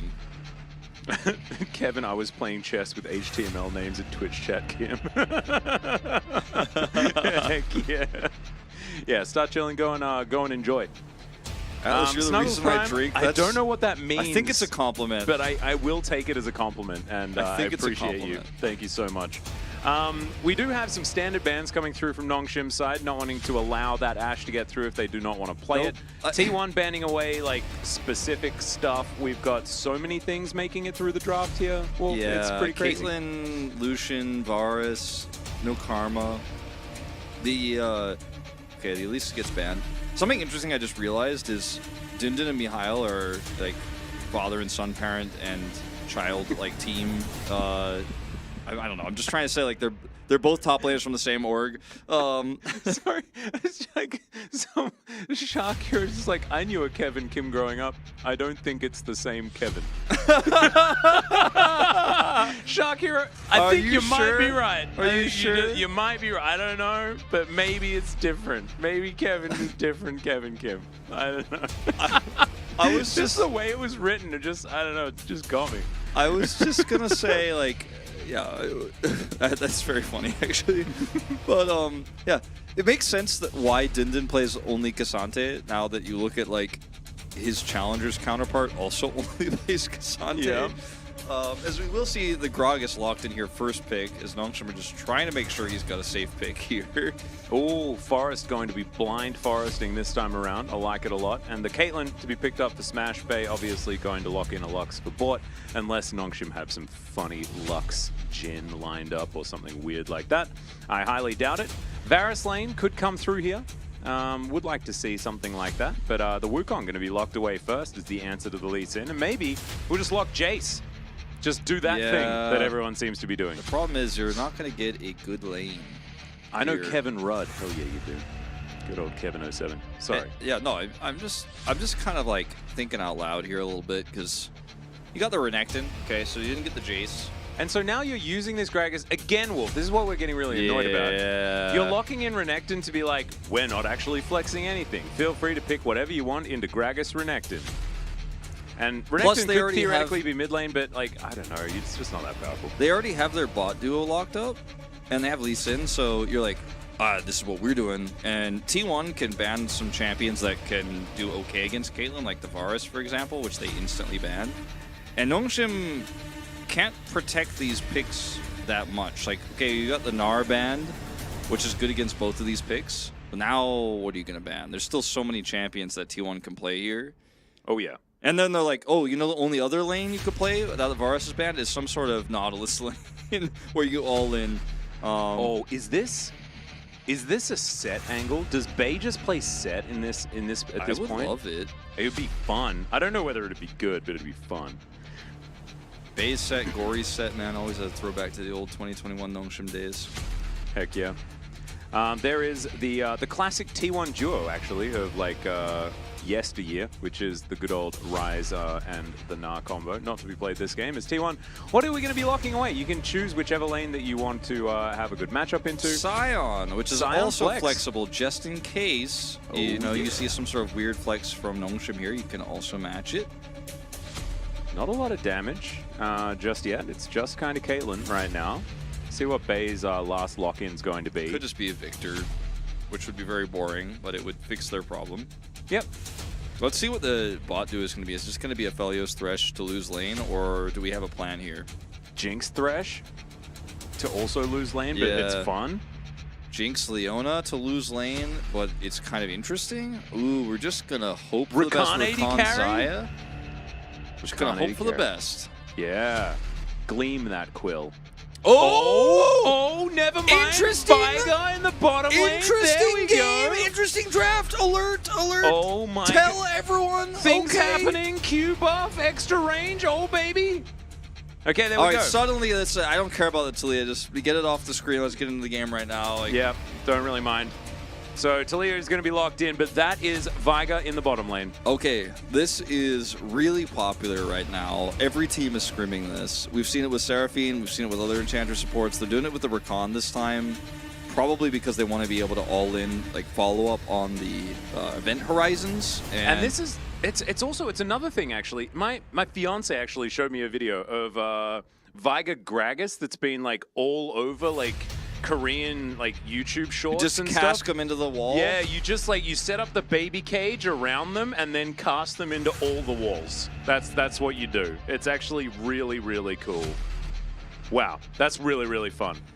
Itemization wise, like it'll be really easy for Dahl to, you know, go for some magic resistance on the second item if he wants to here. You could see maybe even picking up an early Hex Drinker for Forest. So since there is a lack of attack damage really in this composition here for Nongshim. Yep.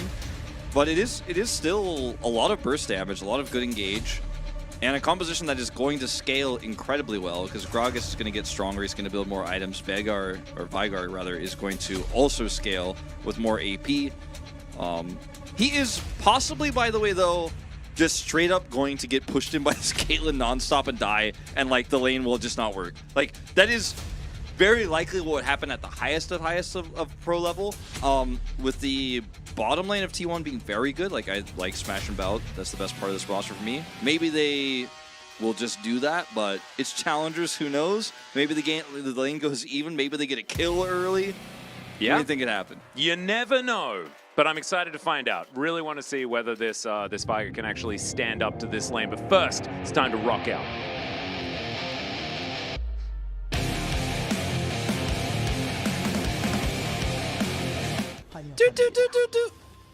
Hell yeah.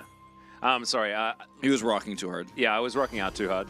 But Wolf also, I did it on my own last time, and so Wolf got to do it on his own this time around.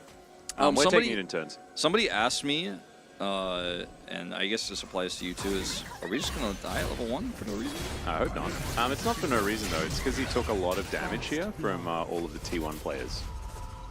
Well, that's not a good sign. That's not a great start. I would say that there have been better starts. He has no flash now, by the way. He had cleanse, he didn't use it. Did he hit Q though? Hold on, let's watch this again. No, don't watch it again from his vision. I think he hit a Q, yeah. So he got some AP. Yeah, did not cleanse the smash there. I guess you can't cleanse the knockup, so like I guess you're just kind of screwed. Yeah. I don't know. Well, real that's sad. that. So anyway, like back to talking about MMOs. It was really interesting when the Vigar was picked. No, it's not going to affect his lane at all. He got back here as the minions crash. I like that Smash is also gone for the Cull buy here. He's just like, yeah, it's going to be one of those games, right, where I naturally have a lot of advantages here in this lane with my range. And I'm just going to keep farming up. But somebody did ask, and again, this I think applies to you too, if we dream about League of Legends because we cast it so much, it's basically like 70% of our lives, including sleeping. And yeah, actually a lot. I would say probably for me, I have like weird dreams about League of Legends about like at least twice a week. Oh god, I don't remember any of my dreams, mainly because I think I'm just like so tired that I just don't remember. But I haven't been riddled with the League of Legends dreams so far. I've survived for now, at least. Yeah. Somebody mentioning he could have flashed the Scion Q if he reacted. I guess that's true, but he didn't really have good vision. Yeah. He then flashed afterwards, which really hurts. But And if you flash early, you can't get over the wall or anything like that, so you still just get chased down by Forest, I think. I mean, that's what I'd assume. Anyway, it was a really negative start. T1 are now a whole bunch of gold in the lead and a whole bunch of map control in the lead. Calyx here in this mid lane is just doing his best to survive. We've seen Scions have a great time into this Renekton, but it's mainly the Comet Scions that do the best in these matchups. See how this Grasp variety is going to work. Of course, it does get a lot more health later. yeah, I think Grasp is pretty good. When you consider the matchup where you can proc it really easily, is Sounda is here. He's going to get spotted on that ward. Great light binding there as the stun's going to come through with the baby cage, but Smash is not going to be too worried about it. Oh man, look at all of this CS that's sort of going wanting here. Jiwoo did thankfully not actually miss out on too much farm because he died so early. Like, yay, died so early that I didn't miss the lane. Woohoo! There we go. That's Silver linings, baby. Yeah, could be worse. Yeah, definitely could be. He's not stacking much up worse. some AP, you know? He's stacking up some AP. He hit those abilities. Got the Q at level 1. Just needs to get to the point where he can flash ult, insta-kill Smash. Don't know whether that'll ever happen. Well, I mean, it will eventually, like, but it's going to be real tough. Especially if he builds like an item that is going to prevent that from happening, such as a stopwatch or a guardian angel or any of these things. Could make his life hard as T1 looking for their first plate here towards his bottom side. Nice avoidance of the light binding there by Double H.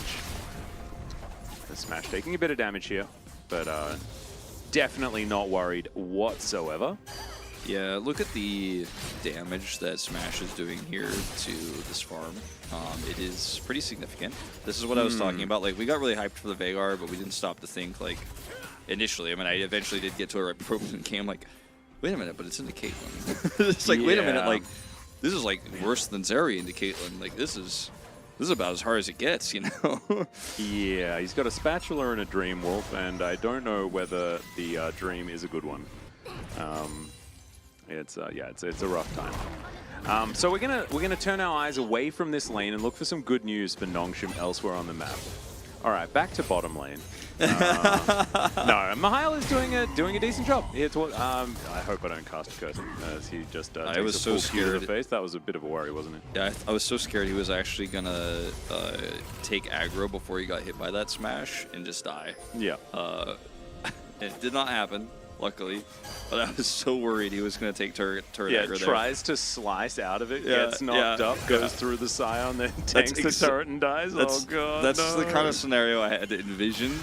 Yeah. And I think that's what the observers were worried about too, because they were like, he's awfully up there, isn't he, on the turret? I was a little nervous. As T1, they're going to start off this Hex Tech Drake. We'll see what the soul is going to be. Without Hex Tech, you don't exactly have the greatest of odds of having a very, very powerful soul. Yeah, we'll see what the next one is, and we'll kind of set the tone as we're going to engage here. Yeah, bit of battle. The Smash is taken down extraordinarily low. Good grand entrances. That's a great stun to come through from this Veigar, who is taking some control, you know, utilizing his cage quite effectively as Calyx. All right, he's going to separate the Caitlyn. The Q goes to Narnia and the Gragas goes to the Death Chamber. A really weird state of affairs here towards his bottom side. It was almost heroic, but in the end, kind of not. The event horizon is on such a long cooldown, so he got a good stun, but there's no follow-up damage. And actually, a lot of the damage from his W was blocked by Bout's shield. Like, Bout had a really nicely timed shield when this goes up, and then after that, you're like, well, we can't really fight this anymore. As, yeah, it's not exactly the fight you're looking for. Look at that shield from Bout, blocks a lot of that damage, and now you can't really try to force this without event horizon, and they even get the honey fruit. Cask is good, but Smash has flash, so oopsie daisy. Yeah, and then Calyx is like, but this isn't where I parked my car. That was very solo queue, Yeah. what we just witnessed there. Yeah. And hopefully he does find out where he parked his car because it's kind of important. All right, back at it. 2-0 in favor of T1 right now. And we do have to kind of take into consideration recent form as well, because T1 are on a 2-match winning streak, actually, here in the LCK. Have been upping their performance as the season draws to a close.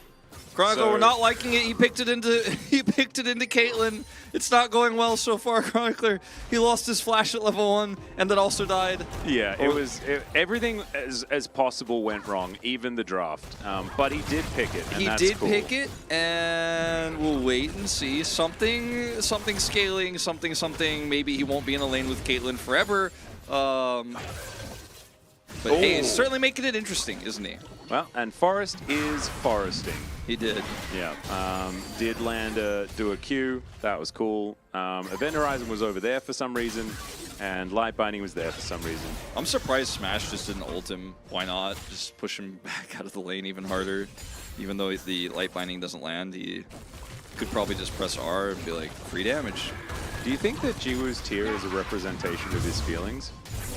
Yeah, at this point I would say yes. I would say Calyx also probably after that cast play from moments ago. Yeah. Yeah. Q gonna connect, Flash drive by. kick available. He Think Mihail? Maybe he is going to be the one, as Smash didn't actually get hit, but they managed to lock down the kill onto the Deluxe, and there's not enough damage from the Caitlyn right now. Actually, great combo does come through. The Primordial Blast. Nailed it. This is the Rakan synergy we were talking about that can work out very well. We talked about the Gragas synergy, the Gragas landing the cast with the Event Horizon, very difficult to pull off on this patch, but still, Smash here, caught. The knockup, though, is on the bout. Smash is just like, sorry, man, I'm out of here. Don't have the damage just yet. One more auto would have done it, but it doesn't have it. Yep. Just doesn't have a lot of damage at that point in time, so really nicely played. Maybe Nongshim can utilize this to leverage themselves back into the game. Will be difficult, but as you can see, the CS is actually evened out completely. And he has a gold lead? True. I mean, it's pretty pog.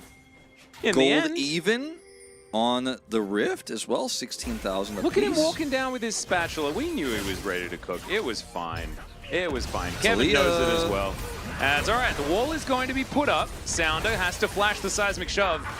Nicely done. They're unable to grab any kills, but still getting a bunch of important cooldowns, especially the flash on the Wukong. As the Lumberjack is, he's late for work. Dull kill minion. Dull smash. Dull miss only one CS this time. Dull will be better in future. Dull down 20 CS. It's okay. It's okay to be down CS as the Scion. Your job is to be a frontline. You're low resource. Also going to maybe get some plate gold if Renekton goes anywhere else on the map. Seismic shove! Ooh! And there's the final spot there as well. Calyx is going to flash and die as Forrest picks up that kill. Very nicely played here by T1. Yeah, you TP'd into that one. Lost your flash, still died, lost your cask now, so you are really losing a lot of control over this lane. Now 2 deaths, unfortunately, and that's a lot of time lost here to try to build that quick rod. It's a double rod game here for Nongshim, and at least their tier stacks are coming along, let's say. Like, they will eventually get there, but missing a lot of your critical win conditions here as T1 are going to get second trade. And Sounder is going to put this Rift Herald towards his top side. So this could certainly be a really great pressure point for Nongshim to leverage. But that second dragon is going to come through, and there is Chemtech Soul. Oh, baby. Completely worthless dragon gaming today. Oh, yeah. You love to see it. I'll just abandon ship up here so that a Herald is going to get an additional charge. This is not great. I mean, you could kind of lose lane, quote-unquote, in terms of CS, but losing your turret, that's not always going to happen. Losing your second turret is going to happen a lot faster than he would like this game to just freely get those resources we were talking about. Yeah. All right. Man, there's a lot of aging going on Nongshim right now. Can you see the amount of aging that's happening? Yeah. We're gonna have some old sticks being picked up by a lot of these players. It's kind of like the old days where every AP champion just had to buy it. Every mage has to buy it first. Yep. We're kind of like, we're not there yet, but we are. It feels like getting closer every day to the old Rod of Ages mage meta, which is why it was removed from the game. We just need to wait for Anivia to come back. I think that's why she was nerfed on a recent patch. She was the classic abuser. Yeah, she certainly was. Loved it. Rise too, you know. And he's back. He's back. Jiwoo just going to drop some dark matter from the sky. As Double H is wandering around the enemy jungle, and I think that like they've taken some control back, Wolf. Do you think that when Veigar pulls that down, it actually rips holes in Runeterra's ozone layer? I don't know. What's an ozone layer? You know, like the part of the atmosphere that keeps out UV radiation. Yeah, we don't have that where I'm from, so don't know anything about it. Yeah. Yeah, maybe Veigar wouldn't exist in Australia because we don't have an ozone layer. Doesn't have any dark matter to drop down. You actually just can't level your W. Hits999 has a question for me, but I'm going to ask it to you instead. Is New Zealand just a weird Australia? As we do have a team fight, there is a great knock-up as Forrest goes on a journey, gets a kick onto the Gragas. He survives. Why is he alive? Because I guess they don't have anyone that does any auto-attack damage whatsoever, and the Gragas is once again going to be punished as Dal, a massive double knock-up.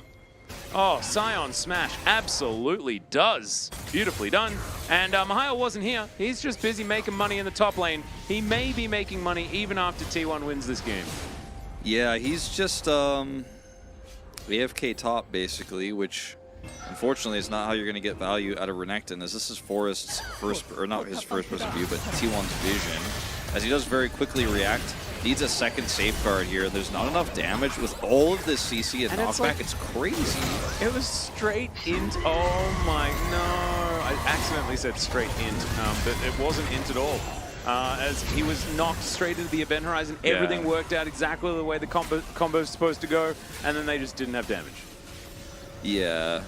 Well, you know, the early game Veigar, not really your win condition, not quite online just yet. The Renekton not being able to be utilized in these early objective fights. As we're going to go back to this, which is just very sad. Ah, so they killed Mihail before they started this fight. So he wasn't here. Yeah. Were we in a replay or something, or did my brain just... No, I think we were watching the fight. No, yeah, we were, because I don't remember that happening. Neither do I. But, you know, maybe I try to it's forget. just been a lot of games today. Yeah. Never know. Anyway, the Rift Herald going to be taken here as T1 look to further their advantage. Not a massive number on the top side is of the screen is going to separate these two teams. However, T1 with the composition that they have that, you know, has steady It's DPS well-rounded, you know, yeah, it has some CC, it has some initiation, it has a front line, it's got different damage profiles, you know. Yeah. A League of Legends team comp for the pro scene, we'll take it. As, unfortunately for Noshim, their composition needs, they need to complete a few more quests. They need to get some legendary rings, some legendary minutes of time need to pass for these rods to come online. Need to talk to the right NPCs, need to last hit some minions in the side lane. As the Veigar, the other thing about Veigar is when he's playing in the quote-unquote AD carry role, the bot position, he has to farm mid, so isn't side laning, so doesn't have the ability to farm freely, is always going to be vulnerable, is always going to potentially be seismic shoved. And also doesn't have the levels. If you're duo laning, like a mage often really likes being a solo lane because they benefit a lot off levels, just being a normal thing. Not going to be able to so much in this case, so if you compare him to Bay right now, he's a level behind, but that's actually not as bad as I was kind of expecting, so kind of doing all right. As Mihail Gonna move up. We are gonna contest. We contest everything here. That is how it goes. It's not a very valuable dragon. However, it's a dragon. It's a reason to fight. It's a thing to do. As Weaver's War comes in, that's going to split up the fight here. The Cyclone's decent, but the follow-up doesn't really exist. Knockups are coming forward as Forest does actually die this time, and with Mihail in the fight, it looks so much better here for Nongshim, although he does die. But still, they trade They very, can very maybe nicely. contest 2 here. for 1. They still have a Caitlyn. They have damage. They do. HH? HH doesn't have much of a health bar. Oh, if he flashes, HH is dead, but he doesn't want to commit. There's a lot of follow-up, so he might lose his life for it. So things better of it, and they will go over the single Chemtech Drake. But T1 not really losing a whole lot out of this as get the Renekton on the turnaround. And, I mean, you could see just how this team fight works so well for T1 despite what was a very nice setup here in this engage from Sounda. Like, Mihail and Sounda are coming on the flank here, and yes, HH and Jiu are locked out, but Jiu is still doing damage. That Q range buff really coming through. Yeah, getting over the wall. We end up getting the better of T1 in this fight. They get the Drake, but you're not going to get that Cyclone engage every time, so at least you got it here. At least you got some value out of your Renekton, who was on just farm top duty. He's getting some some advantages in team fights now with the money he's stacked up. Yeah, I'm actually kind of impressed by how Nongshim have found their way back into this game. I kind of thought at the beginning that it was just going to kind of be donezo after that that early play, but Jiu has just stuck to his guns. He's now behind like 3 farm or something like that. No issue whatsoever here for the Viger, and he's just going to continue to farm up this Q over and over. Already sitting at 400 AP. Still needs to build a hat, but does have his first 2 core items. Feeling pretty happy about that as Event Horizon goes down, and Forest, with the fact that he has Merc Treads, is not really going to worry about it too much. Yep, he's able to safeguard his way out of there after the stun ends. Merc Treads on Dahl. And really just, this is what I was talking about in terms of itemization, pretty easy. See magic resistance being built here for the second item for Dahl. See what he buys, might just be Force of Nature. Why is It's really up to him. Why is there a pinned message in the chat that just says fine?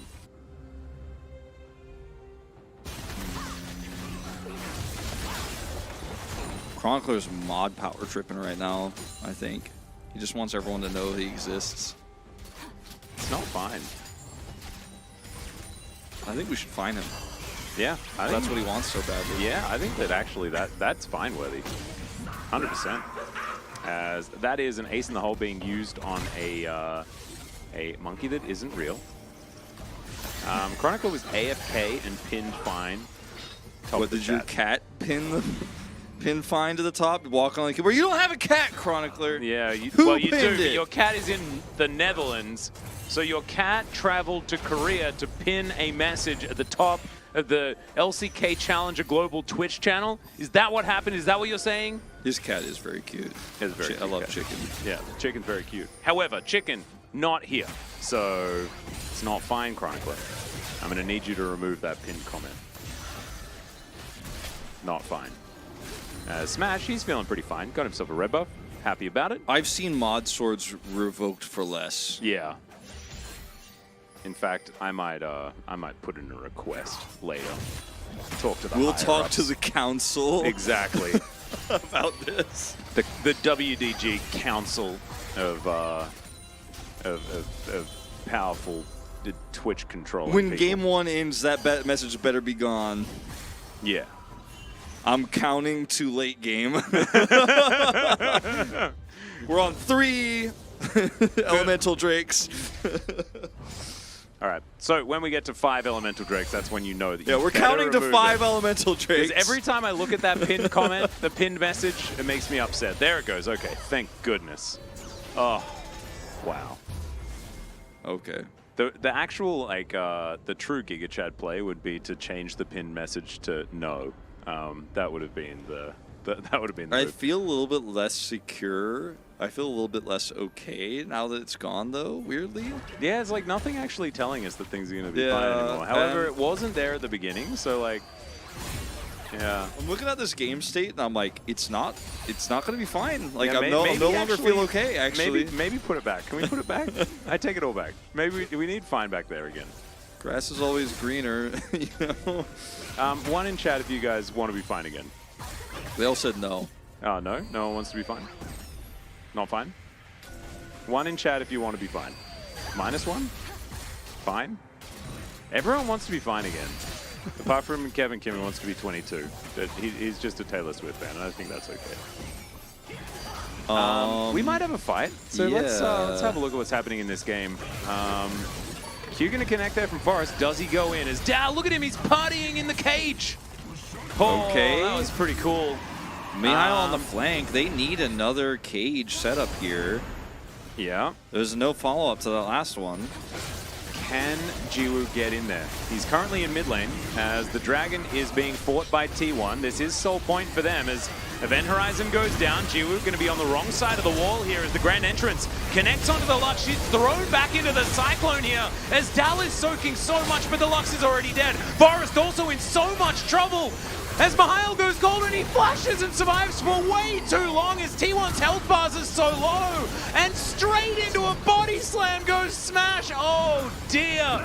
They're unable to make it work, and Nongshim, with their beautiful composition they've crafted, they create the chaos and they thrive. Beautiful! That's it. That's the analysis right there. Clean! Clinical! Roger Dodger. Superb! What? So if it was like incredible! if it was in Mario Golf and it was a great shot, which one would it be? Which great shot line would it be? I don't know. I don't remember the lines. Look at that knock the cask into. Yeah, nice on. Nice on. That's actually great. I forget about that. Nice on. That was what happened with the cast that went straight into the smash there. Yeah, well, this was a good team fight for Nongshim. It started off a little bit rocky. The Scion was was taking so much of that Veigar damage. I was worried that he wouldn't actually hurt anybody that he needed to, but ultimately they were able to do it in the end. By the way, Chronicler, it was a test. You failed. We're taking your mod privileges away. You were not supposed to actually put it back. Yeah, it's not fine. But I do feel a bit You're more supposed fine. to control the Twitch chat, not listen to their 1s and 2s. Even if we ask for them in like a community survey type way. It was all a test. Jiwoo is very strong right now, and they know this. That's why they're trying to kill him. Trying? Right. Can the Scion fight? No.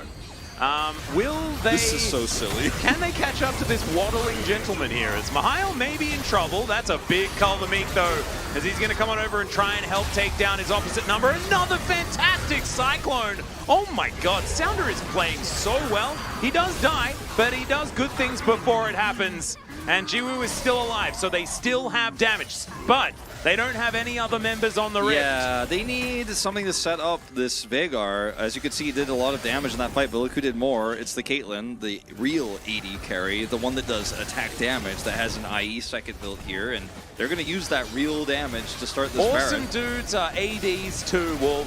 Okay. As Jiwoo's going to come over. Wow, this is, he's just going to get thrown around, which is ADC. somewhat bad. Awesome dude coming. Yeah, He was coming. Cleanse Flash comes in as Calyx almost makes it interesting, but it doesn't. As the Baron is going to be taken. Man, so sad because Nongshim just won that really cool fight, Wolf. And then this happens, and it looks like Nongshim are fine, and then they just kind of like all die. Yeah, well, Dahl actually holds the door here, and then Bout and Smash are free to just chunk down Mihail. And look at how much tanking Dahl does, and even with the re-engage here, they don't get the Caitlyn. So, the real traditional attack damage carry coming through as Jiwoo just kind of looks at the fight because he doesn't have any setup CC, and then he walks to Baron, looks at it, and then leaves without further elaborating. Because that's just the way it is. Sometimes it do be that way. Smash has 3 items now as well. This is a very, very strong Caitlyn. Was in a bit of a trough, and maybe that had something to do with them losing that fight around the Dragon. But that trough is in the past. Now 3-1-3 on this Kate, and now like with the Baron. Bay should just sell that the stopwatch and buy a Banshee's Veil and Like, there's no need to keep that anymore. You don't need that. Just build MR in this comp. Oh, there it is. Special delivery. That's how you deal with the Caitlyn. You just kill her. You jump out of the brush and take her down. As Forrest, he's going to try and safeguard his way out. We'll see whether he can actually survive as he goes in. Odd choice. What? Still manages to kill the Rakan, and he hasn't died yet. All right, can the Q connect? The answer is doesn't matter because Calyx will kill him. But taking 1-for-1 there, you're feeling pretty happy about this whole situation. Mihail? As Mihail does have to be careful, does have Sterix, and it is going to get popped as Bot is inside the cage and didn't like it, and will be taken out there as well towards that top side as Mihail's dead.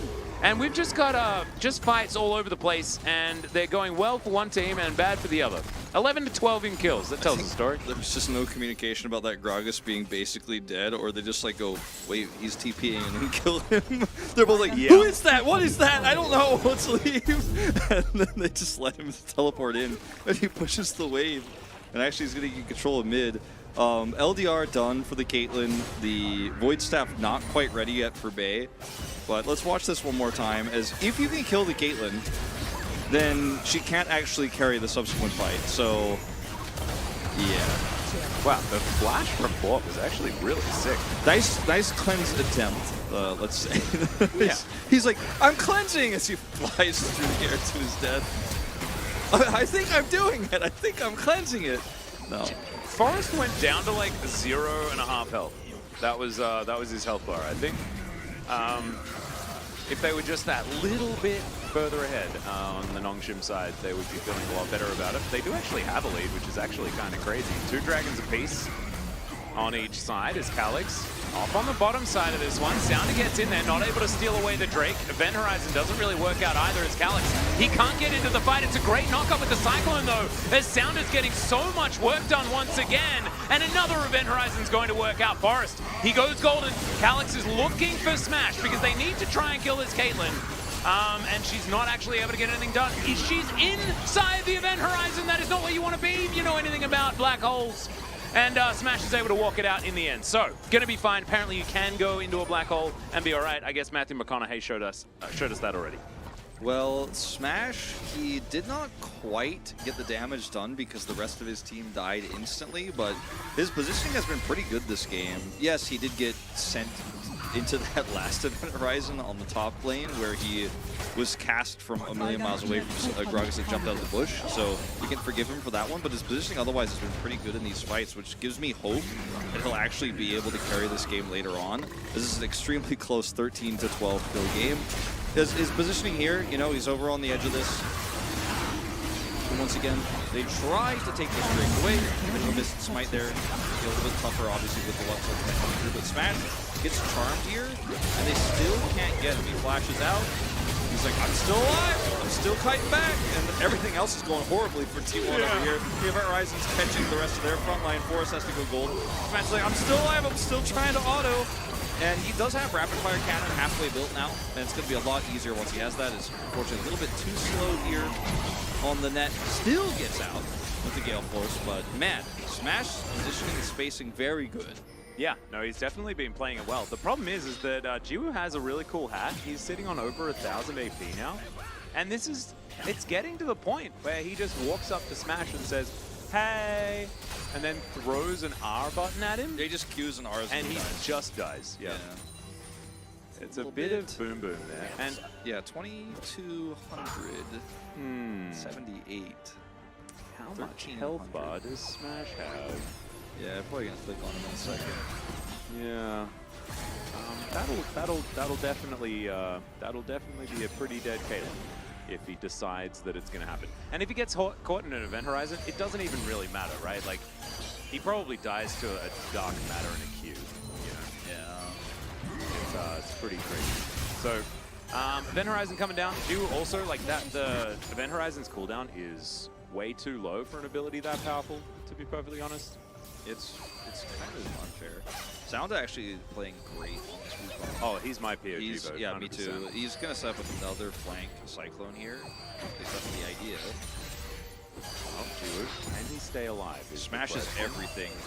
Oh, yeah. Val's going to walk on over. Forrest making his way in. All right, there's the quickness. As right into the backline goes Double H. He's actually collecting them all together, but he's still going to die. The cask is going to come through, and he belly flops on top of them as well. Does Calyx as Mihail. Going to try and get out of there. Jiwoo does have the Event Horizon available to stop them from proceeding any further, but now it's a 4 versus 5. Especially if Dal is able to get that health bar back up and available once again. Yeah, now, I mean, for Nongshim, you want to contest this Baron, but you're actually at the end of a Metroid game, man. It's time to escape the burning building. Oh, no. Yeah, this is... You don't even have, like, your hook shot anymore, you know? Like, the Varia suit's worn off. Oh, dear. Well, we'll see what they can do, because they also can't let it go, because the siege is too powerful. Great life binding will connect onto Mihail there, who goes down to his GA. And now Event Horizon is going to split up the fight. Calyx coming in here to try and save his top laner, but not a whole lot is going to come of it as he dives on top of Smash and just gets headshotted to death. The Weaver's Wall comes forward. That is going to be a lot of damage on the Jiwoo, and he's taken down. He was trying to get towards Smash, but couldn't actually get there, and Nongshim unfortunately kind of just fall apart. This might be game. I mean, getting this Baron means you're going to have so much power around the map here. And yeah, the Drakes don't matter that much, but T1 should be able to secure Soul here at the start of the Elder. They will be able to get some serious push done with this Caitlyn here across all 3 lanes. So much standing hold on the map. I love how it's, you look at the DPS across, it's like, there are 2 champions who hurt people.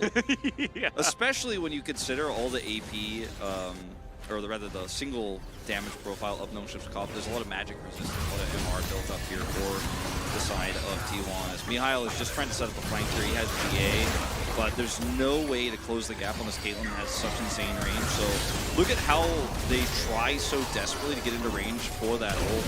They can't actually get smashed. Jiwoo's like, if I can just ult him, I just need to press R. But he can't. He can't. And then trying to damage any of these other frontline champions have so much MR is not going to work. Nope. And I think Jiwoo just wanted to, like, one-shot the Lux on his way out or something like that. Knew that he was dead, and you can understand it. But now we're back, and we're fighting for this Chemtech Soul for T1. Will be 3 Drakes apiece if it's stolen Look at by Val's shields, Nongshim. too. Oh, the flank angle. Look at this burly gentleman ready to throw a barrel. He is going to throw it on in there. It doesn't hit anyone at all, but still, they kill Caitlyn. And now T1 are just going to straight up lose this fight. It's a triple kill for the Renekton. Now you don't have any, you've lost your critical Baron buffs. You don't have any power here. You decided to just go in without vision on Chemtech's Soul. And now, I mean, with these long death timers, maybe Nongshim just straight up Baronless will walk up here and get some inhibitors, maybe even end the game.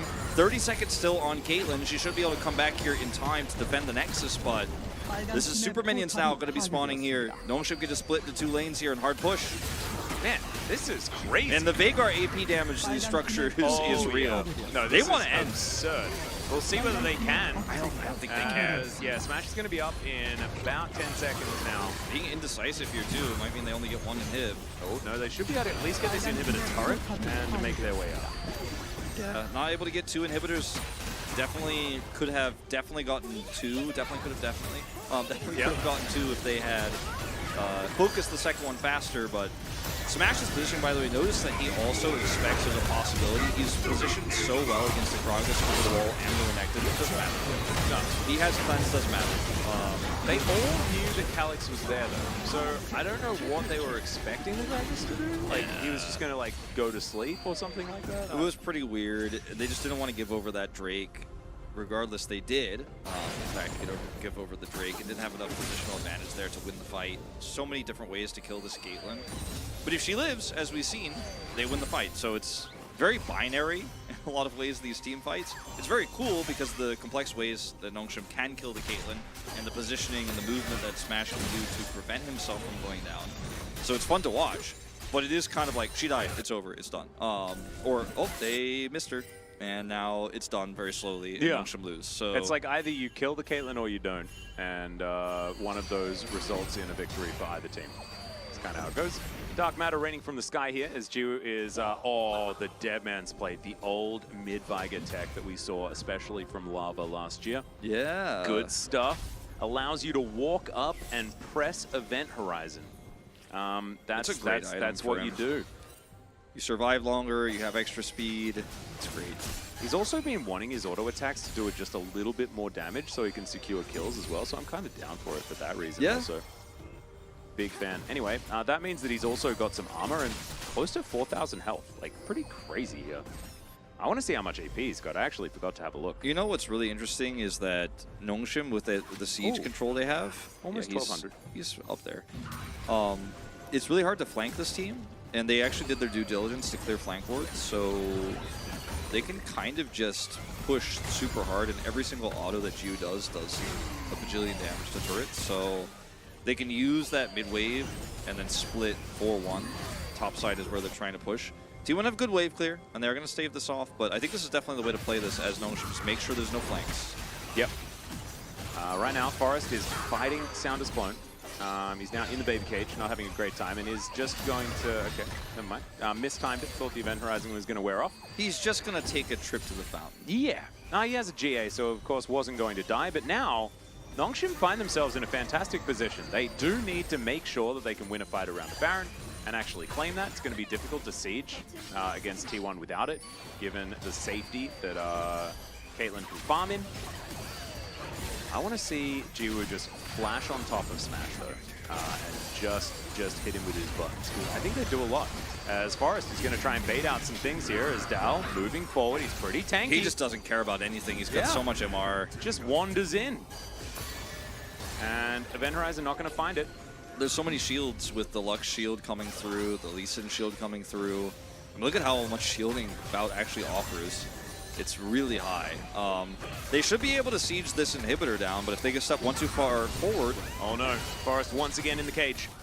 Going to take the Dark Matter, and that did so much damage. Man, Jiwoo, every time he hits an ability, it's meaningful. In this particular moment. It looks like they're going to be able to grab this inhibitor, utilizing the Event Horizon for a bit of zoning, and Nongshim will just back away.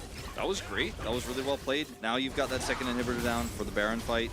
15 seconds. You need to rush over to it, though, on these backs. As T1 go up the fast track here, they've identified the backs. At least they should have here. They're going to come over and now clear some vision. There's no setup here on this Baron whatsoever. Nice steal. But now they have to win this fight. Like, getting the inhibitors down is going to make it easier to do so, but it's not a default win. No, and they need to play it out well to be able to utilize the fact that these side lanes are pushing. Mihail took the Mega Cone, and that was a bit scary for a moment, as he does have Slice, so he will be all right. So, Sounder, avoiding life bindings, definitely very important. The minions will do the work on the bottom side of the map here, so T1 can't just sit back forever. Yeah, and Nongshim need to sit back. They kind of, if they get baited into a fight on T1's terms, that's when things get a little bit dangerous. As Calyx is just going to go and grab himself a 4-stack Chemtech Soul. Yeah, T1 would love to have that Soul, actually, and the 3 stacking shields. Plus the tenacity is something that T1 also would have loved to have, ironically, in this composition with all the CC. Yeah. Feels bad that they're not able to pick it up, but the Merc Treads will do a good enough job. It's just about setting up for these flanks. Well, Mihail's going to get kicked. There's another teleport to come forward. Dominus is there. Can Mihail buy enough time is the question as he flashes on top of Smash. Slice, dies. Can he actually kill her? The answer's no, but the GA is going to be there. Flash in from Double H, and Sounder finds the Cyclone. Everyone's going everywhere as Smash is trying to get it done. He's in the brush. Oh my god, the Primordial Blast! Oh yeah, dodge that, I guess, is the question, as Bot is going to go down as well. Man, it looked like so much cool gameplay, and then Jiwoo just pressed a button on top of a Caitlyn. And then it was kind of over. Yeah, Baron is still up here. The minions are going to be cleared. Bay went back, grabbed some extra HP, is going to be able to clear this up, and they're going to have to try to rush this Baron down, but Forrest is still alive. No flash, does have kick. So he could go for a steal attempt here. If they need to clear this vision, they will. Forrest wants to make sure there's no one lying and waiting, no traps to be set. And because he has the empowered Scryers, looking for Jiu here. Yeah, Event Horizon comes in as Forrest is going to get taken down to his GA. Dal's going to move on over here. Oh my god. And they manage to take down the jungler. The Baron is still up and available. Bay is going to get taken out. Event Horizon's going to stop Dow from being able to annoy Jiwoo here as Calyx, he was tanking the Baron that entire time, almost died to it, and Sounder gets back into the pit, and I think they're going to be able to get this one done now. Yeah, well, the Baron is going to allow them to push to end here, but the mid inhibitor has respawned. There's only 2 minutes left on bot inhibitor. They delayed the Baron, and they're going to have to back here. Now these respawns are coming through. Smash is back up. Watch this movement from Smash. Like, hot damn, this guy is so good. So well, and the amount it matters is like so little. Yeah, and there's the root there onto the Renekton. His positioning is so good, and then he has the cat, or rather the flash, then the Gale Force out of this Cyclone, and then takes out the Renekton, takes out HH, and then he gets killed by an R button. Yeah. Oh man. And with this skin also, it's like, oh, it's so comical. Oh man. Talia Jiwoo up. just totally outplayed him, really. And I mean, there's a lot of wave clear here defensively for T1, but I don't know if it's going to be enough. No, I Two don't think so. inhibs down. Okay, we're going for it. Grand Entrance is fantastic though, and he's charmed for about 16 years. Viger is going to be able to pick up that kill. Did have to use the ult for it though, as Bot is now trying to get away from Sounder, who's just in that backline obliterating him. That is a dead Caitlyn as well. And T1, they're not going to be able to find it, and Viger will pick up his first win that I've cast in the bottom lane today. Love to see it from Nongshim. It looked really bad in the early game. He lost his flash and died at level 1. The early laning phase did not go well. Smash's positioning was so good throughout a lot of this game. But ultimately, in the mid game, some great plays from the jungle actually set up this Vigar, and I 100% vote jungle here. I know the Vigar is cool, he did a lot of damage, but those Cyclones won the game, in my opinion. And without those really nice flanks and some good casks, he does not do the damage that he needs to do in this game. I chose violence. I voted for Viger. I'm not doing it, man. No, I shouldn't have. I shouldn't have, but I did it. I did it because the dopamine of that gigantic R button. And he played a really good Viger. And without him, then they just straight up lose. True. But I think like there was honestly so much good play from both Sounder and Double H. Both of them, I think, allowed like Calyx to do some really weird things throughout that game. Mihail to get caught out of position, things like that. Look at that damage, man. Yeah, it's a lot of damage. 65k. I mean, it was also a 43 kill game. But how much DPM is that? Is it like 1200? Let me think about this for a second. It's got to be like 1,000, yeah, 250 or so, 1,300 nearly. Holy crap. Yeah, it's really high. That's absurd. Well, we're going to see it when he picks up POG, I guess, the number. Man, Sounder deserves it, though. No, I think it might actually be Sounder. There might be people. It won't be. Everyone's going to be big R voters. I'm not, though. I'm just putting it on the record. I didn't... Yundo thinks that this is his game of the season so far? For Challenger, or just out of every game we've had in League of Legends? It was definitely super fun. I liked it a lot. It was not clean, but it became very interesting. 1,522 DPM. That's a lot of DPM. Yeah, this was a really, really fun match. And the battle of Smash versus an R button was an epic one. Feels like Smash was a bit robbed this game though, because he's had some rough games. This was not one of them. Yeah, no, he was so good this game. Yeah. Wow. I just want to see who it's going to be. I think when it takes this long, it usually means people are deliberating quite a bit before they send their votes in. Yeah. So. It will be Jiwoo to fix it up. And 15-22. Good math, Twitch chat. Yeah, Sajak's actually killing it with the mathematics. Thank you very much for that one. 10-2 and 10, and he had so much AP, it was absurd. 43.2% of the team's damage. Just wonderful. And man, like, this guy is a really good Neela player as well, and he's an 80 carry. Like, is there anything this man cannot do? I mean, he's the type of player that is exactly who you want to be in your trainee team, because he can do anything. He can scrim anything. You know, if Nongshim are like, oh, I want to try to run this, like, he can play it against you. He can play it for you. He could slot into another team and play a specific unique pick and show people how it's done, how it's played. So his positioning was really good. Yeah, he died at level 1, and there were some times where he wasn't able to get the event horizon off, but otherwise, Bile smashed positioned really well too against all those other threats. He also had great follow-up. He never really got caught himself. I mean, even against all the MR, he made it happen. He hit those Qs consistently, continued to stack AP. Yeah. So many baleful strikes were landing, so much AP was being built, and it's just great to see a new pick towards that bottom side. We had knowledge that this could be coming in, especially after the buff.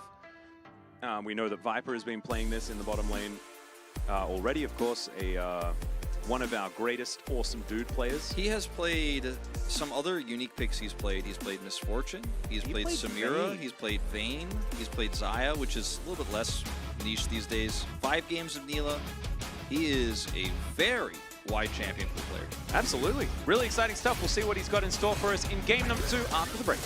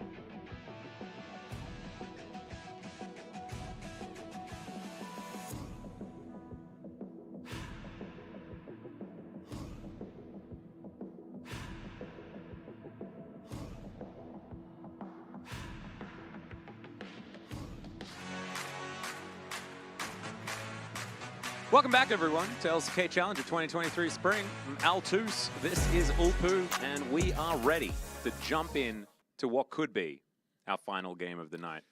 I don't think it's going to be, though. No. I think it's going 3. I think T1 going to strike back in the second game. It was a very close game 1. Draft definitely very interesting from Nongshim, and I think if the game was cleaner on either side, it could have been a one-sided game, actually, but early disadvantages for Nongshim, but really great mid-game team fighting, which is why I personally believe that the jungle or Sounda should have gotten the POG votes, but that's just me. Like, Sounda, the thankless hero of this game. But yeah, I mean, it was very back and forth. 42-minute game. Yep. 42-40, I think it was in the end. Very long game. Lots of boom boom damage.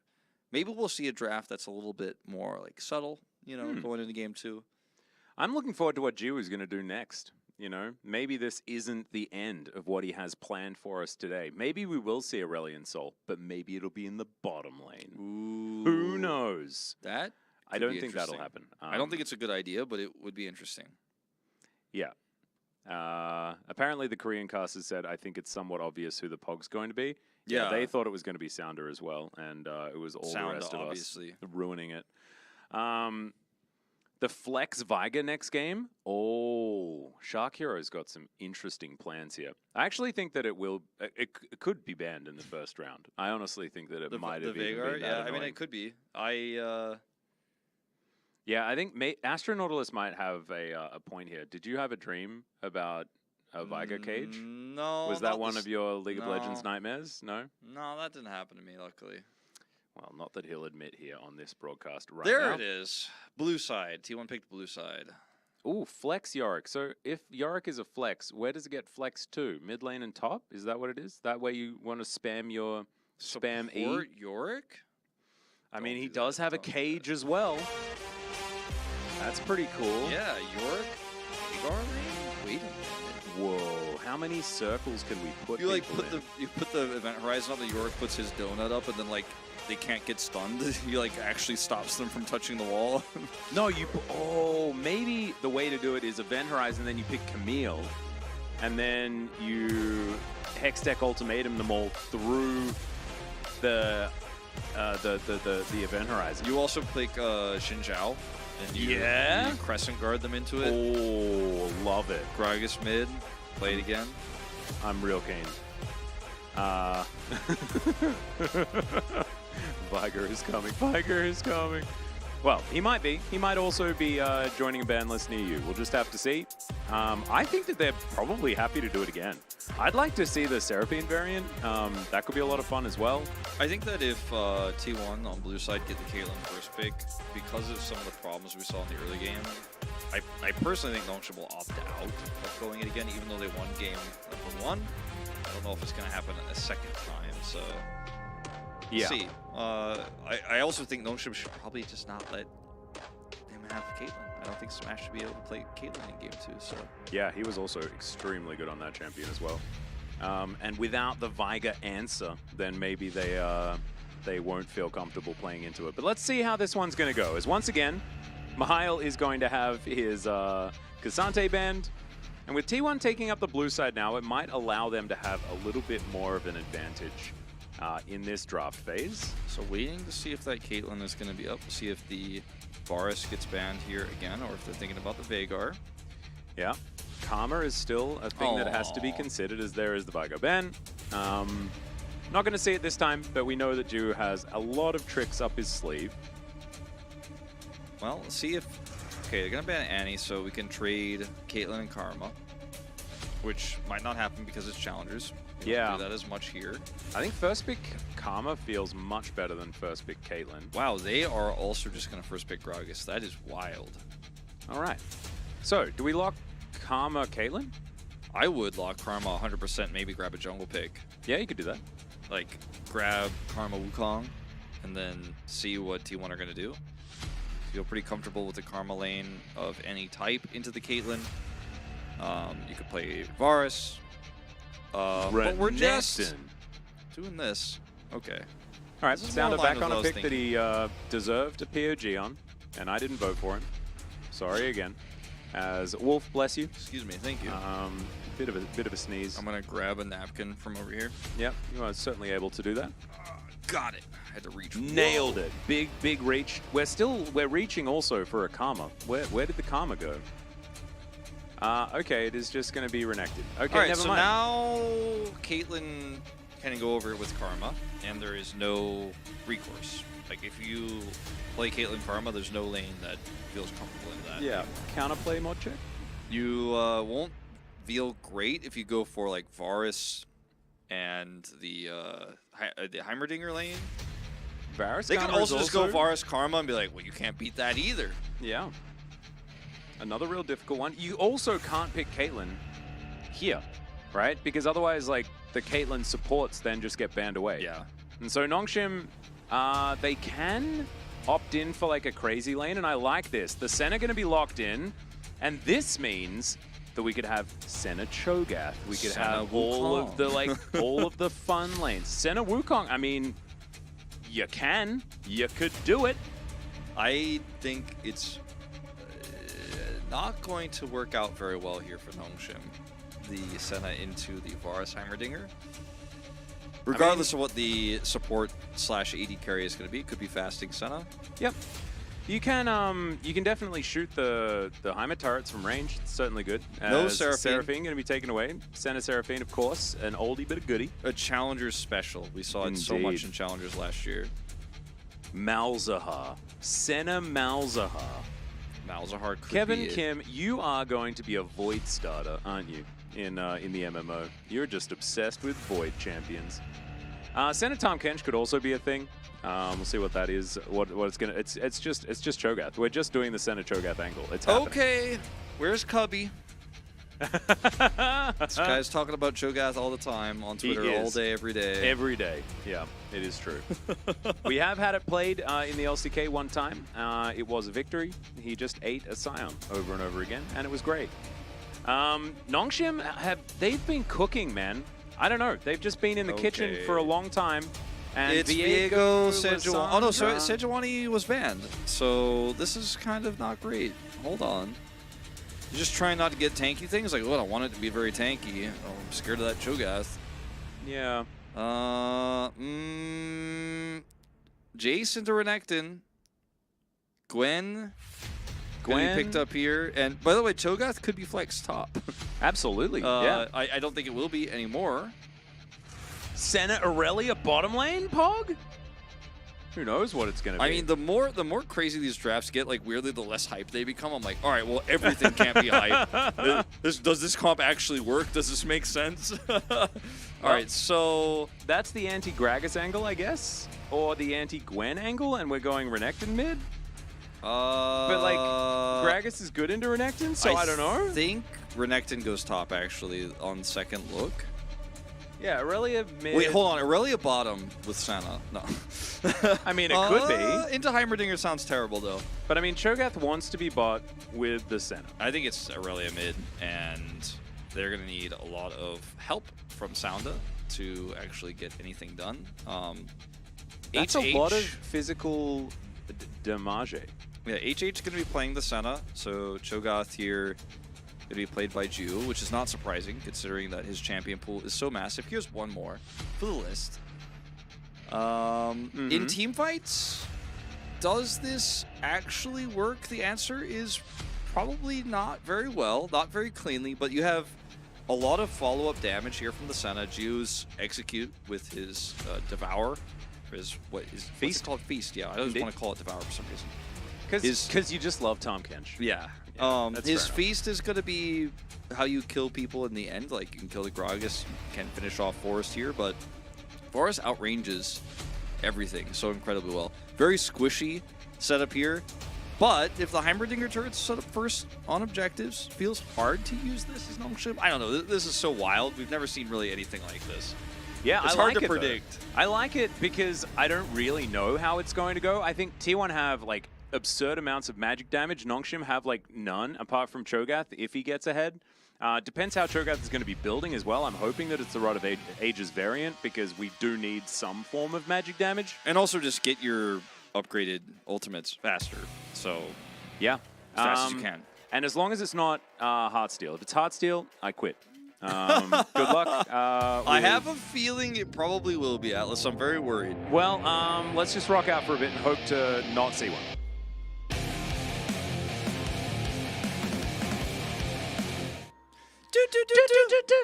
You were a little bit late, I think. Oh, was I? Maybe I was early. I think also that it stopped the song really, really Yeah, early. it was really weird timing on that this time. Yeah, bit of a strange one. Anyway, we're here. We're onto the Rift. Skinny Cho'Gath, man. Remember when Cho'Gath was young? Little babby Cho'Gath. Level 1 Cho'Gath, man. Wait. Oh no. He's that new Cho'Gath skin. Wait, I can't see it that well. I Ew. can't see it that well. Bring it back. What? Get out of the bush. Oh, the look at him. He's skin showing it to us. sucks. Zoom in. What the Enhance. hell, man? It's Gentleman Cho'Gath or nothing. Forest is dead. Little T1 Forest hopping through the forest. Oh, no. He's going to flash. Yep. The forest is dark and scary, Forest. You should know. As they do manage to get a ward in there. And now Arrow's getting charged. Snare will land. Now the Rupture is guaranteed. That's the power of this lane. That's 2 flashes at level 1, baby. Yeah. Ooh, one more Rupture. One more Comet to connect. Is Jiwoo the most flexible player in League of Legends Is history? Jiwoo the best player in the world? Maybe? He might be. He might be. In 4 years' time, we'll be like, remember when he was baby Cho'Gath? Yeah, remember when he chose the wrong skin, but we still liked him afterwards? I think the skin is very interesting. But he doesn't say, up you go, whenever he presses Rupture. Well, I So think it's he therefore just actually, bad. I think he does it, we'll have to keep an eye on his player cam. He's not doing it right now, but I think when he does get the knock-up, he actually just says it out loud himself in English, even though he has his client in Korean, so makes it okay. Yeah. Up you go. He says it just like that. I love it so much. Oh, such a good skin. Anyway, yes, prehistoric Cho'Gath is also fun because it's just a skeleton. As Mahal is slicing dice and having a good time. But this can be a rough lane for the Renekton, and Gwen does scale far better. As nice little snare onto Double H. He'll need to get a few extra piercing darknesses around this lane to make himself feel better. Sounder coming down here early. And we'll see what he can get done here, as he is going to be aggressive against this Viego. Forest, no red buff, lower on health. Oh, there's your stun dear. gone. Yeah, and he doesn't have no flash. Yeah. So Sounder is going to be able to steal away this red buff. No way that Sounder should be able to come back and grab this, as Jiwoo gets another Rupture. And honestly, I feel like Rupture accuracy is the way you judge a Cho'Gath player. No, for sure. He's hitting a lot of them. He's like, it's easier to hit, it's lower cooldown than the event horizon. Like, this is actually just easier than what I did last game. Misses 2 in a row since I said that. So sorry, Jiwoo. That's my bad. He's just letting you know he's not a bot and that he's listening. Hey, there we go. Just proof that he's not scripting. Yeah. There we go. Love it. Kevin Kim actually with a fun fact, as Calix is going to interrupt me just for a moment, doing some damage to Bei here. Sounder moves forward. Apparently, Jiwoo is the name of Ash Ketchum in the Korean version of Pokemon. That's true. Cool. Haven't seen the Korean version of Pokemon yet. I do know that Charmander's name is Paidi. Yeah. I used to know Squirtle's name, but Gobugi, Gobugi? which is the same word for turtle. Oh, that's really cute. And And then then Bulbasaur has a Q1 too, I think. Isangheshi. Yeah, It's that basically one- like that one's Mr. hard. Weird. Mr. Weird. It's or Weird Mister, I guess. It's kind of a strange name. And Pikachu is Pikachu. Yes. Chikorita is Chikorita. Yes. Know that one as well. There's a lot of the names that are just like the same as the Japanese names that are just the same everywhere. It's actually really, really cool. There are some really crazy names. I'll hold that thought for a second, as Forrest is going to come down here flashless and try to make something happen. Bei's coming in as well. Against a as- Cho'Gath, this is going to be pretty hard to pull off. Yeah, Feral Scream is actually really powerful in Calix has situations TP like too. this, but it's whether or not they can actually survive it, which is the question here is, okay, we're going to try and figure this one out. They dive in on top of the center, and she does go down, but the Rupture's Rupture! fantastic, and Bei, he will fall. And Forrest is not tanking the turret, thank goodness, but, oh, he manages to get it onto Bot. Bot is real dead. As, man, if that Flawless Duet doesn't land, then Calyx may not have been able to get that kill, but it does beautifully played here by Nongshim. It was a really clean, flawless duet. The angle was great, so he knows that the only path really that could be taken is through it, as Forrest doesn't have flash. It's coming up in just a few seconds here. We'll get away, though.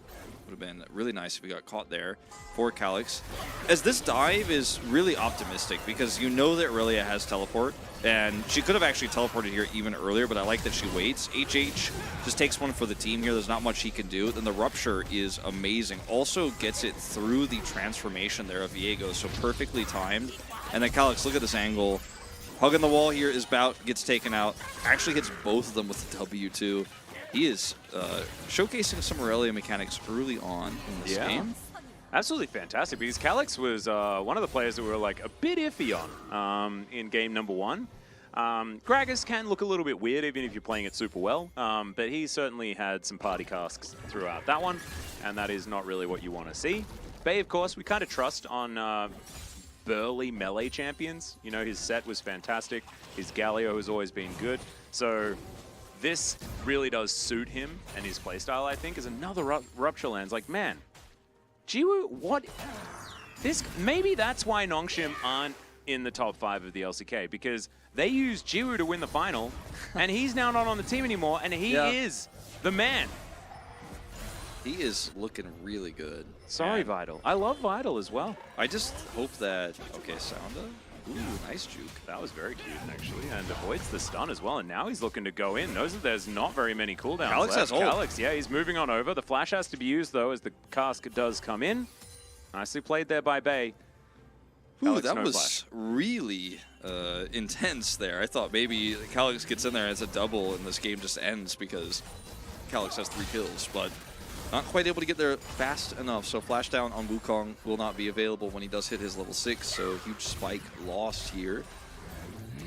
Yeah. But yeah, you picked the Heimerdinger and the Varus thinking you're safe. And it's like, oh yeah, no Karma, not that interesting what's going on, but this Cho'Gath, now at level 6. With an X-Tech Alternator for some extra damage. Look at that, Oh X-Tech Alternator, procs plus Comet, so much damage. Qmax Cho'Gath is something that I haven't seen for a while, just because you really like maxing Vorpal spikes, right? Like, just in top lane, right? In a melee matchup, you actually get to use it. It clears out wave really nicely. But this Rupture, man, it's like better poke than a Varus. Yeah, this is actually wild.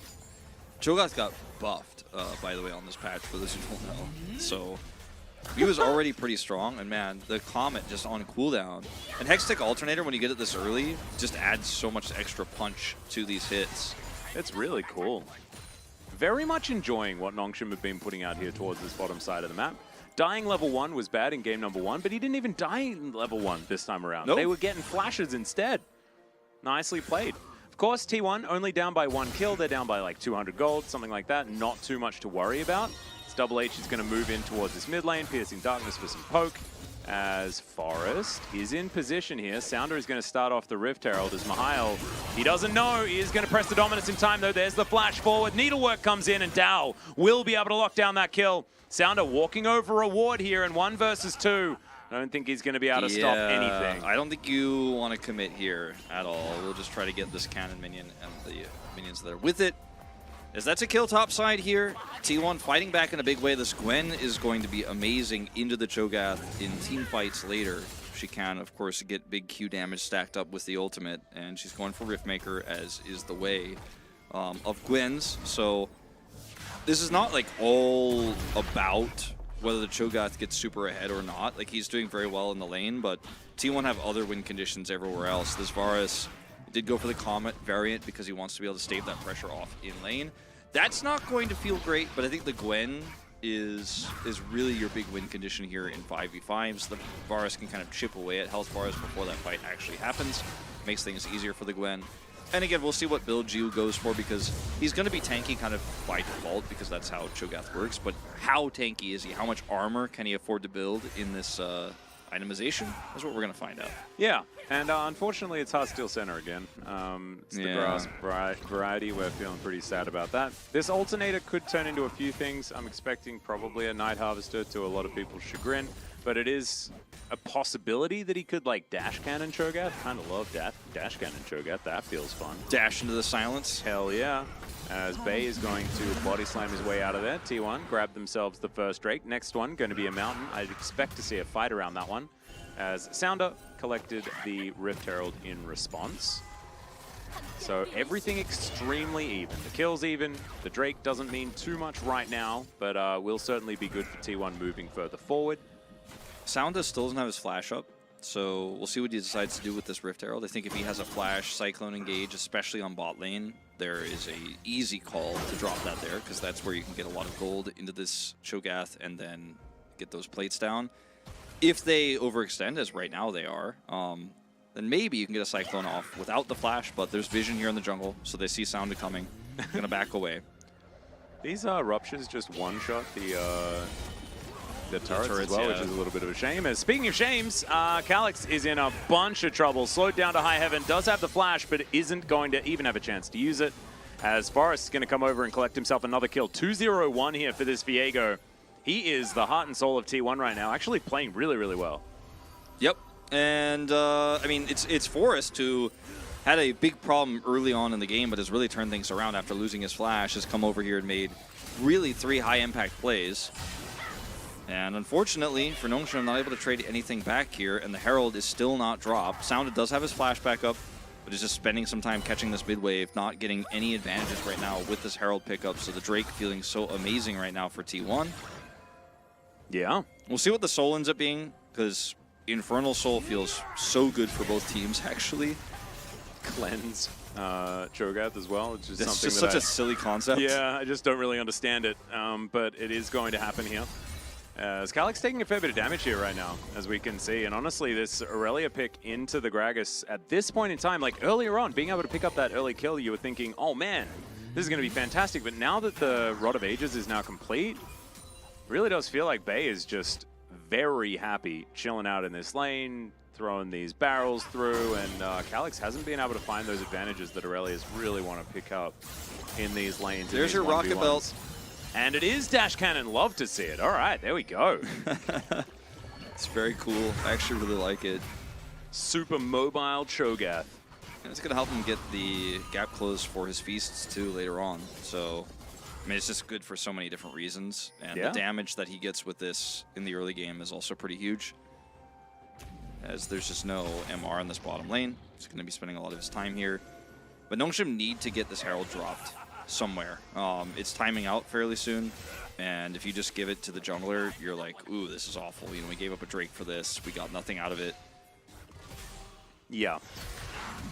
But as it stands, still, everything very, very even. Under 1,000 gold separates these two squads. But with this situation here, it becomes very, very difficult, because Dal should just solo kill Nihil here. Yeah, it's just too easy. And the Gwen, with the advantage that she had, now with the Rift Maker done, and also this Rift Herald doesn't actually get a charge. Like, what's happening, Nongshim? Are we all right? Yeah, this is not working out. And unlike the last game, where they had some really stable engaged champions plus a Veigar that infinitely scales, Cho'Gath, he kind of infinitely scales, but not really, actually. Senna, she kind of infinitely scales, but not even close to the same way that Veigar does, so... Yeah. You know, you really needed that Herald to hit.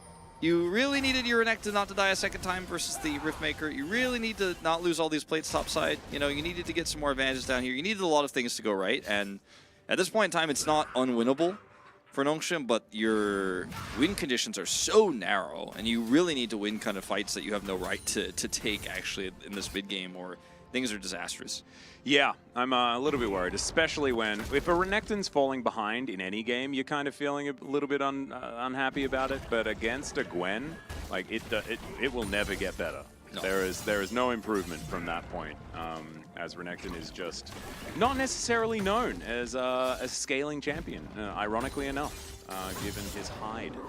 Nihil is going to at least steal a red buff, a blue buff, sorry. As oh well, he's going to try. That's not very patient. There we go. Got it. Nailed it. No worries. Absolutely fine. Now going to eat some honey fruit, head back towards that top side, and hopefully not die. Forest on a ward. Sounder is moving forward. Can they actually get the engage is the question. The answer is no, not quite speedy enough. Good body slam is going to deliver the Aurelia in. Dawning Shadow does connect onto Forest as the Vanguard's edge is through. Great body slam onto Sounder there. Bay with the disengage. I mean, they're getting nothing out of this. The body slam was perfect. No way for Sounder to set up the follow-up Cyclone there, and now they've lost their entire top turret, and there is just no way. I don't think Nongshim could take this Drake here. Dahl is coming down. Depends how powerful this Cho'Gath can be. As Jiwoo not going to be able to find the rupture there, as Sounder gets himself out, and Bay is just running this map right now, guys. He is huge. Sounder has Flash Cyclone, but he's so far away from the fight. I think they're just giving this up. And there's no cross map. There's nothing here.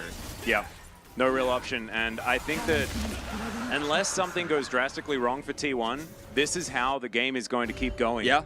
I don't see where it gets much better. Of course, Jiwoo does have a slight lead, but I'm looking towards that top side. 1,600 gold in advantage for the Gwen. And where does Mihail find his way to be relevant? Yeah, that is the question. And with a really nice team fight setup where you have Cyclone on top of Rupture, on top of the Silence, and he just comes in and presses Q and the Gore Drinkers and lives forever, yeah, you can win that fight. You absolutely can. You can beat the front line, front to back this, but you need the engage to be great. And they're not giving themselves any opportunities. Showing up late to that last Drake fight means no fight there. Not showing up to this one at all, even though Sounder is in the vicinity, means no opportunities. Teleport means no turret here. They're just coming up empty everywhere they look.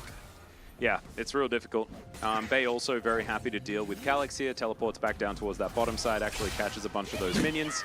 Somebody says something, I think that's so true if you're a Nongshim fan. If this was LCK, GG. Since this is Challengers, Elder Flip. And you know what? Hey, there we go. That's the positivity I'm looking for. That's the Challengers Hopian. chat. That is the Hopian. And to be perfectly honest, like, we should have known. You cannot call a game over ever in Challenger. We've been burnt by this before. So that is true. It is certainly a game that is well and truly within T1's grasp right now. And barring a colossal mess-up situation, they should cruise to a win. However, Should's a word we always, Yeah. you know, we say it in Challengers, but we're like, ooh, should I have said that?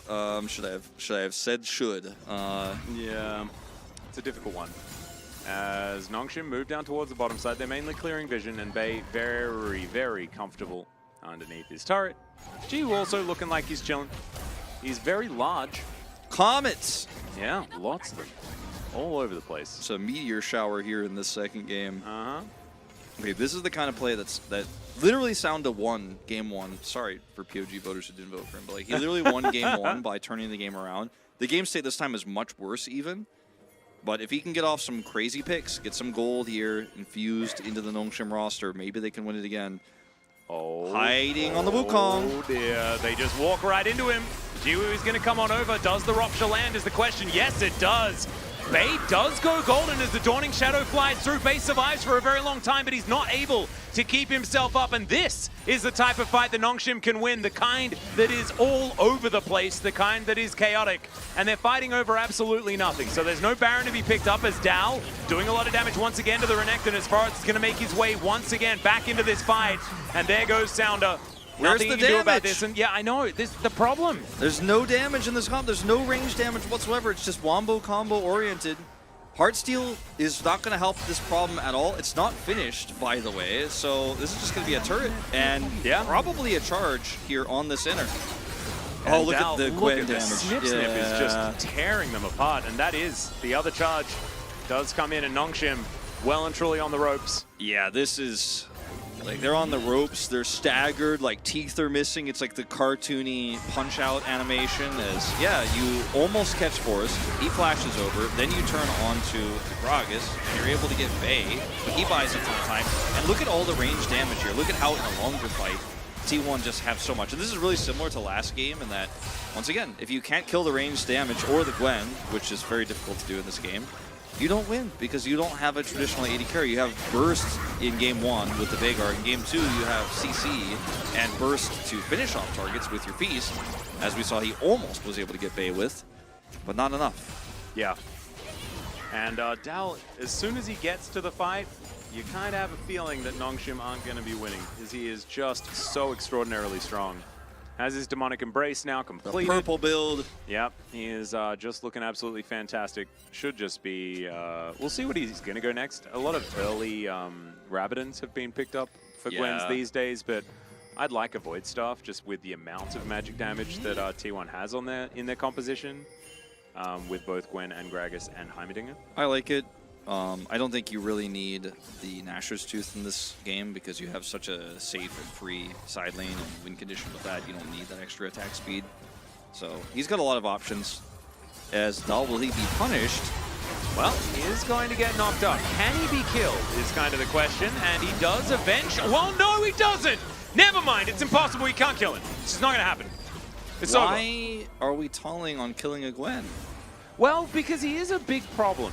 The problem is that now it's worse. As G wants to try and avoid Bay and come over here and eat Dao, as I think he can rock if he can. No! Gwen was Doesn't have immune! Flash. Gwen was indeed immune, although he didn't And also even out of try to hit range. her. Yeah. That's going to be sole point here for T1. And it's kind of disappointing because last game there was so much back and forth, but Nongshim kind of dropped the ball and never found it Look again. at this. He has his Q fully stacked. He has so much health here. And he also just has the healing coming through from his Mythic. So unlucky. He tried to focus on Gwen. I thought we learned this on Gwen's release, like especially with that... why am I forgetting the item name? It's been a long day, but not really, actually. It's been the shortest Monday ever. The Riftmaker? The Riftmaker, yes. With the Riftmaker, you can't kill this champion. Yeah. You can kill Mihail. It's actually, it's not too difficult. Needlework is going to be utilized. He has no more mobility abilities left, but does have a team, so never mind. He is going to survive, at least for the moment. Needlework on cooldown might mean something. We'll see. All these flashes down outside of Senna. Yeah, she's got a heart steal. Plus Yeah, 25. now she can flash into the middle of a fight to like get Yeah. all them stacks, you know. Look at the total damage dealt on T1, and look at the 0 damage dealt by Nongshim in this game. Yeah. I'd say probably about like 3,500, 4,000 of that geo damage is in lane.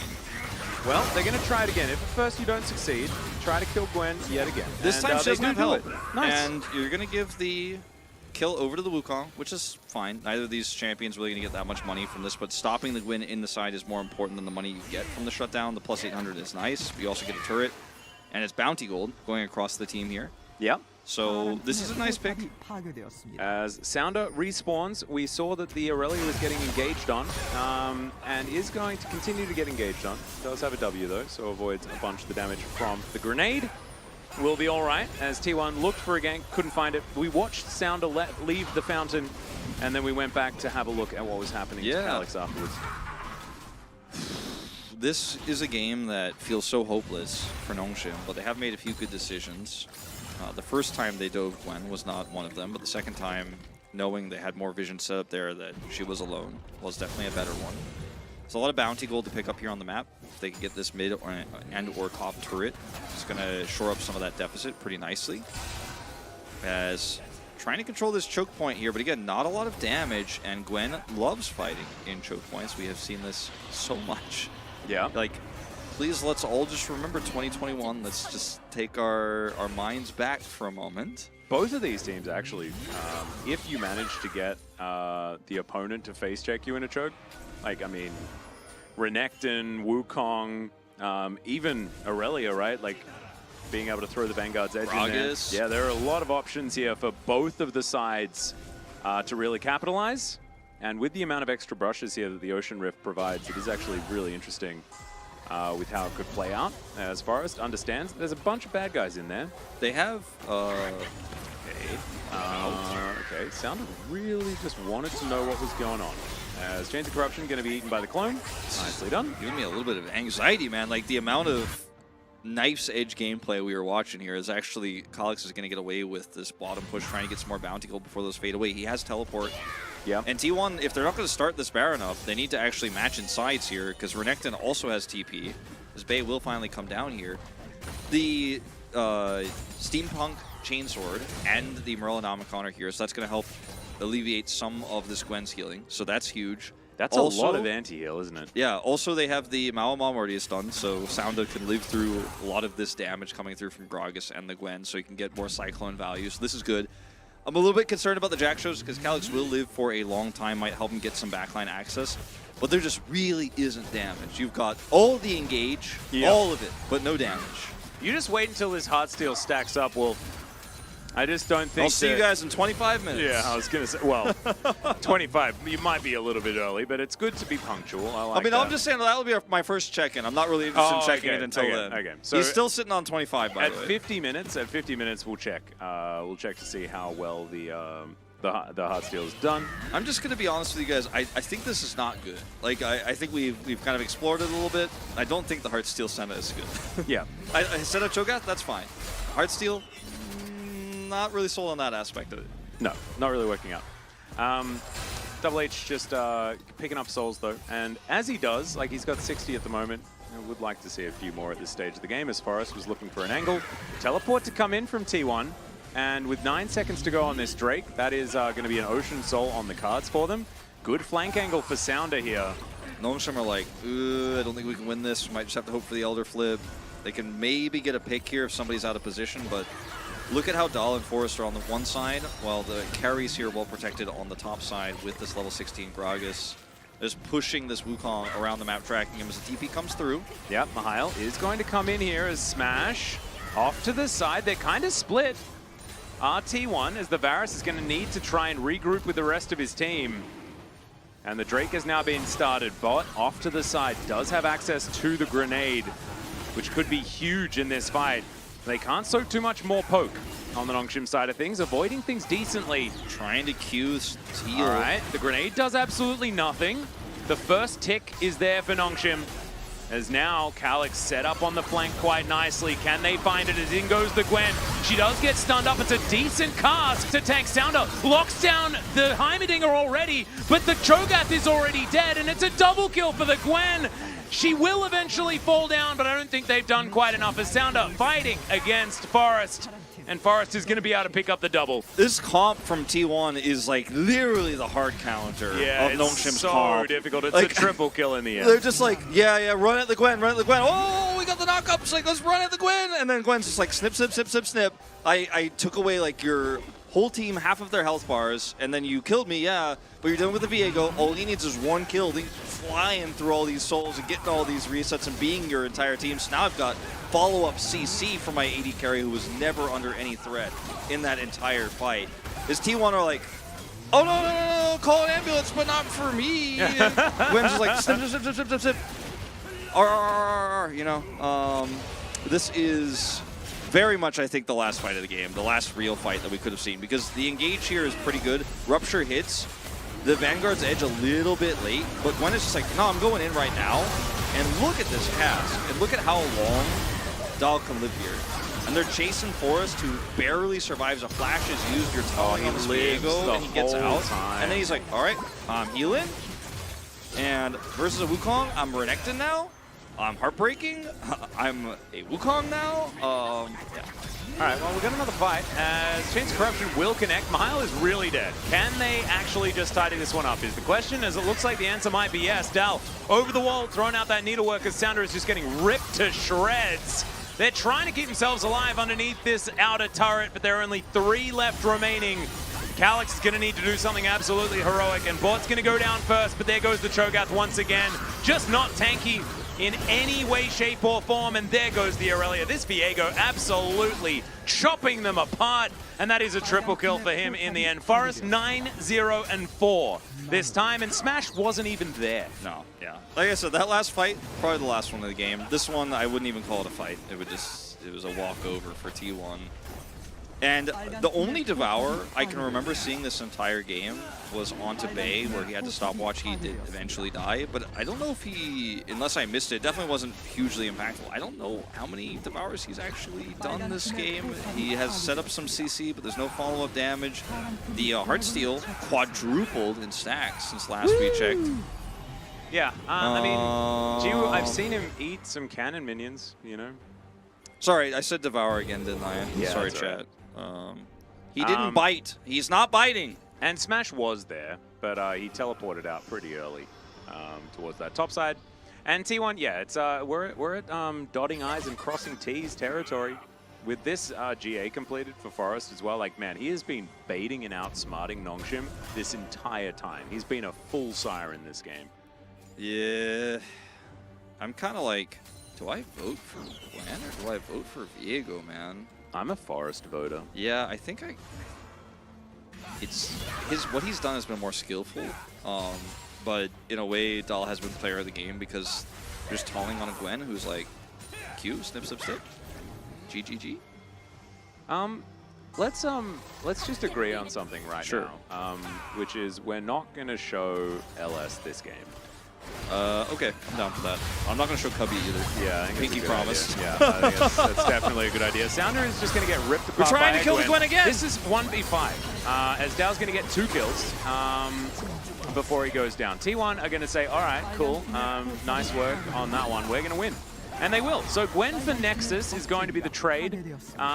We will set up a Twitch poll just to work out whether we think that that one's worth it.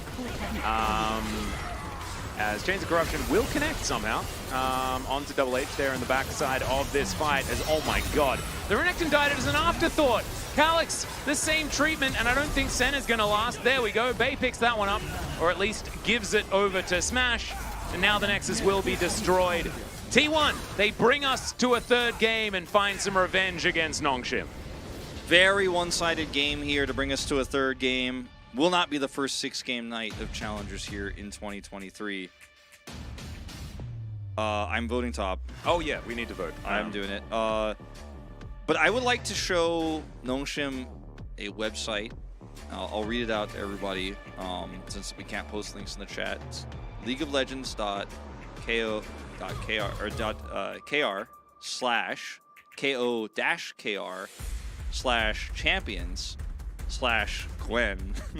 Yeah. They may want to read up on what the champion does. Because, like, Gwen doesn't just win by default in this game, but they couldn't get the right targets. The front line was too good. They couldn't actually get to the back line ever. And even though the Aurelia had that really nice play bottom side where they actually stopped the dive, she couldn't do anything. She died several times in the mid game. And also, if you're like just all melee into Gwen, sometimes you're like, oh, I'm happy about this because then she's not immune. But also, you're just standing on top of like a million scissors and all of the needlework, and we saw what happened. She killed 2 people. She was the rift maker. Yeah. She made the rift. Yeah. It was her design. It was her house. Yeah. And 40,000. Nongshim weren't invited. They were gate crashing, and they got evicted. Is kind of what happened. We are really putting up some big numbers in this series in terms of damage on champions that we don't see too often. Yeah. Atlas needs to send that letter to Duro. Yeah, I think this Heartsteel Senna thing. Either just like don't pick Senna or just don't build that item. Yeah. Not real good. And also like Renekton can be really, really strong, but this Gwen pick was so deadly. I did end up going with my Viego pick. I felt like Forest was the reason why Gwen was able to get so far ahead. That early gank, absolutely fantastic. But a DPM of 1275 as a top laner ain't bad. Yeah. I think it was kind of a chicken and egg thing. This is the one sad thing about Challengers, because sometimes I like it that the votes are anonymous, because I'm like, well, I don't know, it's tough in Challengers to vote, and sometimes you feel foolish, but the one sad thing is in games like this, you don't actually get to see the really close vote, because it was really tough for me. I did eventually pick Dell, partially because the person asking for a POG votes just asked top, and it was easier for me to type yes. And also because I was trying to find the URL that we need to send to Nongshim to explain what Gwen's kit does. Yeah. We needed that one. But also, like, the answer isn't, like, gimp everyone's builds by building anti-heal on everyone. Yeah, there's a few lessons to be learned here. One of them being, Dow's pretty good. And he played a great game of League of Legends, and now we get to see him do it again. Let's go to a short break, and when we get back, the final game of the night. See you there.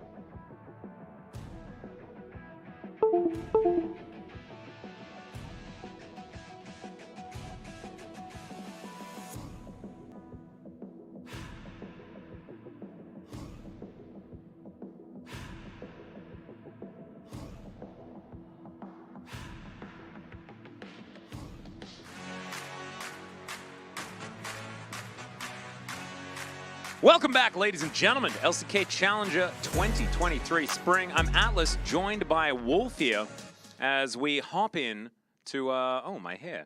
My hair got a little bit messed up. That's okay. That's what happened to me after I was watching rocking that out Shogas too game. much. I was rocking out too much. Is everybody before. okay in the chat? Are we all right? What just happened? Is everybody all right? Not muting system sounds on a brook. Ah. It wasn't me. Chronicler plugging his Windows phone noises again? Oh no. Not the Windows noises. Okay, well, Windows noises aside, we are ready to get into our third? Our third match of the third match of the third match. Rock support counter picks? Caster's thoughts on Croc support counter picks. Do you like Darius or Poppy more? You're talking about if someone picks support Renekton? What about Gwen support? Gwen looked pretty good into the Crocodile, didn't she? I think I'm down. I'm down with that. Just Gwen support. I also think that maybe, like, don't pick Crocodile support. Yeah, I think just be happy to win no matter what. Yeah, picking a champion that can do good stuff is generally good. Just Nongshim shoot are the going Crocodile. blue side this time around, guys. This just in. Blue side is the more desirable side in this series. It has won both of the games so far, and we'll have to see whether it can win again. Will the Viger get through this time around? Will Cho'Gath once again come out? Yeah, what's he got planned? Is it a different new champion? Because let's see, let me look at the list of champions played by this man. All right, so he has played 1, 2, 3, 6, 9, 11, 13 champions now. Okay. So will we see a 14th, or will he pull out the Misfortune again? Will he play Kaisa again? I'm curious. Ooh, I like this idea. Pick Malphite to counter Gwen because Rock beats Scissors. It does. What's the paper champion?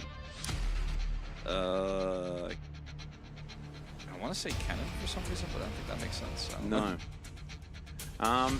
There's got to be a paper. There's a paper bird Anivia skin, isn't there?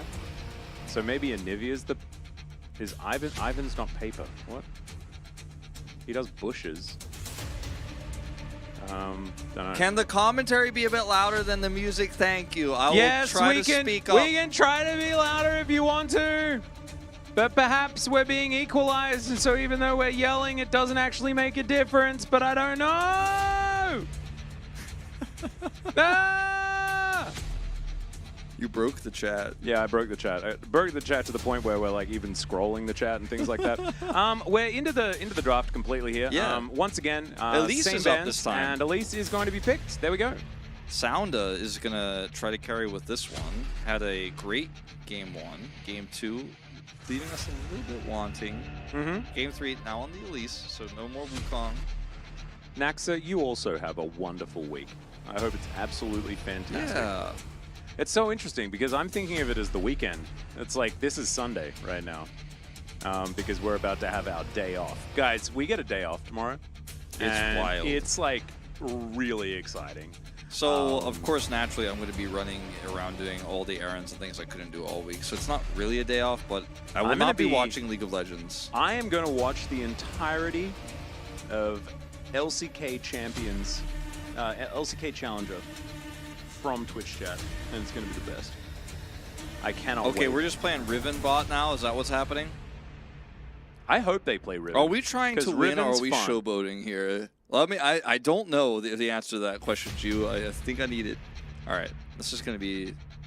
it doesn't have to be, like, extremely boring or extremely fun. You know, we could go to the middle ground a little bit. Yeah. But no, not this time. We're going on the extremely boring side with the Zeri Lulu. With Elise is interesting. Starry was taken, actually has a decent point, Wolf. He says that you're saying that you're not going to watch? Oh yeah, I will definitely be there. I will definitely be there. Like, trust me, like I'm trying to stay away, but it's too hard. You'll see me. You guys know you'll see me there. Yeah, he'll be there. I won't be there the whole time. I'll do a little pop in like Chronicler, just a little plink. Yep. Just chucking a plink. We need to enable plink. I don't know why plink's not enabled. But we'll work that out. You know, we're still working out the kinks. No Renekton. Sorry, Renekton Jet. is going to be taken away. Mihail, his champion pool is basically gone, which consists of both Cassante and Renekton. It is pretty deep. As far as champions, he's very successful. Oh, Karma Ban. Respecting it, finally. We did get the Karma Ban. It's just kind of be like Varus Heimerdinger at the end, R4, R5. Do you ban Karma Varus? I would. Or Or do you ban Draven. Karma Heimerdinger? Draven also strong here. Yeah. I'm okay with the Draven ban as well. I like that a lot. I think the Viego is actually super weak in this draft for T1 though. So far. I think Viego is just kind of weak in general, unless they do like something crazy in the bottom lane and put Gragas down there and have like a Lissandra lane somehow. Ooh, Callista Gragas, and then save that R5 for counter pick. Oh, Blocking baby. Callista right now. Lock in Yasuo, last pick Lissandra. That's what you do.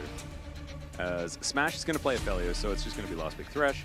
No, because Mihail actually is the sickest top Thresh player. He's going to walk it away right now. He's taking it. No. Calyx is going to be a sick mid Lulu player, baby. You know, like Gragas goes for the body slam, you just turn him into a critter and eat him. Amazing. And now you play Zeri Thresh, the god tier lane that we all know is really good. Well, this might force the Jace top. That's cool. The Gnar tech coming through. Usually you ban the Gnar. Okay. Now you have to play Gnar versus Gragas no matter what. I'm so excited about this. If this is like Gnar mid lane somehow, you've like outflexed the flexes. That's super sick. They're just going to go wherever the Gragas goes with the Gnar, I think, and put the Ornn wherever the Jace is. So now you could just put the Ornn top, and we'll see if both of them can play it, Calyx and Mihail, but you would expect so. But I think that they will push the Gnar mid, right? I don't think the Gnar is like playable mid. Or the Ornn is the better mid choice. Yeah, but now you have a vulnerable Gnar on the top side of the map. I don't like this. Sure, I think I agree with you, but I thought they'd be willing to play the Gnar mid and they had a plan or prepared this to do this, because now you could have just picked anything else. Yeah, no, you didn't need counter to pick picked Ornn. yourself. But Mihail doesn't have a champion pool, Wolf. This is the problem. So Gnar was the last port of call in a storm, you know? Yeah, but then just put Calyx on something else, don't pick Ornn. I don't know about this. But Ornn's fun, you know, and it's like, it's engage and stuff, you know? Like, basically what they want to do, I've got an idea, all right? Nongshim, they want as much chaos as possible, so they want to throw animals around as much as they can. Gnar is 2 possible animals in Mega Gnar and Mini Gnar, can throw houses as well. Wait, Chaos. are Yordles animals now? Well, you know, Mega Gnar is a bit more animalistic, right? You know, and he's very primitive, so... Okay, all right. Yeah. I'll let it Elise slide. is lady, technically an animal, and a spider, which is an animal, you know? So, like, 2 different species Plus there as ram. well. Ornn is whatever Ornn is. Also, Ram. goats, Yeah. right? Lulu can turn the enemy team into more animals. What about Zeri, though? And then Zeri is... Zeri. Okay. All right. Pikachu. So I'm going to go ahead and predict T1 to win this one. I'm going to do it right now. I think this draft is way better. Are you going to risk your channel points on it? I would if I... You know what? Can I do it? No, we don't have predictions. Yeah, there's Don't no bait me like yeah. that. I was actually about to try to rush and do it really fast. Not this time. Oh dear. Well, yeah, I want to believe in Nongshim because I think the comp's fun, but I think you're right. I think they just lose, and I especially think they get destroyed in the top lane. I don't think there's any chance. Be brave, man. Play that Gnar mid. Make Calyx carry the burden of this draft. Yeah, okay? you say that, but be bold is the tagline for bro, and they've already lost today, Wolf. I don't think Mihail should be carrying the weight of one of the toughest matchups here. I don't think you should give that responsibility to this player who has come up empty both games, even in the win. I'm worried for Nongshim because they had such a cool start to this series. Yeah, we'll have to see whether Jiwoo can remember how to play a real marksman as well, which is kind of interesting. Looking forward to that one. That burst by accuracy, we'll see whether it is going to land. Jiwoo does have a lot of skill. They play around him every single time. If he can carry, Zeri is a good champion to do it on. So there is there is something there. I'm adding a lot of hopium and copium to this one, Wolf, because I want it to seem like it's close, but I think that it is like a pretty massive flub of a draft. Let's hop onto the Rift here for game number 3.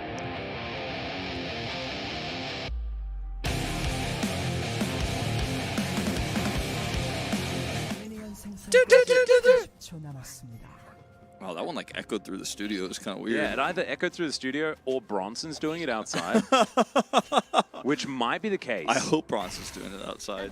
Well, Bay is going to be discovered here by Calix as the two burly gentlemen hit each other with buttons, and we get a surprise teamer. Well, I think the good news is Ju is on a 69% win rate on the Zeri with 9 and 4 as his 13 games played. Twitch chat will tell you what you need to know about that stat, and he's very experienced on this pick. There it is, popping up, 9 and 4. So he's been looking pretty all right. Has yet to lose. Yeah, it was his secret comfort pick all along. We didn't even know. Yeah, and we should have known. Maybe nice. we just thought of him as the Kasante guy this whole time, playback, but with not much more. And you're not really going to win out on that one. As Smash continuing to be frustrating as, yep, they do manage to take that one down. Can be very annoying because Zeri deletes wards so quickly at level 1. But they are at least able to trade it back. Yeah. For some health, worth. Folios with the cull, start. And now, I assume T1 watched the T1 game where Carrier and Guma were able to win with this matchup into the Zeri Lulu. I think it requires the Thresh to be really good. So we'll see how good Bot is going to be on this champion. Also, Fleet footwork Zeri is interesting. That is a choice you could make. It does give you a bit of extra sustain, I guess. Yeah, making you a little bit speedier around the engages, I guess. The hook and stuff like that. Yeah. Don't maybe, or maybe Jiwoo was was just like, I want to be like Mihail.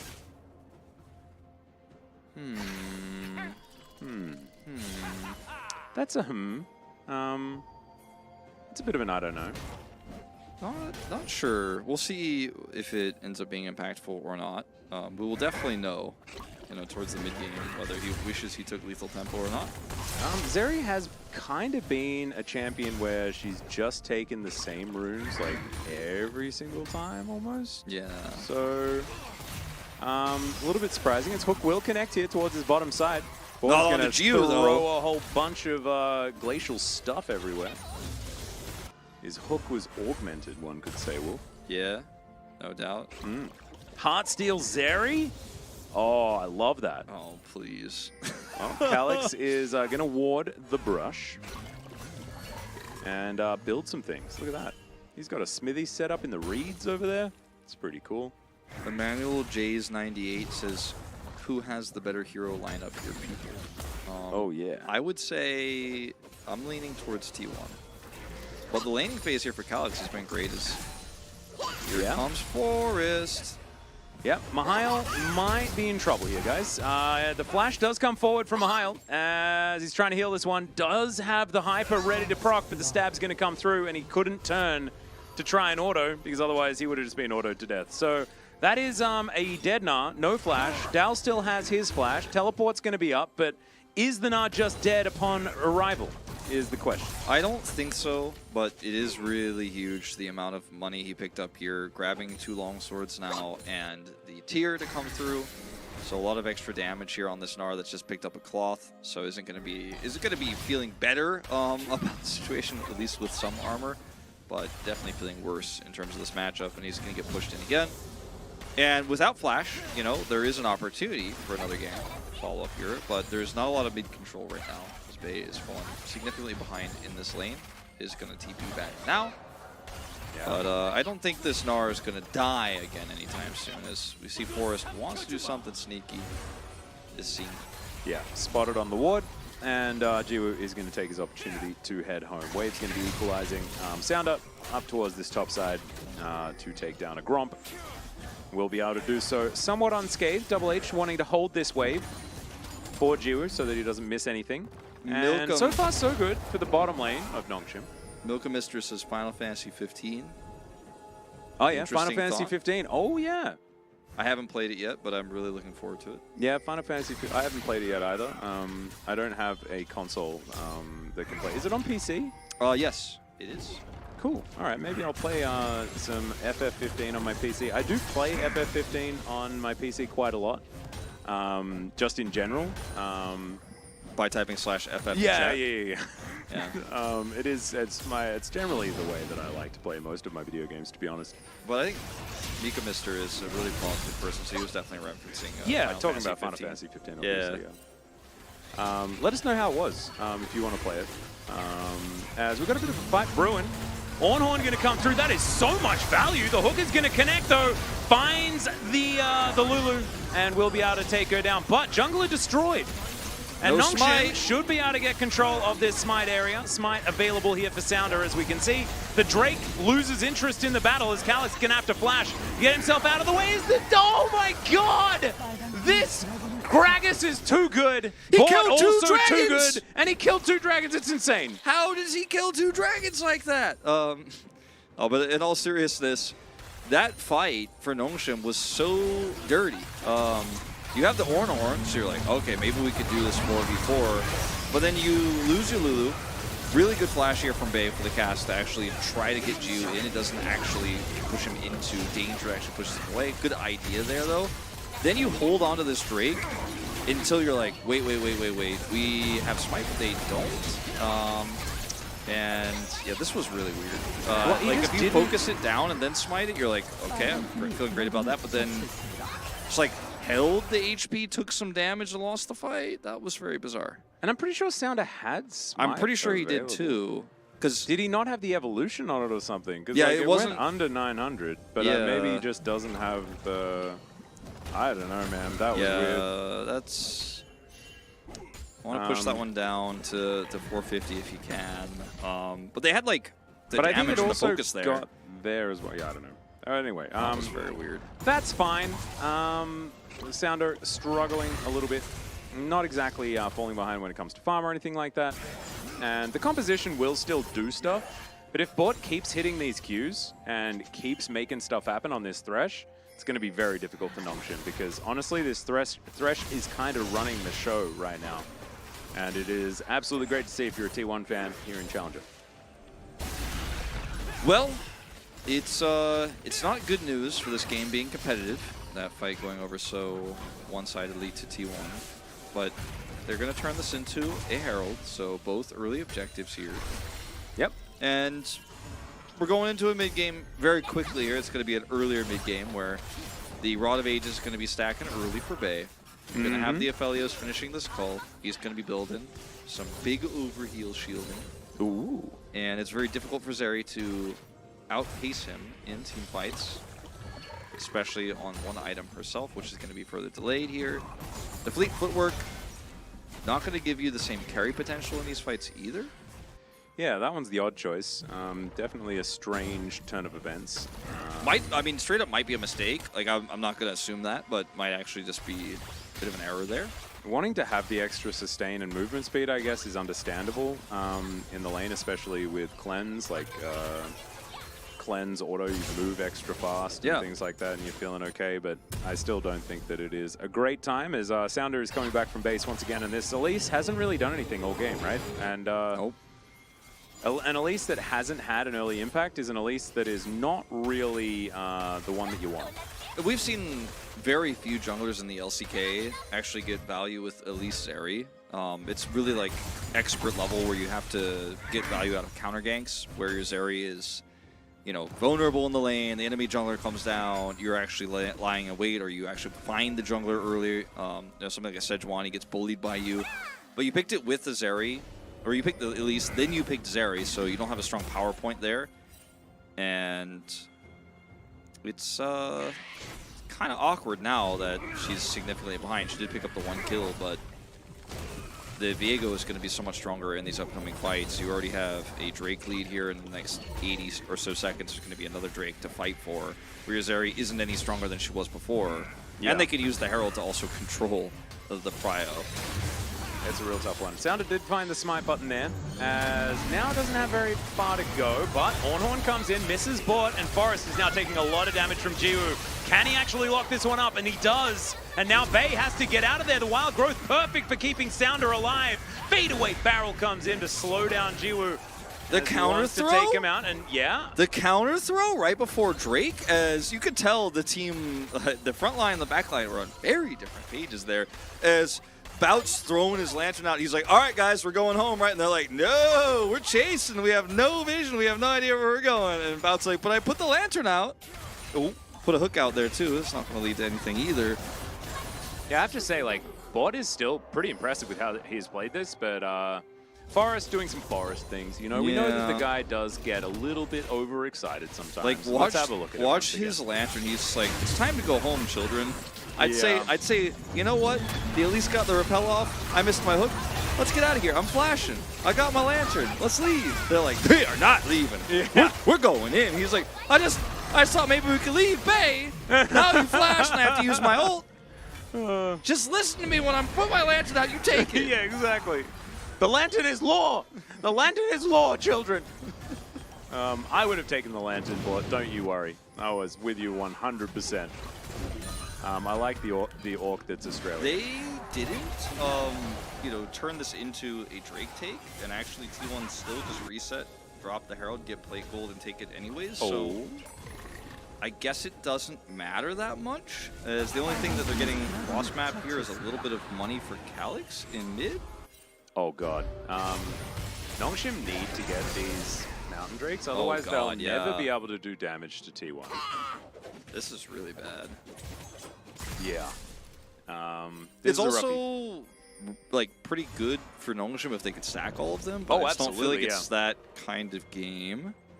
Don't think that's happening. They gotta be fighting for the next one. As the ulti comes through from Jiwoo, does he actually ride the wall? The answer is no, because Forrest and Bay are in the area. Jiwoo's still pressing forward on this one though, as the cask is going to push him away. Calyx moving down. I wish I was as confident as Jiwoo was right there to push forward in anything in my life. I wish I had that sort of confidence in any aspect of my life. There's gonna be a what is it, motivational speaker that will actually just show that replay of that moment right there. Do you want to be like this man? Do you want to be afraid of absolutely nothing? He doesn't afraid of anything as he just walks towards 4 people that he knows is there. Yeah. He's like, I'm going to use the value of my ultimate. That was actually great. All right. Well, doesn't have to cleanse or flash, so nope. good. Yep. Didn't have to. No plate gold for Bay in mid. Very close game in terms of gold, but I'm worried about what the Zeri is going to do versus the Eclipse spike that's already been hit, the Sunderer spike that's already been hit from Viego. I think if Jiwoo can't do anything after Bloodthirster, then it's going to be real bad. We've got 30 seconds before these plates do come down. That might be where we see a few of these turrets falling and things like that. But yeah, I think that Zeri, like these days, like the 2-item spike feels a lot better. Yeah. Of course, quick blades are also really, really strong. But I think that the 2-item spike is now where you're like feeling the Zeri moment needs to happen, or maybe they just get outscaled. And then Smash can find these amazing Moonlight Vigils. We can see the snipes of these shot blasts making it so hard to contest for these objectives. And Calyx, a lot will be on him finding these big rams, and Mihail might need to exist on the map at some point. He hasn't yet. Yeah, we just kind of, he exists on the UI. He's on the mini-map as an icon. Yeah, no, he's there. He's an orange circle moving around.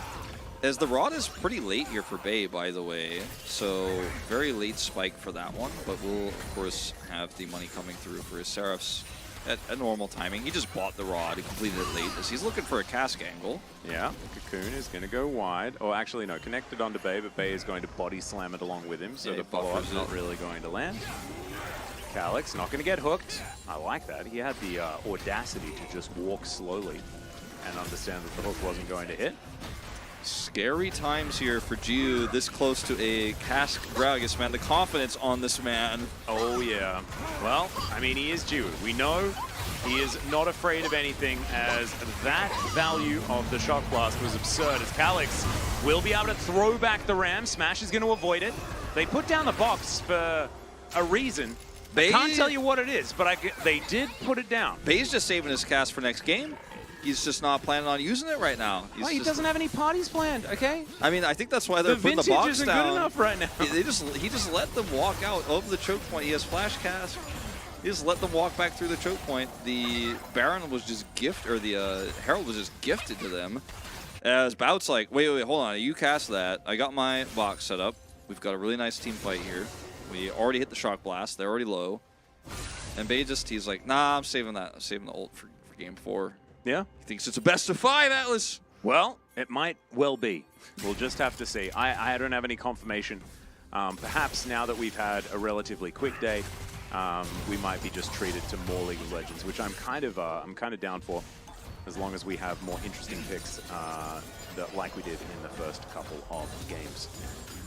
T1, they are up about 1.5k. That means basically nothing. Calyx, level 11 right now. So looking towards putting his first mythic together, and then he can build new ones for everyone. Cool ornaments to come through. Yeah. Create some theoretical gold advantages that won't be necessarily represented at the top of your screen. Monetary value certainly very, very strong for these items. Just some additional stats, as we're going to see if T1 can siege up this turret. It's not they who hold the Herald. It is actually Calyx at the moment. And so they can only get a little bit of damage done here, but this is going to be the first of those Mountain Drakes towards Seoul. It'll be Seoul Point. This is a fight that Nongshim do not want to avoid. They want to take it, but they don't have the spikes just yet. This is not a composition that wins fights right now. Yeah. But they have to try. No, they definitely do. Dal is just going to take this out of turret. Didn't actually have a lot of information, so didn't stick around in the area, but he should be able to get it, as the charge actually does come through there. I thought maybe they'd miss out on that one, as Forest. Taking his Gromp right now, and Dal should be able to move on up. They're a bit late on this one at T1, but let's see whether Nongshim can actually hold this area. Hook goes wide for now, and the Shock Blast, that's what we've got to see. Can Dal find the squishy underbelly?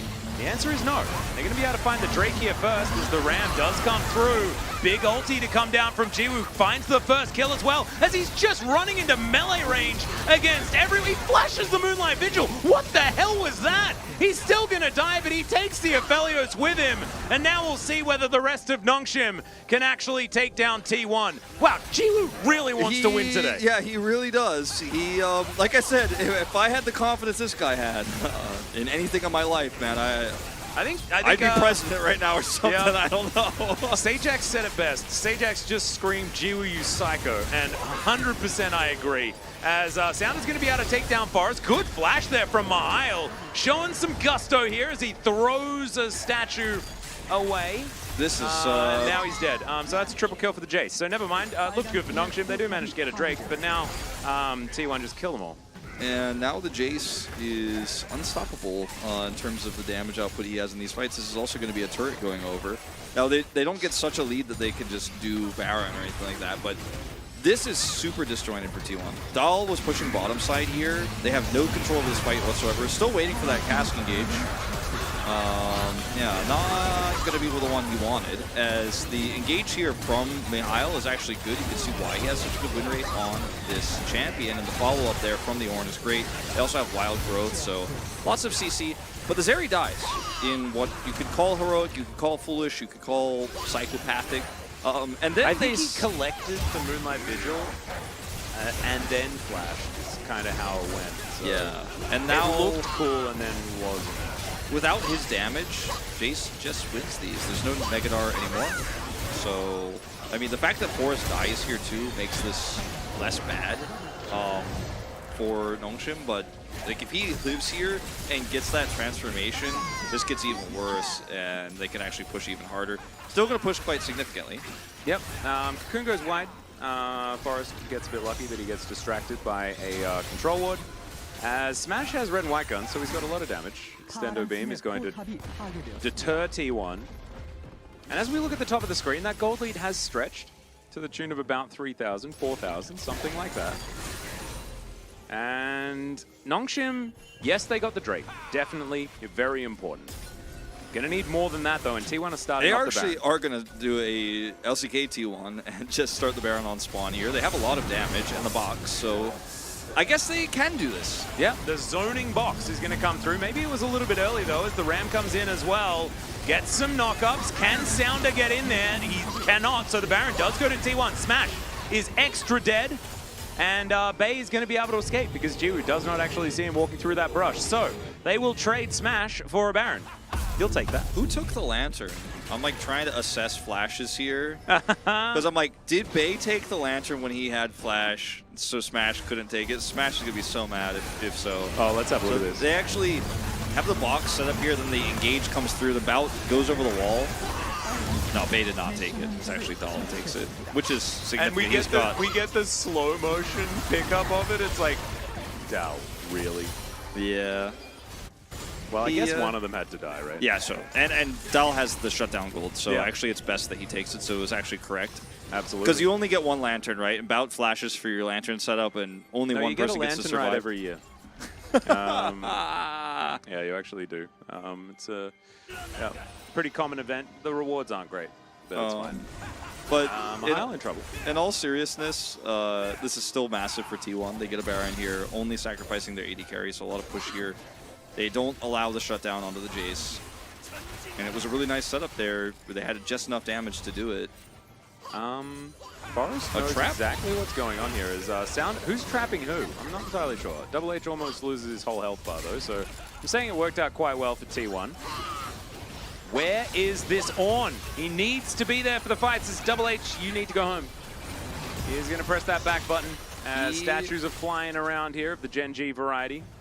This top side here does have teleport, but the wards he can teleport to are so far away. If he teleports to the turret, then T1 just disengage. He loses his side lane power, as with the Baron buff here, he wants to at least be able to keep one of these lanes off his back, but comes down here very slowly now, and T1 are still grouped up on this bottom turret. They've got great siege. Every time Dahl presses W, this turret takes a ton of damage, as you can see here. Yep. They very comfortably take that one, as once again, the Ram's going to come through. This time it's the Jace that's going to take the brunt of it as Wild Growth comes in. Moonlight Vigil is good, but the Jace is going to be the first one to go down.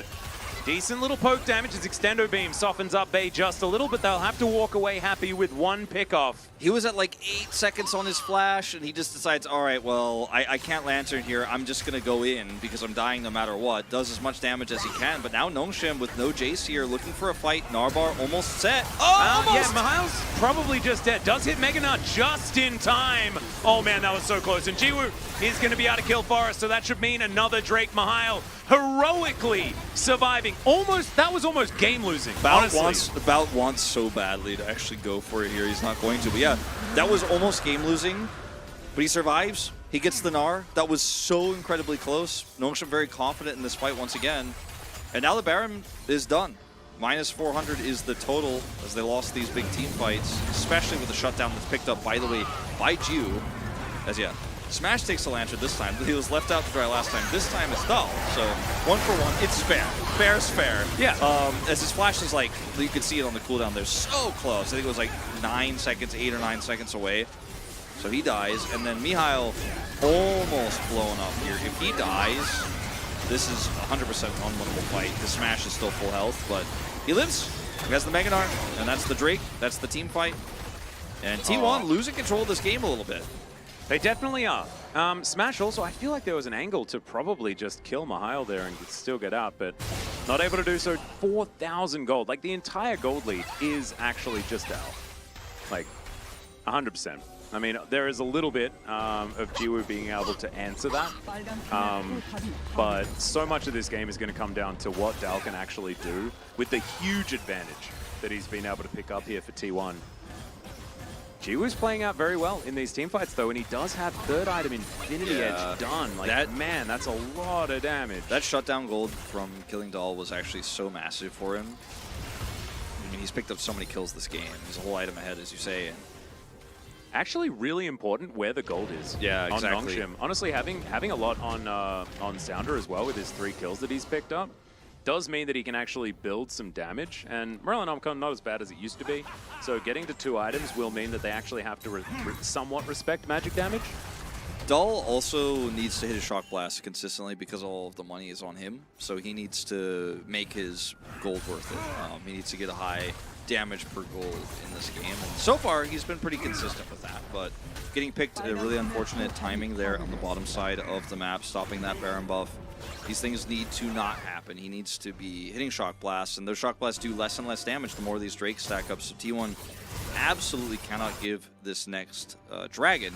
And I think they will try to control sides and they group up for this Baron. Soul Laners do have TPs back up now. Bait just got his, so if T1 win this Baron fight, that leads to Soul Point, that leads to a lot more control over this map. See how decisive Nongshim could be on this call. Elise does have a stopwatch. It's really about the GU angle in this fight, 100%. straight up. I agree. I think that also Calyx needs to start these fights well. I've actually really enjoyed his use of Call of the Forge God so far this game. I think he's actually been pretty impressive. And now if you have a look at the top of your screen, T1 are ahead by 1.6. That means they're actually behind. There are 2 ornaments that have been put together. Each of them, the upgrade is worth like over 1,000 gold. So technically, as far as raw stats are concerned, not including what's left in wallets and things like this, Nongshim should be ahead. Mihail is not here, but he's now not showing. And there's a few good wards for him to teleport to. His Narbar now reset. This is actually really important. Without him here, it's really hard for Nongshim to start this Baron because they don't have turn without him. But they've pulled Dahl away now. And once they know Dahl is here, they could probably turn this and send him away. Yep, there's the hop to try and get Mihail out of there. And he does definitely need to. Thankfully, Dahl is going to give up the chase. They're actually backing off of Baron. So T1 get back control here. They're going to take away some of this vision in the pit. This is where things get really dicey for Nongshim. If they have to approach this Gragas Jace on the Baron, again, Dahl just kind of hiding, whether he's side laning, he's pushing, or he's teleported in. He's going to clear that vision there on the Gromp too. This is a probably game-winning or losing fight, you know, depending on which team you're rooting for. So you really have to play this slow. Yeah, I think it's really important for both teams, actually. They're starting it up. Play this one outright. And Nongshim, they are going to start it. Forest has moved in as Calyx is going to immune the stun. And now the rest of Nongshim moving on over. That's a double knockup, really beautifully done. Forest just obliterated. Nothing that he can do. Bay has to body slam his way out, and now with no jungler, before the fight's even happened, Wolf, I think Nongshim have just got this. I think they have. There's no jungler, and there's no engage here. Oh man, I am voting for Calyx like in an instant. Oh, yeah. Maybe even right now. That was so clean. This guy's on is sick. That was so clean, and he blocks the stun with the Bellows Breath, and then sets up for the big ultimate. And T1 just can't do anything. There's nothing they can do. There's nothing Forrest can do. He doesn't have flash. It's coming up in just a few seconds. It feels like this is the story of T1, is all these players' flashes are just a few seconds away when they need them most. As maybe we'll see a pick on the Snar. He does have the Mega. Yeah. Body slam misses. And I think that he's kind of feeling all right. Now that's a pretty decent lineup for an ultimate, but he doesn't actually have it up and available just yet. Miles dead. Pop goes the Good orange cast buff. from Bay. Yeah, nicely done. But that means that Soul Point is going to be picked up for Nongshim. I don't think this game is going to go T1's way. I it's, don't want to say yeah. it's over, but it is so unlikely that they can break through 3 Mountain Drakes worth of extra Triple Mountain Drake on is immortal. Yeah. That's got to be immortality. And it's Lethality Jace that is the only place where T1 has gold. Zepelios is still on 2 items for this fight. Polymorph onto Forest. He cannot take the Lantern. Such a great engage from the entirety here of Nongshim. And it's like something like a light switch flip for Nongshim in this third game where they're like, well, it doesn't matter if we win this or not. Who cares? Just throw all the pressure away. And suddenly this team has been so clean on their calls, their engages, chain CC. Yeah, I agree. I've been so impressed with, especially the fact that Calyx was almost a liability in game number 1. I thought his Gragas was a bit iffy. I think his Aurelia had a decent start, but then really didn't do too much. But in this game, he's completely rallied. He's played on mid for the first time in a really long time, as far as I know, and has just looked fantastic on the pick.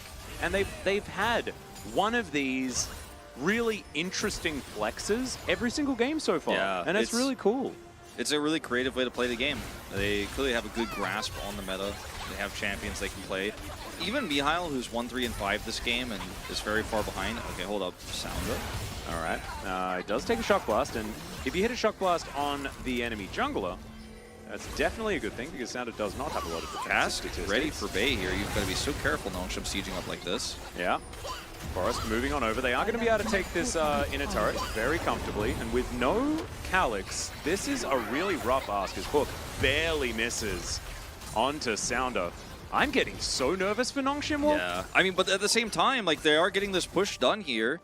That's going to be another ornament. You have so much damage in this composition for Nongshim in a straight-up 5v5 front-to-back fight. The only one who's getting hit by these shock blasts is HH, which is significant because he is the one with wild growth. He is kind of almost dead, as Dal is not going to be able to take down Calyx. Really nice Bellows breath. But look it at has this to flash. overheal. I mean, he's like, yeah, I'll take a shock blast to the face. I don't care. I have this overheal. I have so much lifesteal that Gio is not taking damage. He's got all of those additional stacks from the Mountain Drakes of resistances. So Nongshim right now just use this control of the map to make sure they can get this final soul. And if they can get the soul 4 for 4 Mountain Drakes, that the game is basically unlosable. I mean, I can't imagine. I think you just attack move into them and they just eventually die and they can't kill you ever. I think you're right. I didn't actually notice, but you're right, Wolf. Getting the Bloodthirster now completed as 4th item, not only does Jiwoo do like ridiculous amounts of damage, but like you say, like how are you ever supposed to get him below half health? You just can't really hurt him. And this is a big problem. And now they're trying to use this Jace as a split pushing win condition. Super hard. I think this definitely could have been done earlier. As Nongshim tunnel mid a little bit, so he's going to grab a turret, but no inhibitor damage, forcing some backs here. Well, he's going to get caught. Yep, knockup is going to come through, and Dal is going to get breathed on, smacked down. This is just like, look at this Ornn. He's taking 0 damage and delivers the kill to his Zeri. So, is there anything Calyx can't do? Nope. And turret for death. You know, I mean, it's a lot of gold going over here to Dal. It's a lot of damage done. It opens up another angle of potentially a split push win condition here for T1. But if you don't get the inhibitor, it doesn't feel great. And luckily for him, he will be respawned here before this Drake spawns. Unluckily, he doesn't have teleport. Yep. And I mean, this team fight is everything. And in the interim, while T1 are trying to group up to get some vision for this Drake, Nongshim are just pushing everywhere. And we have 1 upgrade still remaining. The Trinity Fusion not actually done yet. Poor Mihail. Last on the priority list. Double H gets his first. Kind of understandable, but still sad. And T1 are going to lose their mid inhibitor turret. Calyx here splitting on the top side. Just going to usher this wave in. And that's going to start taking damage while the inhibitor is taken down. T1 circling the drain here in game number 3. Jiwoo. I just want to shout him out once again. First time he's played an AD carry, looks pretty good. Like, maybe he could be a bot laner. Because he was a top laner in game 2, and in game number 1 he was a mid laner. Yeah, mid laner in game 1. I reckon bot lane might be his place. This is the game-winning fight for Nongshim. If all they have to do is press smite on the Drake. Infinity below Force? 1200. No, I'm still calling it Trinity Fusion. Screwed Infinity Force. That sounds like a pose the Power Rangers would do. Yeah, actually both of them don't sound great. But look, this is it. T1, you have to win this fight. Where's the cast from Bay? Bay's cast has to be good. The follow-up has to be amazing. Has to be instantaneous. These shock blasts need to hit a few more times. But look, they're already doing so little damage to this AD carry. T1, it feels like they've been checkmated. Yep, and Calyx's health bar is just absolutely massive. Sounder does take a lot of damage here, and Dal finding that one is very important. Gotta engage sometime. Yeah, and Calyx is just holding onto that on-horn button. And when he decides to press it, that's when danger will... Oh, he gets interrupted! Doesn't actually manage to land it, but still they manage to get the Mountain Soul. And even without Calyx's ultimate, it doesn't really matter. They get the flash out of Smash, and then Smash gets smashed. T1 just so nervous and uncoordinated in this fight. Yeah, you interrupted the Ornn knockup, but you still lose the fight. You lose the Drake, and that's game. Yep. Dal is going to try and fight Calyx here. Good luck. I don't think that's going to happen. Mihail now chasing after them. He's like, haha, better top wins. Haha, top gap. Haha. It wasn't that. It was the rest of his team being super fantastic. He also found some key ultimates there as well. The utility Na in full effect as Jiwoo is chasing down Bay. He's going to be able to grab that He's just kill. trying to buy time, but there's not enough time you can buy. Pad them stats, Mr. Jiwoo, as Polymorph will come forward. There goes Dal. He will eventually be taken out. That's going to be the ace. The Nexus turrets will also fall. The Nexus to follow, and Nongshim will take down T1 in game number 3. It's heartwarming, Wolf. It's heartwarming It really purely was. because they're the ones that took the risky drafts, right? And it paid off in the end. It did pay off in the end, and the execution, the confidence with which they played this in Game 3 was way better than what we saw from T1. Baze, Gragas, you know, we talked about how it feels like it's a champ that should do well for him, but he really didn't have a great time on it. Wasn't finding the engages really ever. It felt like he was just waiting. And his casts were used after the Ornhorns were coming out. They were used to try to disengage. They were used to try to stop the follow-up. But this is a Zeri comp. You actually need to be the ones to go in and finish off those weakened and softened up targets from the Jace Shock Blast. Jace Shock Blast at this point are doing almost nothing. And you can't win the fight after they smite the Drake. It almost felt like T1 was like, all right, once they turn on the Drake, we'll go in. I'm like, no, you lost the Drake. You can never win that fight now. Never, ever. Oh, man, Dal was just kind of by himself. Last 2 games, actually. Yeah. Like, I mean, Dal just playing very, very well. Of course, he was the one that got the attention on the top side of the map in both of those games, right? It was his kind of responsibility to play that one out. But you can see where the gold graph was trying to go. And then Nongshim, they found some heroic team fights. And I don't even think you can really blame T1 for this necessarily. I think that a lot of it is on Calyx finding great angles in these team fights and Nongshim keeping the mental game afloat.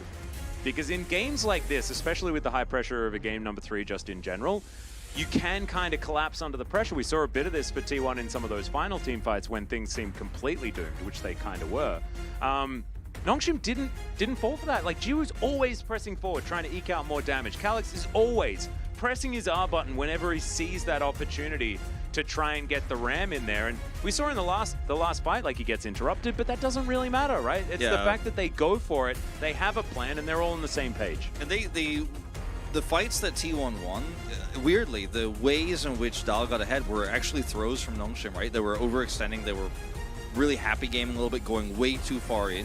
But it was the confidence they had in those moments where they messed up and went too far that then showed again when they were behind. And they kept just forcing these fights and kept winning these fights, which is crazy because that overconfidence is why we're like, oh, T1's done it, man. Dal's fed. There's no way, right? There's no comeback here. The Aphelios is going to do better than the Zeri in these mid-game fights. They have so many different ways to win these. But again and again and again, Calyx sets these up. I voted for him too. I know you put yours in earlier. I hope he gets BOG. I know the Zeri did a lot. I know the Zeri was really confident and cool to watch, but for me it was all about Calyx's turnarounds in this game. And like I was mentioning before we got into that fight, Gnar also having a really tough time in the laning phase was basically invisible throughout the entire early game. But even on low resource, built the Randuins and did what he needed to do in 5v5s. He followed up or started that off for the Ornn every time when he needed to. And I think that Mihail is still a bit of a liability here for Nongshim, but they mitigate it kind of nicely. As Jiwoo is going to pick it up, I think Calyx deserves a bit of a nod, but I find it difficult to vote for Zeri's just in general. We're just some he was still voters fantastic over here on the Korean side today, aren't we? I mean, a little bit, but I also think that like Jiwoo's positioning and Jiwoo was the entirety of how they do damage. So if he doesn't perform well, then they lose. And so I guess the opposite must be true, right? If they win, it must have been him. For me, it was all about the engages, though. I really thought that without those great engages, Jiwoo can't play the game. He just keeps getting chunked away. Obviously, in the last fight, it didn't matter because he had all of that overheal, and he was not going to really take damage from the Jace. But in the mid-game, where they were behind, when Dal was taking 2/3 of his health bar when he hit him with the accelerated shock blast, that's when Calyx came up big and turned the game around. Just like for me in Game 1, like this is my voting thought process for the series. In Game 1, when we saw the Wukong turnaround there from Sounda. But yeah, I mean, team effort. The fact that we're even having these discussions in the first place means this team is confident, even when behind. This team is not afraid to do weird picks. This team is not afraid to fight behind and go for crazy engages, to get on top of that Aphelios, throw your life away for it. Clean stuff. Is this team better than the Nongshim roster in the LCK? No. But are they showcasing some of the depth of talent that this organization has? Yes. They absolutely are. And also, they're showing that Jiwoo might have been a big reason as to why they won the Challenger final last year, because he's so incredibly good. I think Chronicler's been saying this for quite a while as well. I think Jiwoo has had some more standout performances. This isn't like a breakout game or anything like that. He has been having really, really good games here in Challenger. This did demonstrate the majority of his diversity, right? Like, he's played a Neela game, but like she's supposed to be played on that bottom side. Today he had Veigar, Cho'Gath, and then the Zeri. You know, and plays very well on all of them. I think Cho'Gath left a little bit to be desired, but I think that was things went wrong around him a little bit there. Yeah. And also the Gwen was... Yeah, Gwen was a little bit of a problem. She was a big problem. Yep. He's now 10-4 on the Zeri. This team has Kalix, who's just recently come out on the scene, right? Just became of age to play in challengers. Yep. He's got a wide champion pool. He's willing to flex stuff. He's picked up a lot of POGs. We look at this team, and it looks like a set of players that could be some of the new superstars in like 2-3 years, you know, if they can continue to grow. And that's what this challenger system is all about. And that's the moment where you're happy that KT roster, that roster of players, that D+ Kia's academy team are all still here in challengers, so that they actually get that good practice. That's like the trade-off where you're like, yeah, I wish these players were in LCK. They're kind of stuck in challengers. But it means players like the players we just watched crush T1 here are actually getting that good practice and molding themselves into stronger players that we could see in multiple years' time. I think that is such a good point, because I hadn't really thought about it like that, right? Like, having good players in Challenger is still really, really good, even if you feel like they're kind of stuck in Challenger or whatever. The fact that they're still in Korea is kind of the main thing, right? So the more prestige we can give to Challenger, the more value it is to still be in Challenger and compete to the best of your ability. Like, that's really important, instead of just having it be like LCK or bust. Yeah, we have a really incredibly skilled solo queue system, obviously, in Korea. Like, solo queue is very high level here. People come here to boot camp because the mechanical skill that you see in solo queue is so insanely high. A lot of regions try to implement champions queue to try to make their solo queue environment, so to speak, a little bit more competitive, work on some shot calling and playing with some players that you don't normally actually calm with. Like, that's a really cool system. But we don't have that in Korea because we have this insanely robust system. We have then the academy system below it. We have LCK, which is extremely competitive, and the solo queue. So all of these things are kind of just like swirling around to form what is tier 2 and what is tier 3. And then I guess you could even argue tier 4, just solo queue players like Dongmu before she got picked up. You know, even streamers I would put in this category because they're trying new things. They're like some one-trick streamers out there that are so good at one specific thing. You get good practice against that. Well, actually, like, a lot of these one-tricks in Korea are some of the best practice that that our pros actually get, is because there are some people that are just like, I'm obsessed with Hecarim. There's that one guy that has, like, he had over 2,000 games on Top Azir last year or something like that. And we actually saw a few Top Azir games. Like, Dove, of course, played it because he already has, like, over 6,000 games on the champion. But, like, we saw Bertle picking it up and things like this. Like, there are a lot of, like, one tricks that I think are really important for champion diversity for a lot of our players. Because you can realize, like, oh, crap, like, if I'm, like, this good on this champion, it actually does well into this matchup and all this sort of stuff. Like, I think it's so cool because the depth of your champion pool is dependent on the amount of things that you need to be able to play. And there's not a lot of people that are trying to think of that thing that's off in the distance that could do well in a very niche circumstance, because it's very difficult to put enough time into it, and it's also very difficult to put enough quality practice into it without people sort of seeing that it's happening and then just banning it away. And then you're just like, well, why did I waste my life doing this? And now my skills on other things have atrophied and blah, blah, blah. This team, Nongshim, they are obviously have massive depth of champion pool, cool strategies coming through. Playoffs for them, you know, with this win over T1, you know, you're like, oh, okay, probably won't be able to stack up to the likes of KT, D+, probably if they make it through that first round. But on the other hand, best of 5. Yeah. Really wide champion pools. That series goes, you go like 1-1, and you're already feeling pretty good as Nongshim because you're like, well, what else do they got? We've got everything, right? And suddenly becomes an exciting team to cast in playoffs, actually. So looking forward to that. I really like Nongshim games here. Like, I was worried about it because I sort of hate Cassante. I think Cassante is just kind of annoying. But now everyone's just first banning it every single time. And not only does that mean no Cassante, but it also means they had to ban Cassante. So something interesting slips through the ban gap, right? Like, actually really, really awesome. Now that people are doing that, everything's just fantastic when it comes to casting Nongshim. So I'm actually, super psyched about this team just in general. And I also don't have a lot of bad things to say about T1 either. I think that Dal had a great performance in the last couple of games. I think that Bay's Gragas actually looks really good, but I think they're missing a little bit of coordination, and Forest kind of forests a little bit hard sometimes. Yeah, I think they were very nervous in that last game. I think so too. I don't think the Viego was great for the comp. He used it very well early, but then, you know, they weren't willing to actually... They were too slow. And they were losing the war of attrition, which is hilarious considering they were the ones with the Jace in their composition. Yeah. But ultimately, those Drakes start stacking against you. You're going to start losing out control.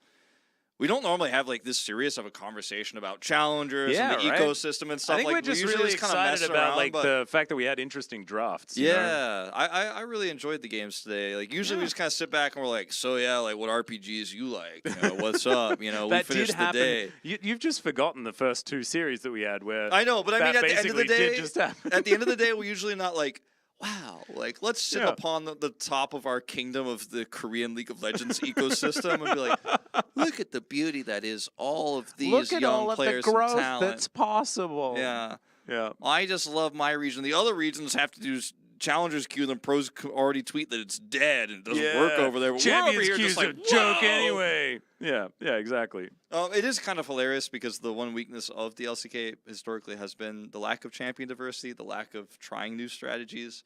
So stuff like this does make us excited because that's one thing we normally are not very good at here in Korea.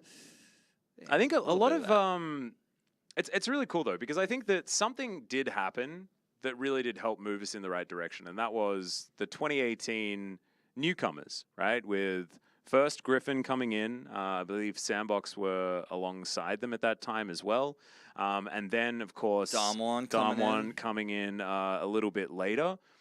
These like Lehens, for example, like champion pool isn't even really a question when it comes to that guy. Like Nogari was playing all sorts of crazy stuff. Like everyone remembers his Klepto games and things like that, which were really, really fun. Like a lot of players that were just happy to flex, like Viper playing Teemo on purpose. Like there are a lot of new names that came to Korea that I think it is still kind of stigmatized, right? Sure. And our drafts are pretty cookie cutter in a lot of, like, I'm not defending that. That has been happening this year.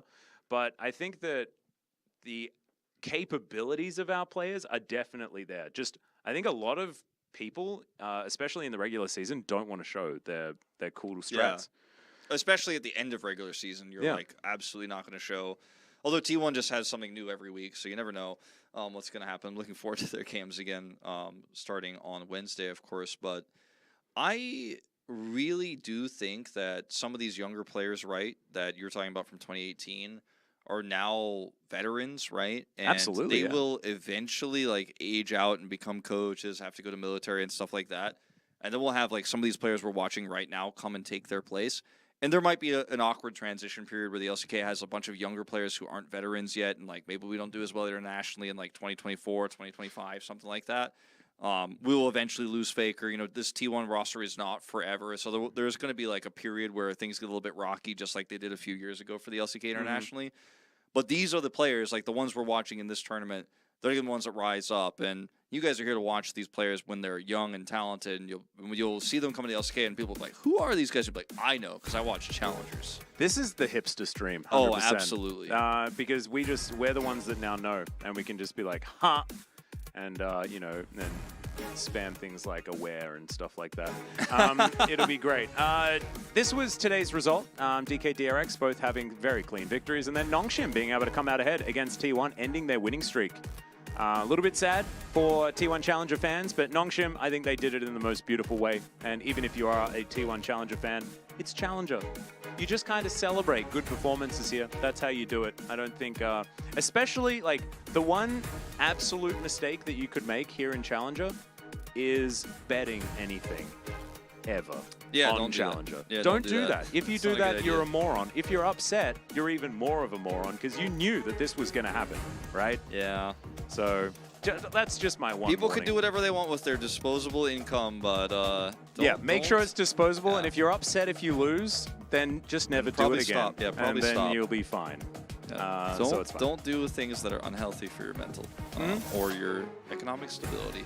Precisely. So T1's still not locked in just yet. Obviously, there's 4 games left for Gen.G to play. There's 3 left for T1, so they could actually catch up and take that 8-win spot. And Gen.G doesn't even need to 2-0 every game. Yeah, they have to win every game. T1 has to lose every game, but T1's differential is so bad that yeah, Gen.G has they stand a chance here.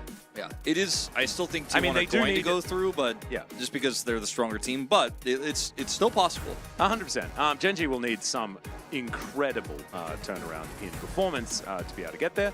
But this is going to be, I believe, tomorrow. Yeah, 2-match Tuesday tomorrow. So Gen.G one of those wins they need to get is against KT Rolster. All right, so this is where we get our playoffs confirmed. Is tomorrow in match 2? Yeah, very likely, but we'll see. KT has had Gen.G's number in the LCK also, winning both times in the round robin. So, and KT has everyone's number here in Challenger, except for Hanwha. Is it Hanwha that's the team that randomly beats them? Yeah, it's kind of weird like that. Yeah, there's a few like rock, paper, scissors funny things that have been happening here in Challenger. Live Sandbox versus Guangdong Freaks. I also think Live Sandbox is, even though they only have one additional win right now, their form, they're the way stronger team. So we might have a short day of LCK Challengers tomorrow. Could be back-to-back 2-0s. That's my pred. Also, not a lot to fight for in game number 1, so we might see insanity. That is true. That could make it a little bit, it could be wild. Yeah, definitely some spicy stuff. We saw already that, DRX up against Nongshim, everyone's just already wiped out, and you may as well just pick Rascal's Lee Sin in the top lane and just play that one out and see what happens. So I'd love to see some more experimental picks, and I will absolutely be there watching those matches alongside you, because I don't think that I've got enough League of Legends over the last 7 days. Has it been 7 days? Yeah. We do 7 days a week if you watch the day on the day off. Whoa. Well, it certainly has been a lot. However, the days have been. We had a rough middle of the week, didn't we, Wolf? It was. We had some games that were not good. There was like on Saturday. I remember after that DRX series, I was like, "Oh, I'm just ready to be done." Yeah. But I think you turned it around, because after that there was certainly some clouds forming, but after that we had some real banger days. Oh yeah, we did. We had Sunday was great. Yeah. But thanks for watching, guys. I hope you enjoyed our little mini Pog State episode. Where we talked about our region over here too. Thought that was really fun. Well, we could just record it and just tell Ian to put it at the end of the next one. But we've been told to stop talking, and I guess we'll do that. Good night, everyone, and we'll see you tomorrow for more Challenger. Bye.